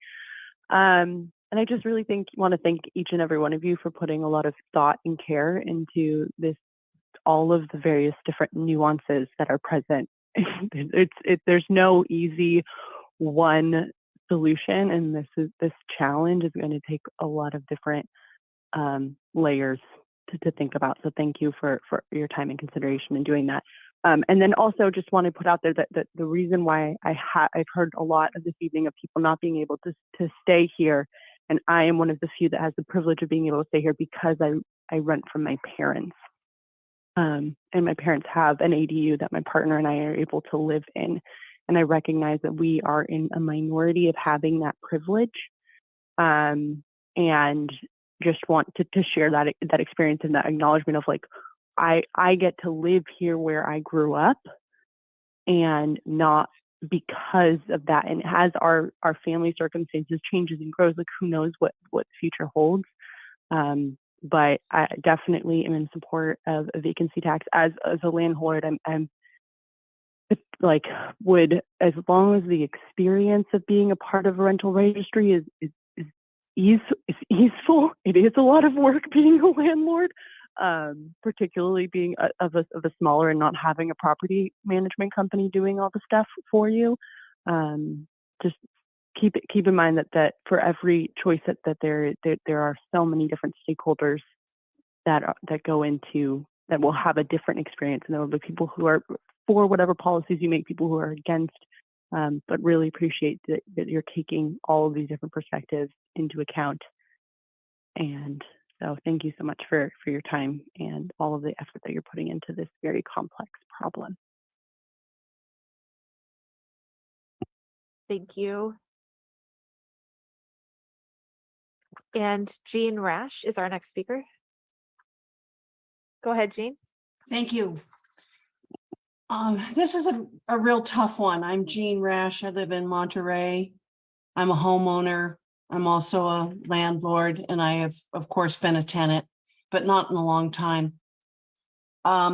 It's interesting to hear the frustrations of the small landlords. This is driving everybody crazy. My observation is that it's just the ever-widening wealth gap that we're seeing across the country, and that from the middle class on down are all affected by it, while the truly wealthy people get richer and richer. And if you follow the collapse of the bank industry and the housing industry in 2008, one of the outcomes was the corporate buy-up of a lot of properties into large LLCs like Blackstone. And they're the ones that are making the huge money, while from the middle class on down, we suffer. And although I believe in capitalism, and I rue that I am changing my mind, I think we have to do something because the suffering is so intense. And though I want to believe that capitalism will correct everything, it's not. I come from the Bay Area and I saw it happen there. I've been living with it for 40 years. I think we're going to have to do rent limits. the problem is unless they're CPI or 5% or less, they aren't going to work. If you have rent increases that are limited to 10% a year, what does that do? So I find that frustrating, but I think we're going to have to do it. And I think we're going to have to do it at 5% or CPI or less. I think we're going to have to do a registry so that we can find out who owns the property and in what combinations of corporate entities, and is it the mom and pops, and how badly are they struggling? The frustration of the owner that just talked is really, heart-wrenching. It's like nobody has a good deal around here. I think we're going to have to do a vacancy tax. Trouble with that is it's going to need 67% of voter support. And I really want to second what the manager, the director of the Gathering Place for Women said. We have to have our local politicians going up regionally. You've got to be working with Sacramento. You got to be working federally to change a lot of the federal tax laws that incentivize large corporate holdings of real property. We've got to do this regionally. It'll never be answered just with Monterey, but we're going to have to do our little piece. Thank you. Thank you. And Mr. Mayor, there are no further hands raised. Okay. Thank you, everybody that shared public comment. We really appreciate it. With that said, we've been going for 3 hours, and I think it might be appropriate to take a small 2-minute break, according to the city manager. I'm just, I saw Ed's response was the best. We'll take a Monterey 5. I'm not wearing a mask, so you can.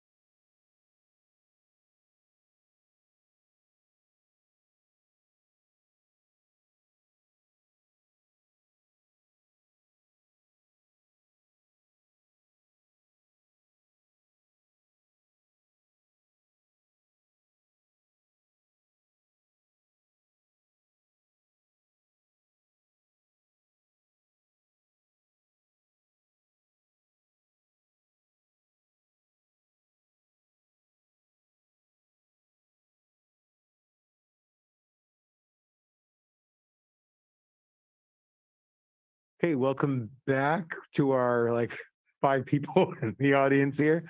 So we did public comment. Now we'll bring it back to the council for deliberation. And maybe I can just kick us off with one thought. I think one of the things I heard tonight was a lot about trying to find my notes here. A lot about the supply side. And I just want to argue that we're doing that.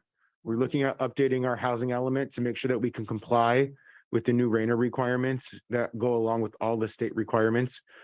And from the sounds of it, it looks like we're going to be successful in moving our housing element forward and getting that approved by the deadline.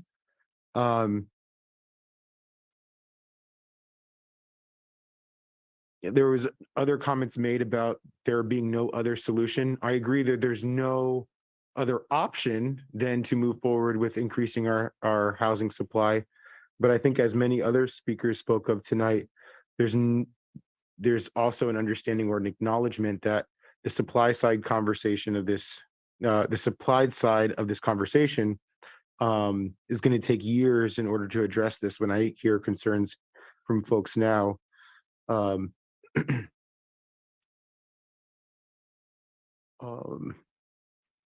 even if we do develop, if we're successful in developing all 3,654 units that are going to be in our next housing element, that still isn't enough.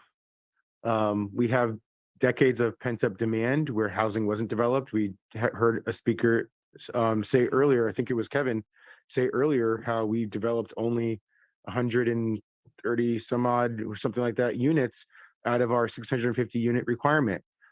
So we didn't achieve our housing goal from this current decade, never mind the decade to come.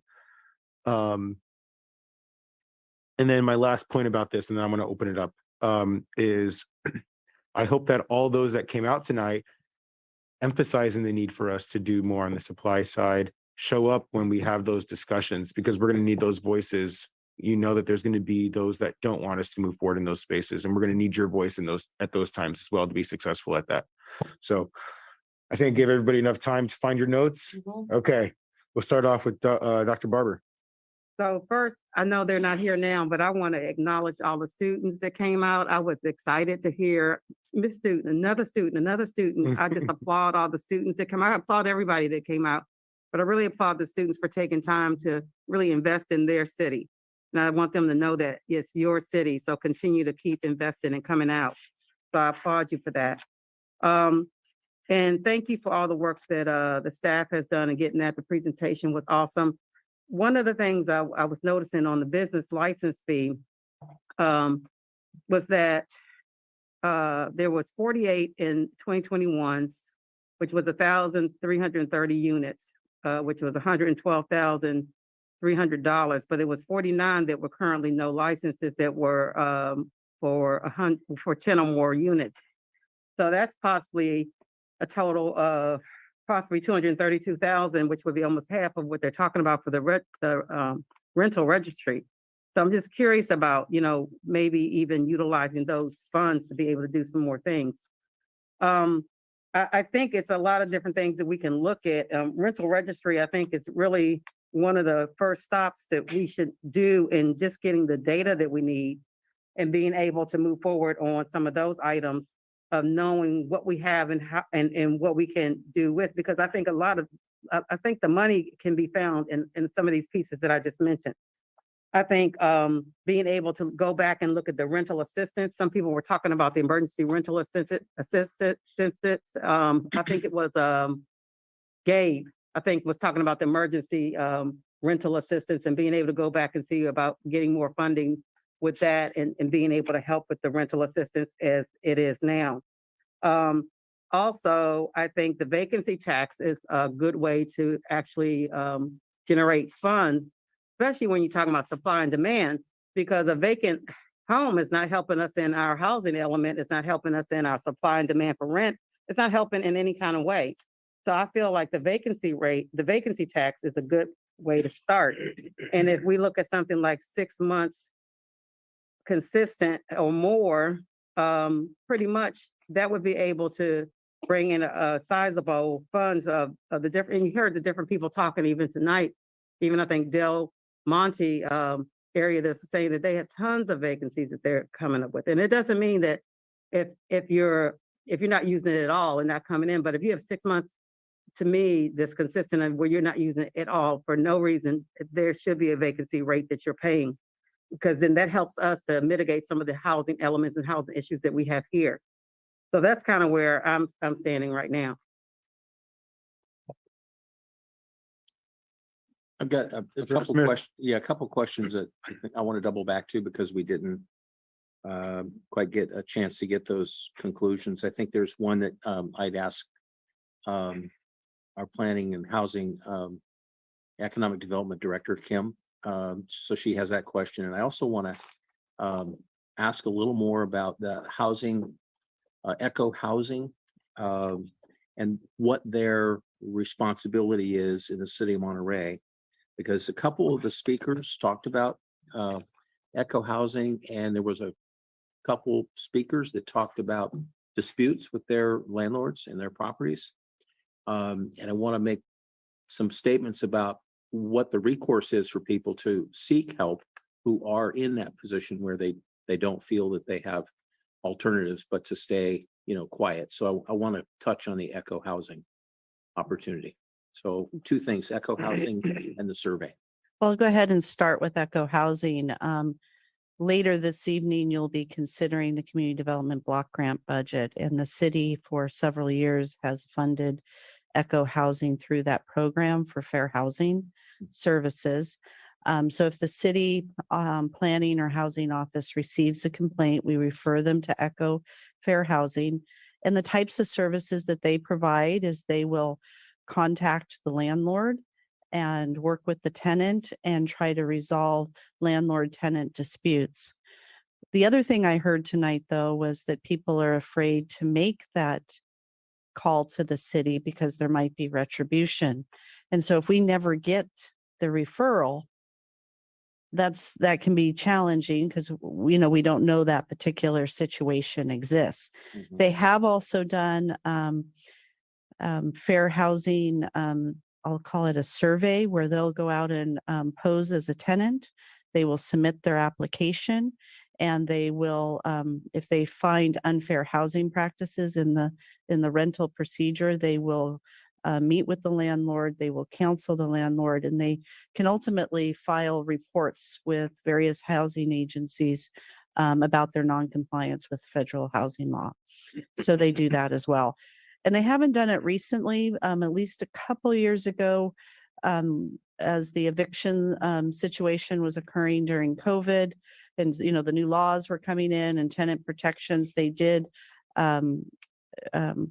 provide regional webinars on that situation. Eco Fair Housing is providing fair housing counseling services for a lot of Monterey County cities and the county itself. Okay. So that's the Eco Fair Housing. I went back and looked at our data source. We're using the HUD Consolidated Planning CHAS data, and you asked what was the criteria for housing problems and what was the difference between severe housing problems and housing problems.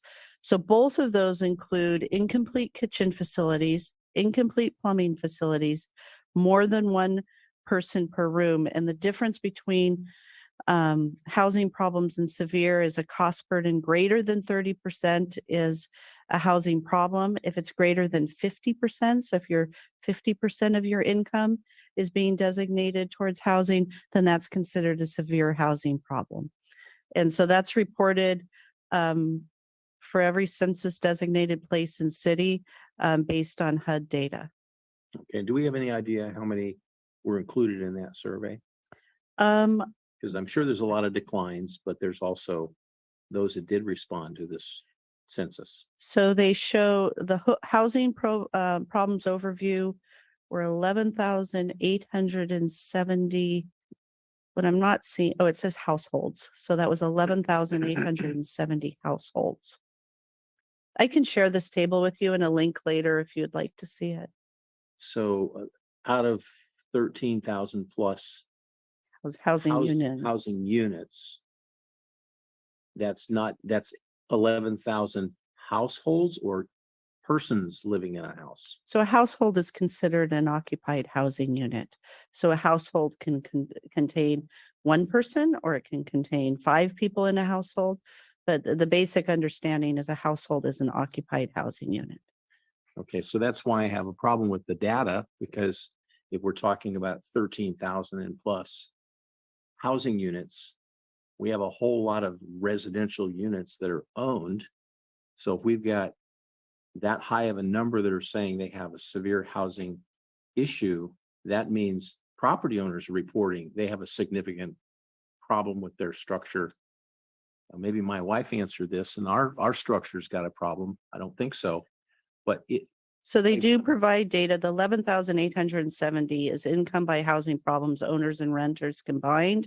Okay. And they break it down then into renters only and owners only. And the responding renter households shows as 7,370 total in terms of the various income groups. Okay.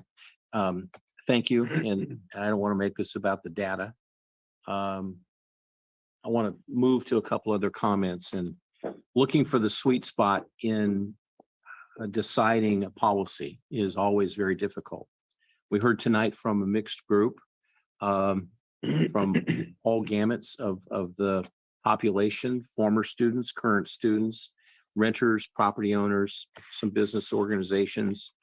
And also I was struck by several of the speakers from MIIS, and also one former student, Goldie Oak, I believe is how you said her name.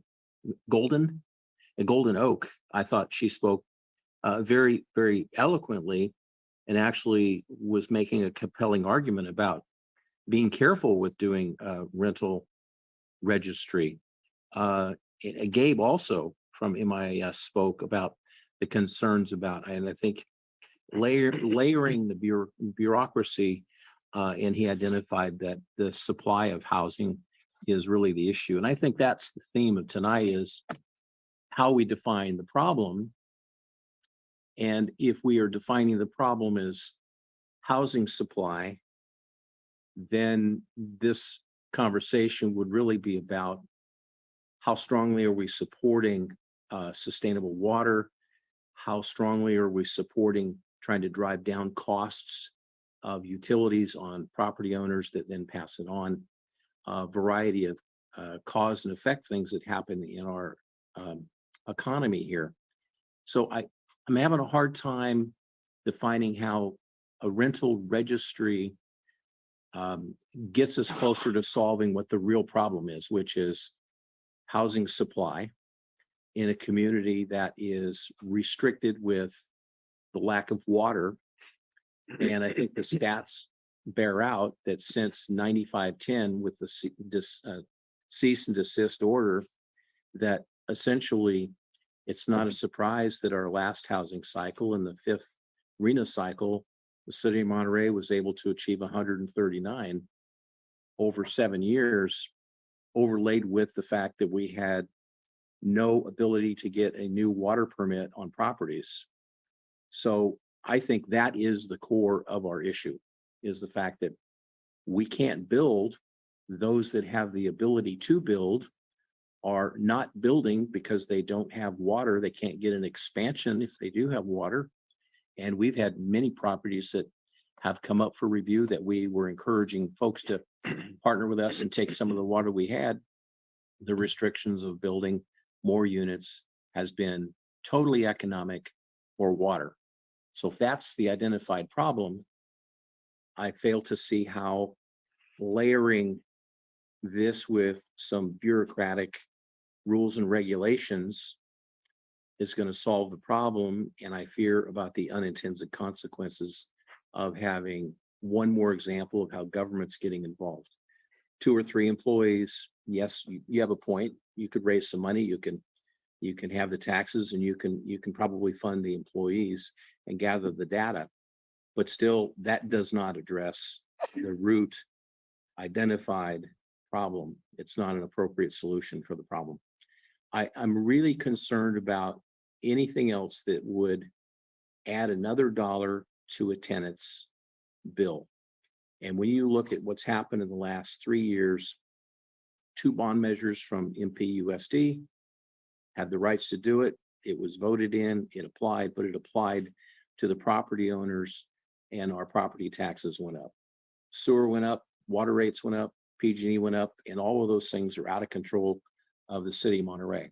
All of those things lead to why rents have gone up. And there is a shortage of rents. So supply and demand drive the market decisions. Personal story, I have a no rental property in Monterey, except for when we choose to rent our junior ADU, usually to a military family. I have a rental house in Los Banos. One family stayed there for 10 years. I kept the rent at $975 for 10 years. The mortgage is $1,100 a month. They just left after 10 years. Great tenants, never a problem with them. I'm remodeling it. The market rate's $1,900.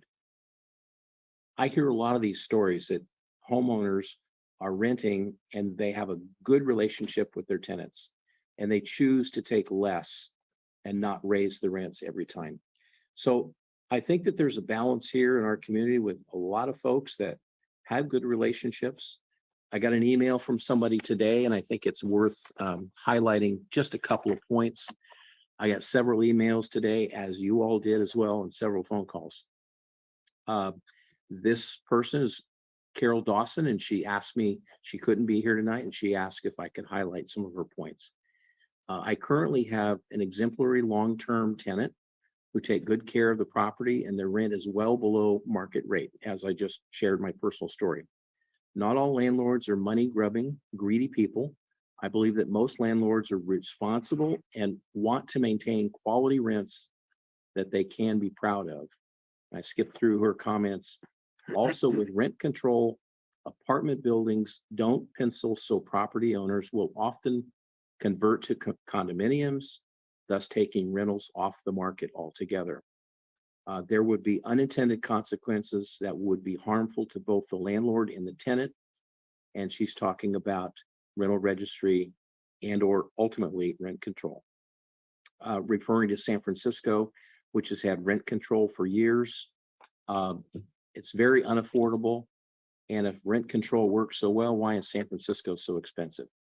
There's a lot of factors that are working against having a bureaucracy try and solve this problem.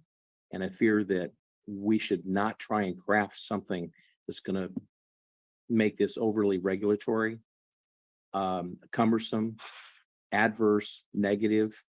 And when we first started talking about this in 2021, we started to see a lot of folks say, well, with the state of California rent control now with a max of 10, 5 CPI and 5% an increase, they suddenly started to operate with fear, concerned that if they did not raise their rent to the maximum allowed, that they would be stuck without being able to raise the rents with that tenant.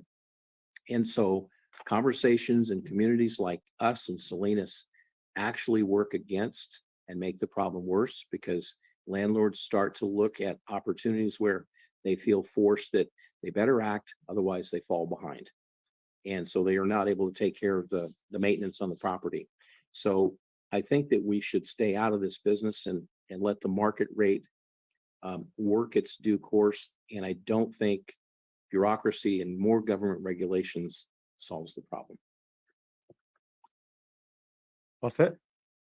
Okay, how about on this side? All right. Councilor Garcia. Thank you. So I would be interested in having staff come back with more details about the various items that we covered tonight, showing more specific information about how we can apply these specifically to Monterey. I do agree with some folks in the public who said that, you know, these measures have different purposes, right, in every city. So I think looking at those finer details as how they would apply in Monterey, I think would be helpful. And starting with rental registry, I think the rental registry would be an investment in an effort for us to find better ways to support our tenants and landlords. I think there was someone in the public who said, we can't regulate what we don't know. I wouldn't necessarily say that this would be a tool to regulate, but rather to be more informed so that, again, we have better information on how we can assist everybody involved, landlords, tenants, alike. And I think it's also the rental registry is really important as well, because we did get quite a bit of public comment tonight, folks in person and online.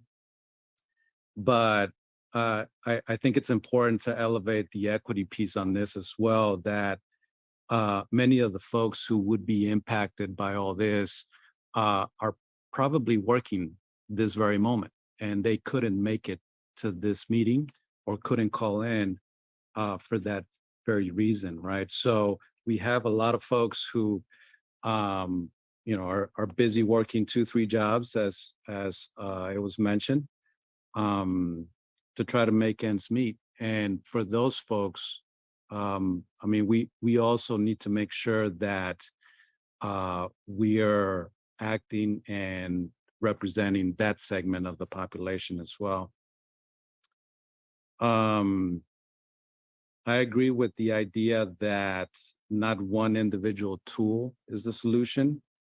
I do think that it'll take a few of the items that we talked about tonight to make things work. And I also think that because this information is not the first time that comes before council, moving forward and doing nothing really shouldn't be an option. So I think this is a great opportunity to just develop a solution that will work for everyone involved.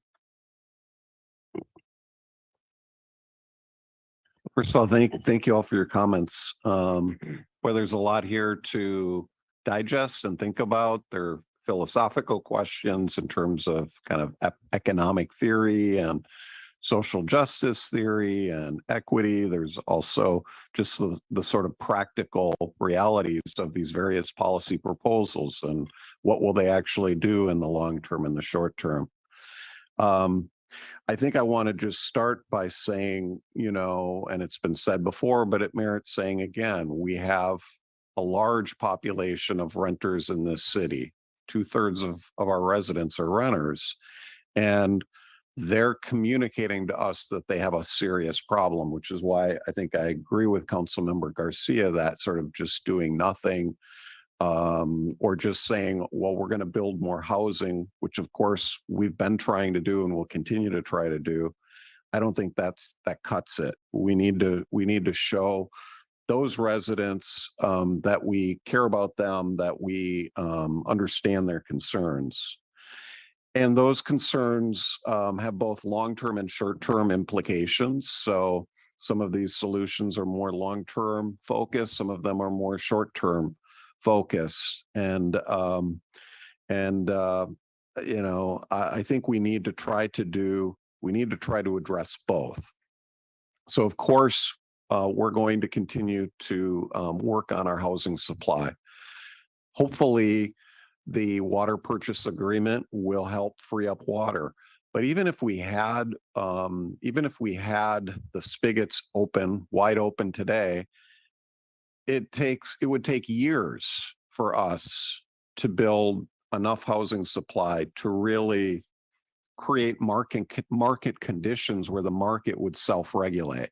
So capitalism works, here I am going to move into the philosophy. Capitalism works really well when you have sort of competition, when you have free access to the resources that are needed to compete and things like that.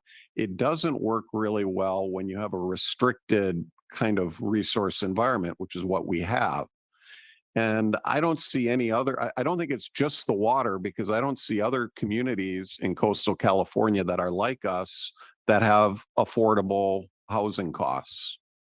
You know, so I don't think it's just that, because if that was the case, there'd be other communities you could point to and say, oh yeah, and San Diego is really affordable. Santa Barbara is really affordable. Santa Cruz is really affordable. No, none of them are affordable. So part of it is, you know, I don't know that you can ever build enough supply to satisfy the demand to live in a place like this. So there's always going to be a challenge.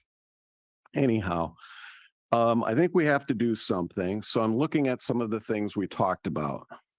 Rental registry.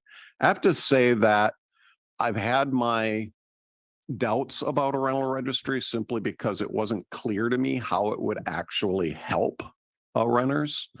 And it's a significant price tag. It's not, you know, an impossible price tag. And I think we can look at, you know, obviously once you get it started, a reasonable fee to support it.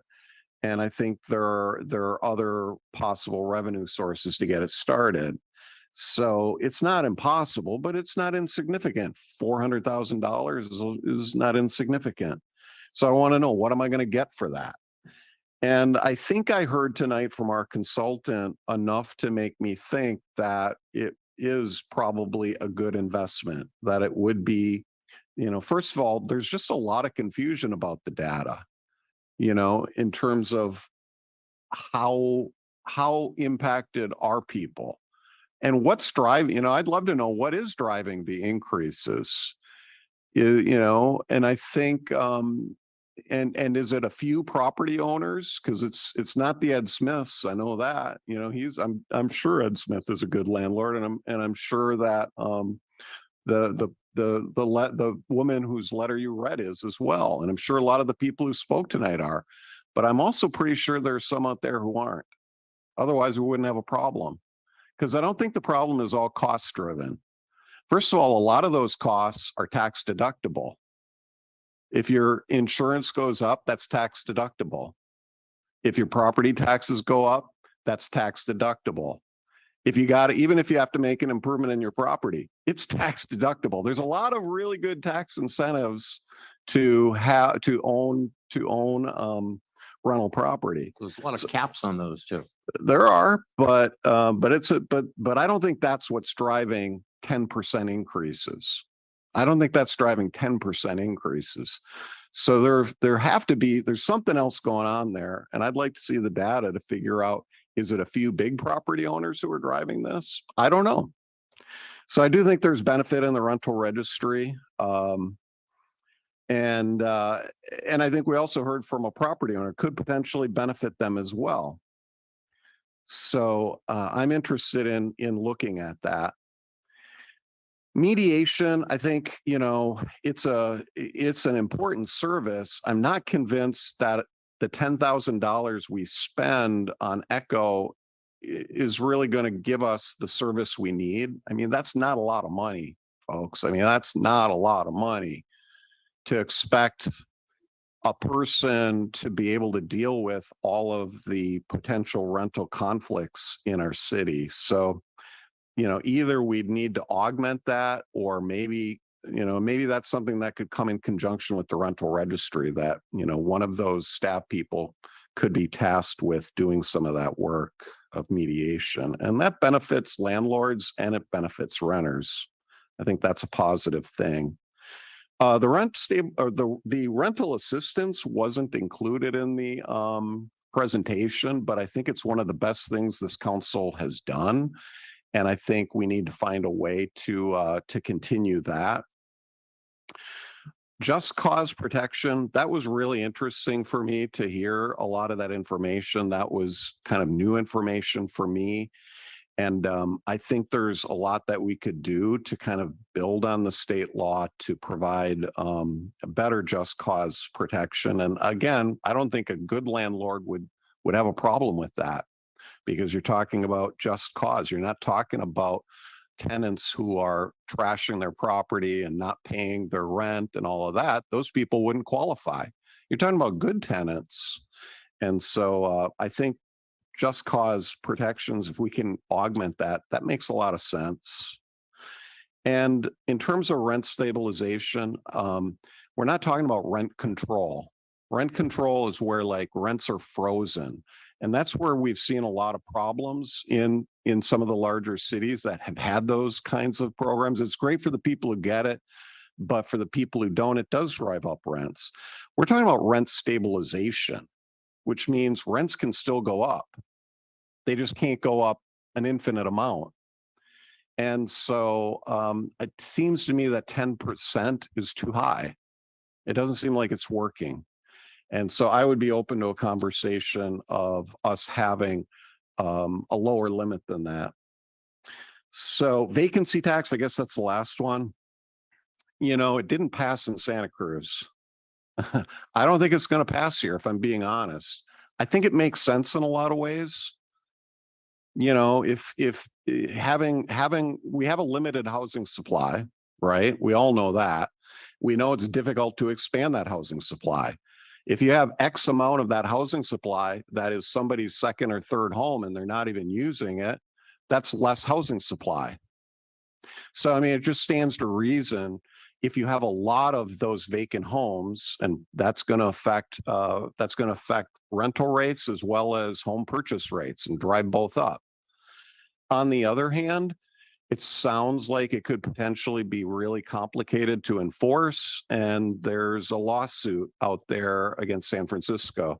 So I kind of feel like on that one, I'd like to let, if there are people in the public that want to go with that and they want to get a ballot measure, I think that would be a better way to go rather than for the council to get into that at this time. So I think I've covered it all, and that's where I'm at. Okay, thank you, council members, for the feedback there. So when I look at this from a big picture, there's this constant drumbeat of concerns that I've been hearing, and that some of my colleagues have been hearing from renters and others living in the community, around mainly the high cost of housing, but also other adjacent issues as it relates to how expensive it is, how complicated the issue of housing is, and the challenges associated with living in adequate housing. There's a whole other part to this conversation around paying a living wage, right? If people were paid an appropriate amount, we wouldn't have to have this conversation around people living on the edge and being at risk of falling into homelessness, or having to figure out how we're going to provide, affordable housing at low income levels, and figuring out where we're going to get the funding to subsidize that cost. So there's a deeper conversation that I hope that the council is willing to dive in a little bit deeper on. That's a tough conversation too, but we're not here to do easy things. I think we're here to have these tough conversations, though that's not what we're here for today. One of the things that I heard was a fear of us sticking out in front, along with other communities that have been taking risk and sticking out in front. I acknowledge that we're not a huge city like San Francisco, and so I understand the concerns there. I also want us to be able to find the right spaces for us to do that in a way that works for our community as well. So I don't want us to not do things just because we're concerned about the risk associated with them, though the risk is something that we should consider. We also have to, like Golden said, think of those creative ideas and solutions that we can use that best fit our needs. There was a comment spoken during public comment about overregulation, and I think that's very fair and valid. We have to be careful not to overregulate. I think the other side of that conversation is that we have to be careful not to underregulate, and it's finding that right balance. That's not easy. And so we need to, I think, do the hard work of kind of combing through that and making sure that we're finding that sweet spot that works for the city of Monterey. The idea of an emergency rental assistance program came up. I think when we get to the discussion of the budget, which I believe is going to be at our study session later this month, I'm hoping to direct staff to include something in our next year's budget that includes funding for an emergency program. And I would offer that maybe it's not limited to renters, that maybe we call it an emergency housing assistance program, because we know that there's a lot of seniors out there on fixed incomes that might be homeowners that also need assistance because of health needs or what have you. So I think that there's definitely space to loop back around in that conversation. Okay, so let me just try to jump into some of these issues. Rental registry. Dr. Barber brought up earlier around how we probably have maybe about half the funds that we're collecting already from those that are paying it from the previous staff report. And that was given that half the people that should have been paying it weren't paying it. We included in our budget for this fiscal year. And I forgot the title of the position, Hans, you might. Business license inspector that's responsible for going around and holding those businesses accountable towards paying that. So I imagine that we're going to see the benefits of that once that work is done and getting additional funds. So assuming we're getting half of that now and we're able to capture the other half, I imagine that if we do something somewhat lower, we'll have more than enough to do the program and keep the rates reasonable for a rental registry. I think we need to work through that a little bit more and look at what the numbers look like. But I think that the funding piece is there, and I think we can make that work. The rent stabilization conversation. There's this characteristic that's being used that it's as if we're painting all landlords as bad, and that's absolutely not the case. In fact, I very much hear from landlords on a regular basis about the concerns and the experiences that they're having being a landlord dealing with bad tenants. And I think that that's exactly what this conversation is about. It's about hearing from folks from all sides of this conversation. And I would go further and say that most of those folks that I hear from that have one property, two properties, three properties, likely own single family residential units. So we're talking about mom and pop shop folks, 1 or 2, 3 units, a single family residential unit. That's not going to be affected by anything that we do because of Costa-Hawkins. So we're not talking about those folks. They're completely unaffected. But you're let me pardon me. Just can you let me finish? Yeah. I definitely want to engage in dialogue, but I don't want to lose my thought. Go for it. I can lose my thought really easily. I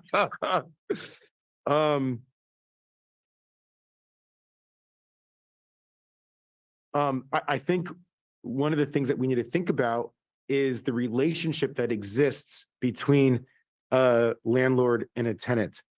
I completely understand the situation that a landlord can find themselves in. The fact that they were able to acquire a property and rent it out to somebody else, this isn't for their own living situation, perhaps maybe for money, for an income, but they didn't have to do that. They could have found another way of investing their funds. Automatically puts them into a position where they're the dominant person in the relationship. So although there might be a negative experience that landlords have, they always typically have the upper hand to a tenant that's living at the expense. And we heard that time and time again through the stories of people in fear of saying something because they're worried about what their landlord's going to do in response to them saying something. And in fact, I guarantee you that there were not folks that spoke here tonight that wanted to because they were worried about their voice being recognized or being seen or their name coming out. That's not a situation that we should have in a public discourse. We should have people feel safe and comfortable in expressing themselves. So this does focus a lot on protecting tenants. I have many friends, solid folks in the community that are good contributors, who are finding it harder and harder to stay here and continue doing the good work that they're doing in our community, and we're losing them. And some of them are coming from families that have lived here for generations and are being priced out. We're not looking at a complete ban on rent increases, as Councilmember Hoffa has indicated. This is fixing a problem, in fact, that I feel the state has put us in creating a space that landlords can think that there's a cap of 10%, when in fact, probably a lot of them didn't increase rent that much before. But now a lot of them are doing that because the cap exists there. So I feel like we're almost compelled in a situation to do something that's more reasonable to the extent that we can. And then I would just offer some last points on the rent stabilization piece. I think that there's a lot that we can do in this space that recognizes the needs on both sides. One of the things that have been talked about is the idea of, right, you have tenants that go and they're looking for a unit and they're paying 4 or 5 application fees, and maybe not even finding a unit out of that. That can be very expensive very quickly. Is there a space for us to work with landlords and say, hey, let's have one application fee over a certain period of time? There's one fee that's paid, and that allows a tenant to look for their unit, and that data somehow can be shared. And I know that there's some privacy concerns around that, but if there's a way that we can find a solution to that, I think that that's a good thing for both sides. I also heard from landlords about, a resource is available on our city website. So could we share sample lease agreements?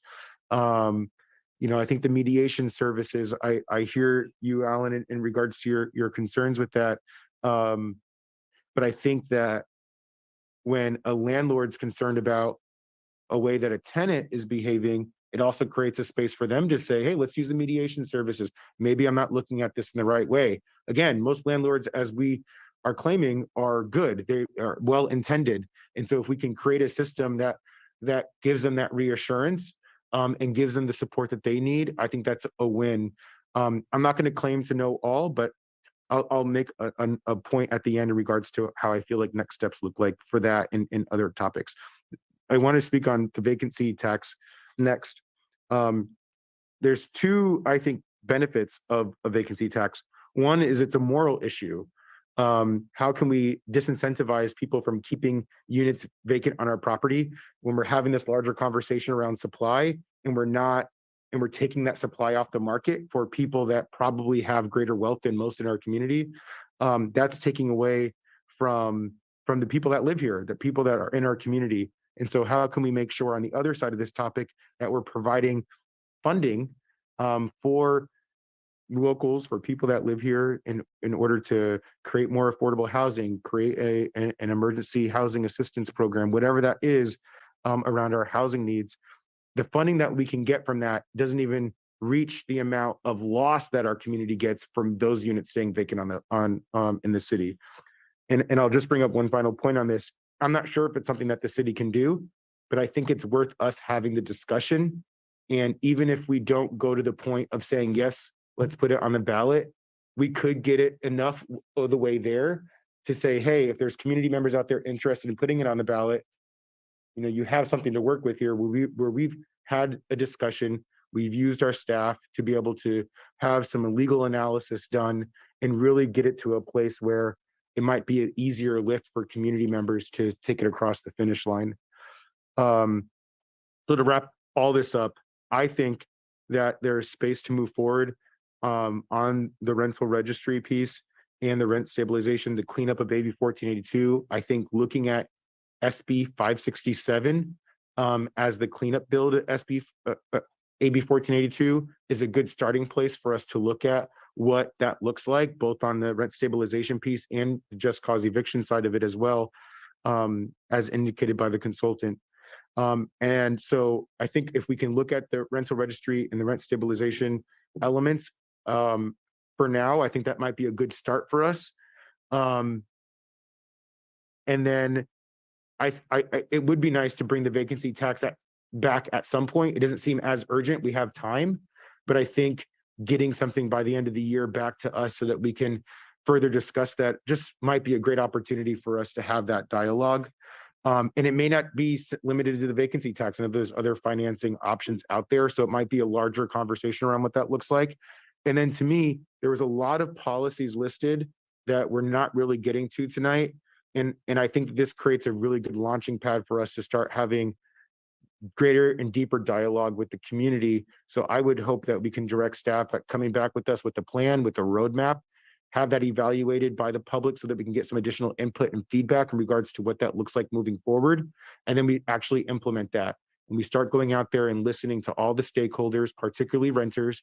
And we got an email from somebody that was offended by the fact that I stated particularly renters. And I just want to clarify, this isn't listening to renters at the expense of other stakeholders in the community. This is just making sure that we're listening to those groups in the community that are traditionally underrepresented, that we don't traditionally hear from, that are directly affected by these policies. So I just want to make sure that we're doing our job there, because it's harder to get to these folks. There's a lot more barriers that exist, like the fear of retaliation, like working multiple jobs, maybe not paying as close of attention to what's going on. So I just want to make sure that we're doing a thorough job at listening to all the affected stakeholders in the community. And I just want to make sure that we take the time to do that. So, Comment. yeah, let's do another round. Councilmember Smith. Yeah. Okay, so I don't want to go, point per point and, debate that, but I just want to point out, we don't know what 560, I haven't even read it, 567, the Senate bill. We don't know where it's at. We don't know if it's in committee, and we don't know if the governor's even going to sign it. So I'm interested to know more about 567. Also, I wanted to highlight what Salinas did, and we heard from speakers tonight, and somebody actually was a member of the task force. COVID interrupted it, but that task force was about 3 years in time in making for the city of Salinas to craft something that they acted on last week. So I would encourage the thought that I don't think we're ready to task staff with coming back with a model, and there's no motion, but I don't know what we would want the city staff to come back with, because I think that we have not yet gathered enough information to even get to a point where we could make a motion that is addressing this agenda, because we haven't had community outreach. We've had one meeting tonight. We haven't had any task force, and we haven't had weighted time to be able to consider. I think I counted 49 people that spoke tonight, and I wrote down as many names as I could catch, but there was a lot of information that was prepared tonight and put in front of us. 50% on one side, 50% on the other, some saying, no, please don't do it, unintended consequences, bureaucracy, don't get involved in this, and others that had an opposite opinion. So what are we doing here? Are we crafting a motion tonight that will set our city staff with a direction to come back within a few months about what they interpret a future ordinance should be? Or do we want to continue asking those that have experienced this and studied this, that really know the ins and outs of the market in Monterey? Salinas had a task force. So do we want to consider doing something like that? And the point I was going to interrupt you was when you were talking about, well, it doesn't matter. One other point I wanted to make was, I think one of the reasons why the rents went up so rapidly is when the state of California had a ballot measure and it was defeated. And then the assembly put together a package and the governor arbitrarily signed it into law, and that was 1482. Even though the people defeated it, he came out and enacted 1482 with the surprise elements of 5% plus CPI. And then all of a sudden we have an economic downturn and CPI is 8%. So people raised it 10%. I think that started the public dialogue with a lot of fear. And we have that out there, which is 1482 is law. And then now we have 567, which is trying to fix that. Shouldn't we wait and see what 567 is trying to address before we start trying to do some elements of a rental registry with some bureaucracy that puts mechanism and hire people and put it in the budget to spend $400,000 or plus, and then scare the market again? Because I guarantee you, when this launches tomorrow with the Herald, it will be interpreted as Act 1 of rental increases for the purpose of getting ahead of rent control that may be coming from the city of Monterey. So I think we're creating the dialogue and the space out there for a whole lot of folks to go into moves to protect themselves. And we heard it from several people tonight. I don't think we've studied this well enough. I don't think we've got enough consideration of what we would be pushing forward and giving our city staff, as great as they are. I think we haven't heard enough from enough people.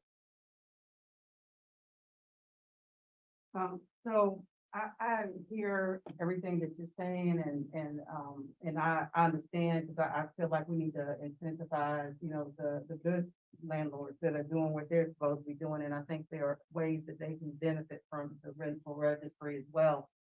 Even with the application that you were talking about, it kind of triggered me in thinking about the common application that we do for our university. If you have a common application, you put that as part of the rental registry as a benefit to incentivize those landlords, especially the ones who are doing a great job. It's actually going to help them, because then they're going to have people that are going to be more vetted. They're going to be able to put in a common application where they can be able to have it to be up to a number of applications, maybe 3 applications. This particular, fee that you put in is for 3 applications, and you can be able to go through. And it's the same way that we do with the university. We have a common application, and then when you put the application in and that one fee, it goes for up to a certain number of applications that you can submit, and it works really well, especially it's very equitable. But I feel that the state of 66% of our population having these issues, and we heard it all tonight, whether it was online or whether it was here in the chambers, is that it's just so many renters that are having issues. And it's not saying that they're all bad landlords. That's not the case. But there has to be something done. I think a lot of times we can get caught up in the minutia of let's task this, let's task that, let's task this. Nothing wrong with task force at a certain time. But I think a lot of times you can get a lot of that data that you're trying to find out from the rental registry if you set it up right. I think it's all in the logistics and the details of what we set up and what we want to find out. I think that's just like anything. We do a survey with a focus group, whatever you're doing, it's figuring out why you're doing it so that you can make sure you're getting the information you need. And I think if you set that up, you can get a lot of information. Doesn't mean that you can't get a task force or something even in tandem or afterwards to be able to get some of the information. But I think doing nothing is just not a choice. And I think it was said even earlier, I think doing nothing is not a choice. Wait, hold on. Let's go around to everybody, and then we could do another third round if we need to. Do we want to jump over here? Yeah, so I mean, it's not like this is our first ride in the rodeo on this. I don't know how many. I was trying to just start and think here. How many times have we talked about this? I don't know, but it's not the first time. So if it was, I would definitely say, yeah, we better study this some more. When it comes to the rental registry, it's hard for me to really see why anyone would be that opposed to it, because in the end, it's really just information. So I'm not sure that we need a task force for that. When it comes to some of these other things, I do think there would be benefit in having more outreach and, hearing from more constituents. And I think I heard the mayor saying he would like to see that happen. So, again, I don't think we can do nothing. And there's a crisis happening, and it's really affecting a lot of people. So I don't think this is something we can just sort of wait 6 months to a year to even do anything. And yeah, I would like to also, I think, obviously we need to hear from the city manager, you know, how is he interpreting this and what does he think makes sense? So real quick, it's 11:01. I gave it to you before it turned 11 o'clock, and I just want to make sure as far as time, do we want to, I forgot how we did this last time, make a motion to extend the council meeting. What do we think? A half hour? Do we need to pass the CDBG budget tonight, one way or another? Okay, then I think we better maybe make a half hour. I don't know how much Say more we 45 got on minutes this. just to give us a comfort I'm fine. for additional time for the council meeting. So 11:45, we'll end by 11:45. My first appointment's 9 o'clock tomorrow. Let's keep going. All right, so I'm gonna make a motion to extend the council meeting. And not to say that we have to go all the way to 11:45. If we can finish sooner, I'm optimistic that we can, but I just want to not have to do this again. So I'll make a motion to extend the council meeting to 11:45. I'll second that. All right, any public comment? All right, can we go online? Is there any public comment online? There are people online and they have not raised, okay. Someone raised their hand just now. Okay, so Let's hear from him. Kelly Morgantini. This is just public It's comment only on about extending the extending- council meeting. Uh-huh. Yes, my name's Kelly Morgantini. I'm here from Legal Services for Seniors, and I'm willing to stay if you are, so I can let you know what we think at Legal Services. Thank you so much. I appreciate your patience. No problem.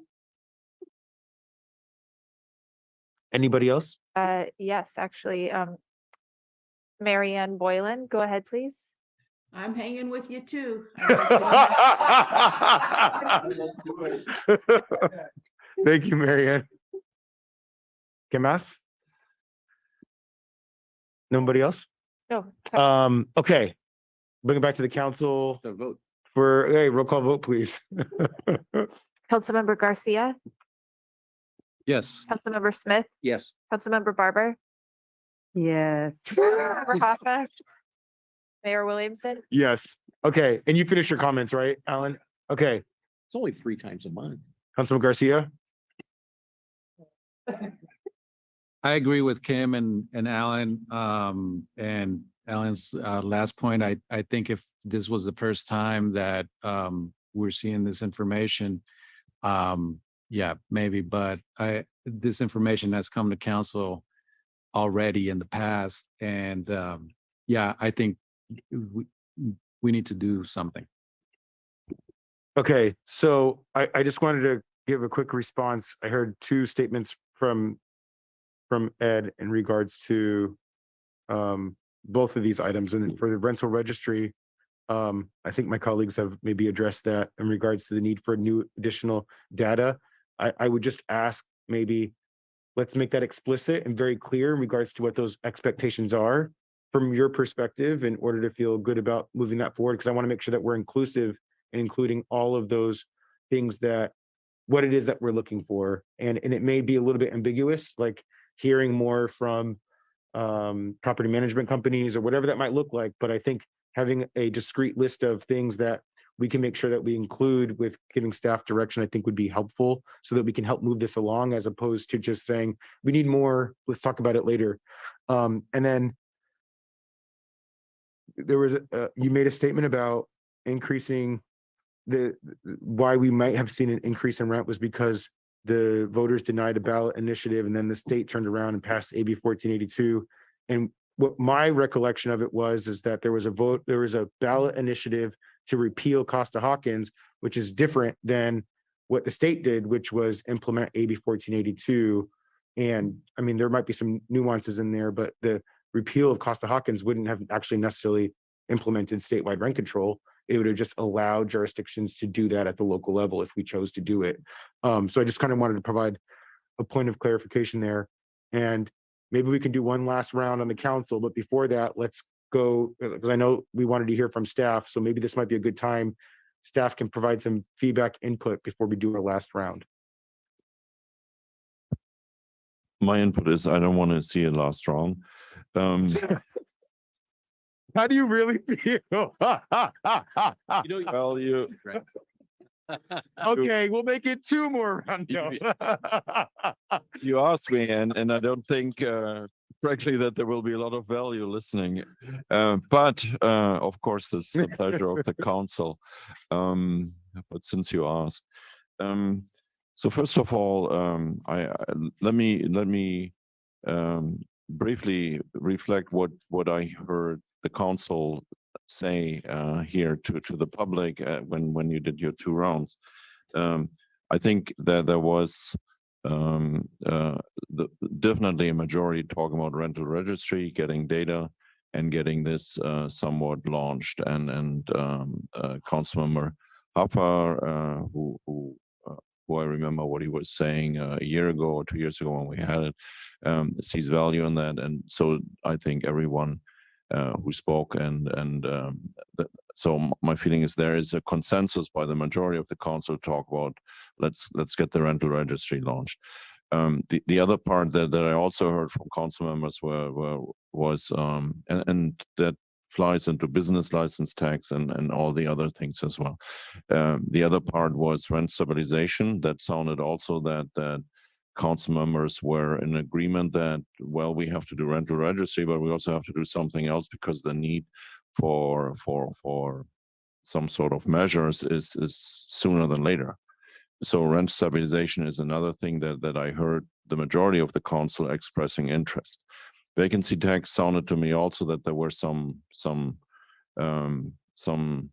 had some traction, but it was not clear yet to me how you want to tackle that and how you want to go that. I think there is not to that degree a similar consensus achieved tonight.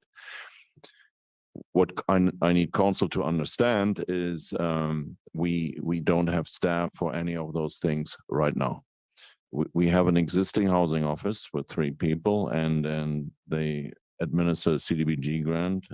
They do home repair grants, public infrastructure grants, administration of purchase and real estate, first-time home buyer program, down payment assistance, and all this has to be done in compliance with state and federal regulations. We have 3 people there, so we have to staff up for those things. We can do that, but the sooner you tell us what you want to do, the faster we can get into gear. By the way, I forgot, sounded also that there was something like, and we'll hear this next week, about rental assistance program. That was also part of that.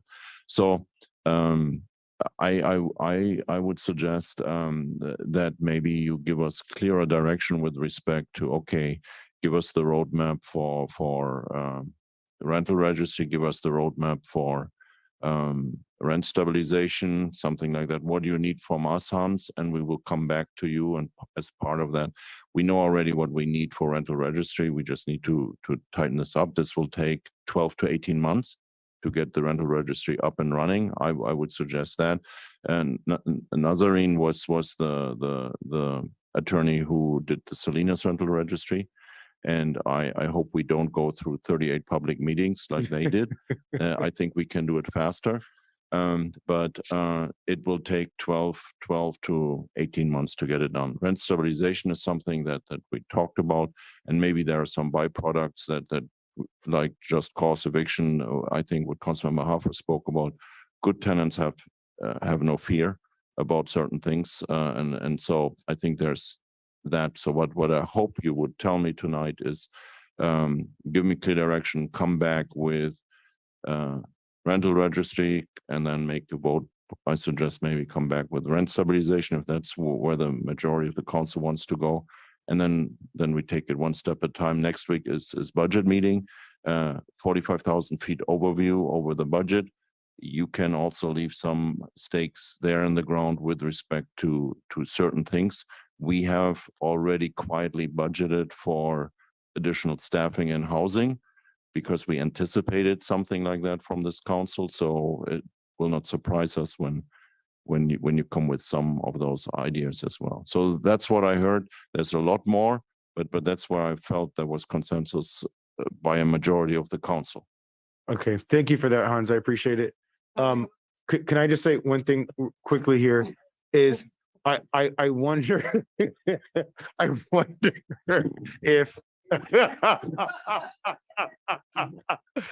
I wonder if it might be of use is because I think that there's this conversation around the rent stabilization piece, and there's a lot of elements even within that that can go into this longer term conversation. But I think that there's something that we can do more immediately that maybe we have some kind of sunset horizon with, like some kind of time frame on that gives us enough time to come up with this more long-term strategy. So I wonder if that's something that we can move further with sooner, get that implemented while we're working on the rental registry piece in the background. So I just kind of wanted to throw that out. I'm not sure how that fits into your proposed motion.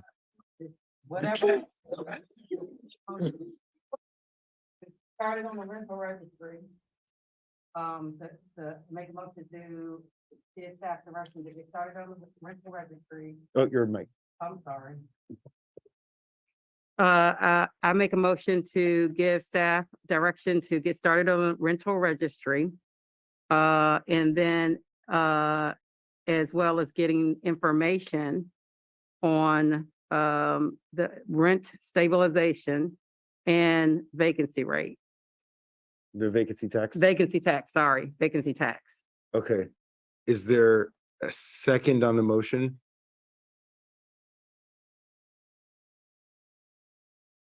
I guess I would second it, except that I guess I worry about staff time and staff capacity if we include the vacancy tax. So, Well, it doesn't have to be, all at the same time. That's just saying that these are pieces that that we're saying that we want to have come back at some point in time. It doesn't have to be in tandem. But because we're saying to get started, the motion is for getting started on the rental registry. And then the other two pieces are getting information to come back to us with. Now, we can put a time limit on it, but it's not something that's immediate. It's not something in tandem. one thing I would offer is, and I meant to say this earlier, particularly around the rental registry and the rent stabilization conversation, if we're not serious about truly addressing those things, then I'd hope that my colleagues and I can be honest about where we stand with that, because I would hate for us to have staff dedicate that time towards addressing that, and then we don't have the votes to actually pass that. I'll be frank, I dealt with that with the last council and staff. It took a lot of staff time for us to ultimately not move forward with that. So I want us to think truly about it. The only area that I would create a nuance is, and I think it would be worth it, is the vacancy tax. I think it would be worth doing the exercise just to get the information. And again, if that can be a source for the public to move forward with something on their own, if we choose not to do it. I have mixed feelings on it, but I think it's worth something still exploring, though it's, to me, the lowest priority. So I just say that. I didn't mean to cut you off there, Alan. Yeah, I just think I'm not ready to move forward on a vacancy tax. And I can take that part off, and I'll come back and I'll say that I make the motion to give staff direction to move forward on the rental registry and to come back with information on the rent stabilization. I'll second that. Okay, is that clear enough? Is that clear? Is that direction? okay? Okay. Any last comments, deliberation on this topic before we do a roll call? Yeah, if we want to talk about rental stabilization, that really needs to be a full presentation, because I think that I'm not sure what it means for everybody. It's a whole bracketed list. Alan suggested that maybe there's a public sentiment for somebody to drive forward to place a ballot measure or tax. Maybe that's out there, but if we were going to get something on a November ballot, way too late, and we would be looking at a 2024 ballot measure. Having done a lot of work for several of those, that is a heavy lift. So just a cautionary note, we're reaching the capacity. Alan, you said something tonight that I had it on my list and I wanted to go back to it. If we could do one thing to help the tenants with what we heard tonight, it would be to spend more money and fine tune what we ask Echo Housing to do, and put ourselves in a position where we show an investment to give tenants recourse to file complaints and actually get some attention. I'm not proposing we have our staff front that, but to be able to have an agency where the tenants feel that they have a safe place to go to get resolution with their rental disagreements with their landlords. So to me, I think that there's a place that we should spend more time talking about how can we ensure that our public knows what the laws are and what the law is for them, and that they are in a position, because this state of California is rental tenant friendly in tenant rights. It really is. There is a whole host of things that offer more support for the tenants. And so I think that there's an opportunity for the tenants in Monterey to learn where they should go and how they resolve their disputes. And maybe we can find a place that, if it's not Echo Housing, maybe it's some other agency. I think it could be part of the rental registry based on the consultant's comment about how both landlords and tenants could petition. I can't remember the exact term she used, and that it could either be a staff person or it could be a committee that would be essentially supported by the staff person that might Well, I address don't want this, to but yeah, muddy the waters, but with the motion that is going to come, I'm not going to support it. And I would be much more in favor of looking at the Echo Housing as a standalone and how we address that so that I could support that.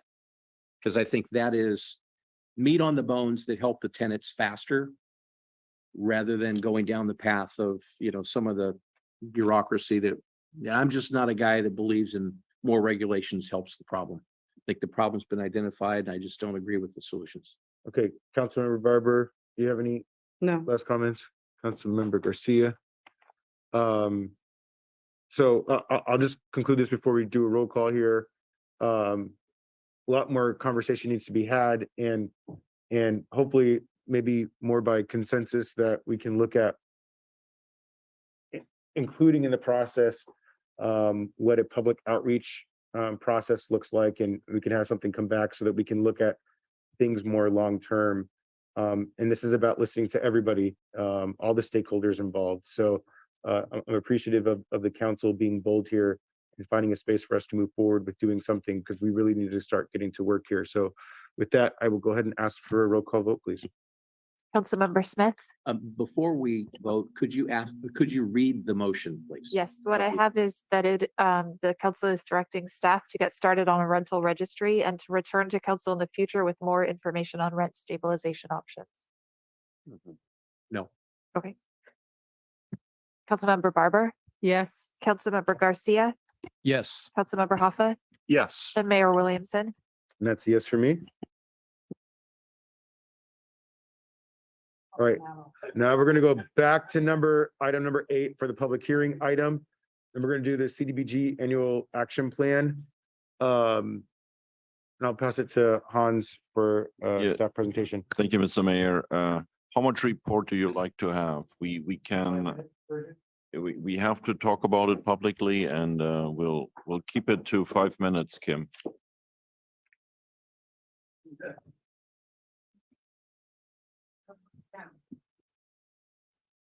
I have a long city manager report, so appreciate that. Yeah. Tell you what, why don't you do it tomorrow? Do it tomorrow, Hans.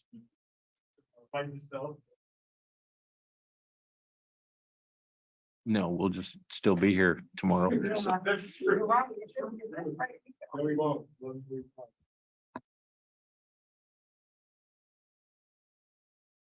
The clock is ticking on your 5 minutes.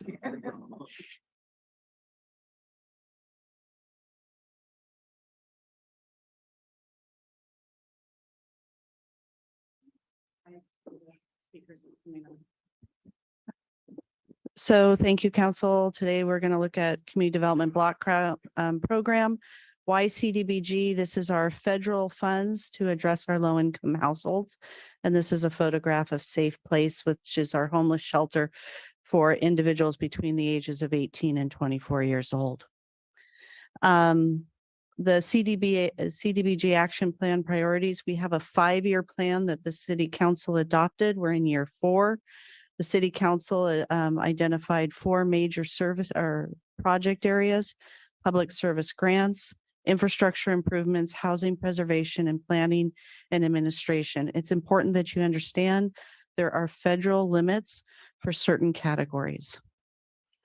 Our budget this year is about $1.3 million. In entitlement, that's the direct allotment from the federal government. It's $250,000. We have a one-time CARES Act allocation of $105,000, and that's because our city did such a great job with emergency rental assistance, and we survived our audit, which means that we were awarded additional money. The city's also unique. We have about $1 million in program income, and that's because previous city councils wisely invested our money, and we get residual income on that on an annual basis. Our public service grants, this is one of the areas we're limited. 15% of that total budget can be dedicated towards public service agencies.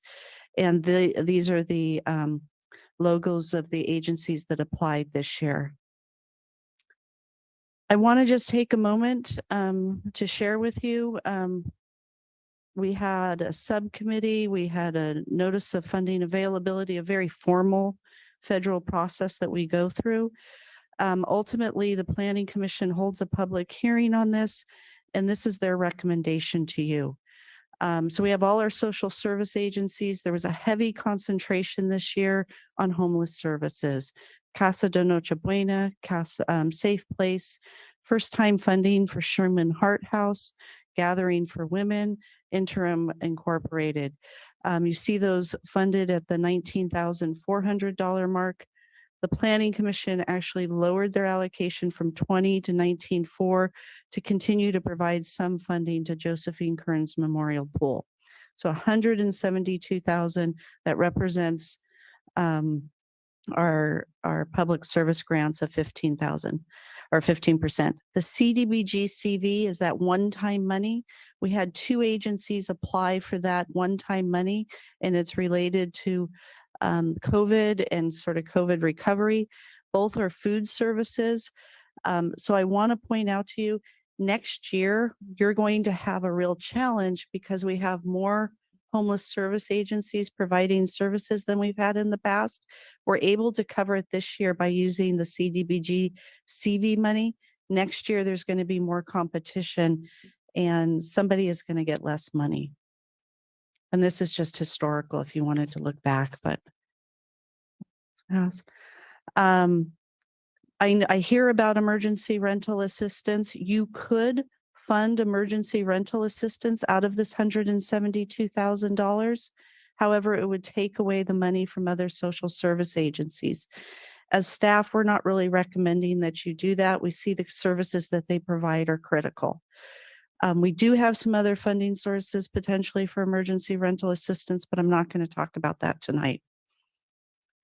We do have public infrastructure projects. We don't have limits on this money as we do with other projects. We're just finishing up CHI's Safe Place. We're putting in new staircases. We were out there today doing labor compliance reporting. So there is money for improvements. This year, there weren't really any eligible public infrastructure projects. There is a community express need for improvements to Laguna Grande Regional Park, which is within one of our focus areas. And we can work on permanent park improvements like playground equipment. Some people have been talking about senior equipment. We can do other types of upgrades, but not maintenance. Health and safety, I want to just talk about that. We have a variety of grants, Mr. Fix-It grants, emergency home repairs. We have accessibility grants. And then everyone looks at this number of 748,000 and said, that's a crazy number. But I want to explain what the balance of that number is. And it's a really important number. We have a number of ownership low-income units in the city that typically as the person passes away, their estate, the city will purchase that unit from the estate for the low income price that was previously negotiated via contract. We then rehabilitate that unit and then we put it for sale for the next person on our affordable housing list. We do that for about 2 to 3 properties a year. So about $600,000 of this money, it's about 3 properties a year. We're able to acquire units and resell them. Why is that so important? When we were looking at working with a low-income housing developer across from Jack's Park, their pro forma came in at $650,000 per multifamily, 1 unit. So if we can keep 3 low-income permanent housing, ownership housing opportunities available to the public, our recommendation is that's an incredible investment, or otherwise it might be lost to the market. Planning and administration, we can use a specific amount of our budget for that, $232,000. You need to be aware our housing program, the costs are no longer being covered by our CDBG and our former Successor Housing Agency money. The position you just approved for the housing manager is general fund money. Potentially the new position for the HCD coordinator for the programs we've been talking tonight will also need to be general fund. So I just want to let you know that the program is really expanding from CDBG focus to other items.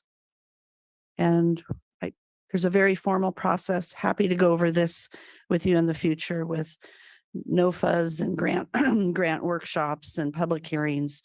But we're at the end of a process that begins typically in October and November, and we'll be starting it again for next fiscal year in October and November. So we're recommending you adopt the budget. How'd I do? 5 minutes? That was pretty good. Okay. I'll give it to you, Kim.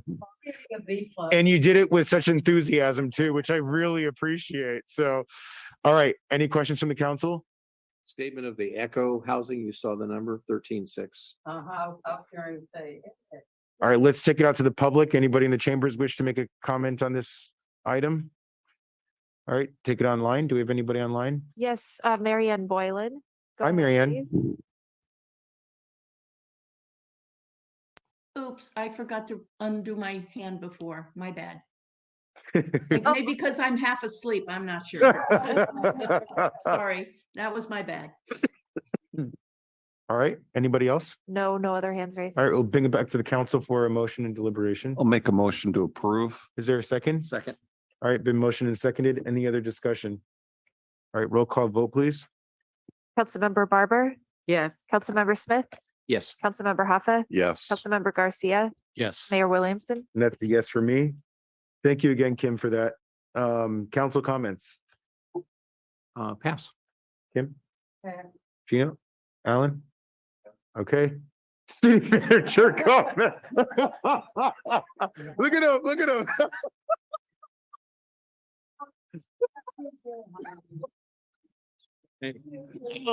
I pass. I'll pass as well. All right. You know he's got stuff he wants to talk. All right, we'll go ahead and adjourn the meeting at 11:29. Thank you, everybody.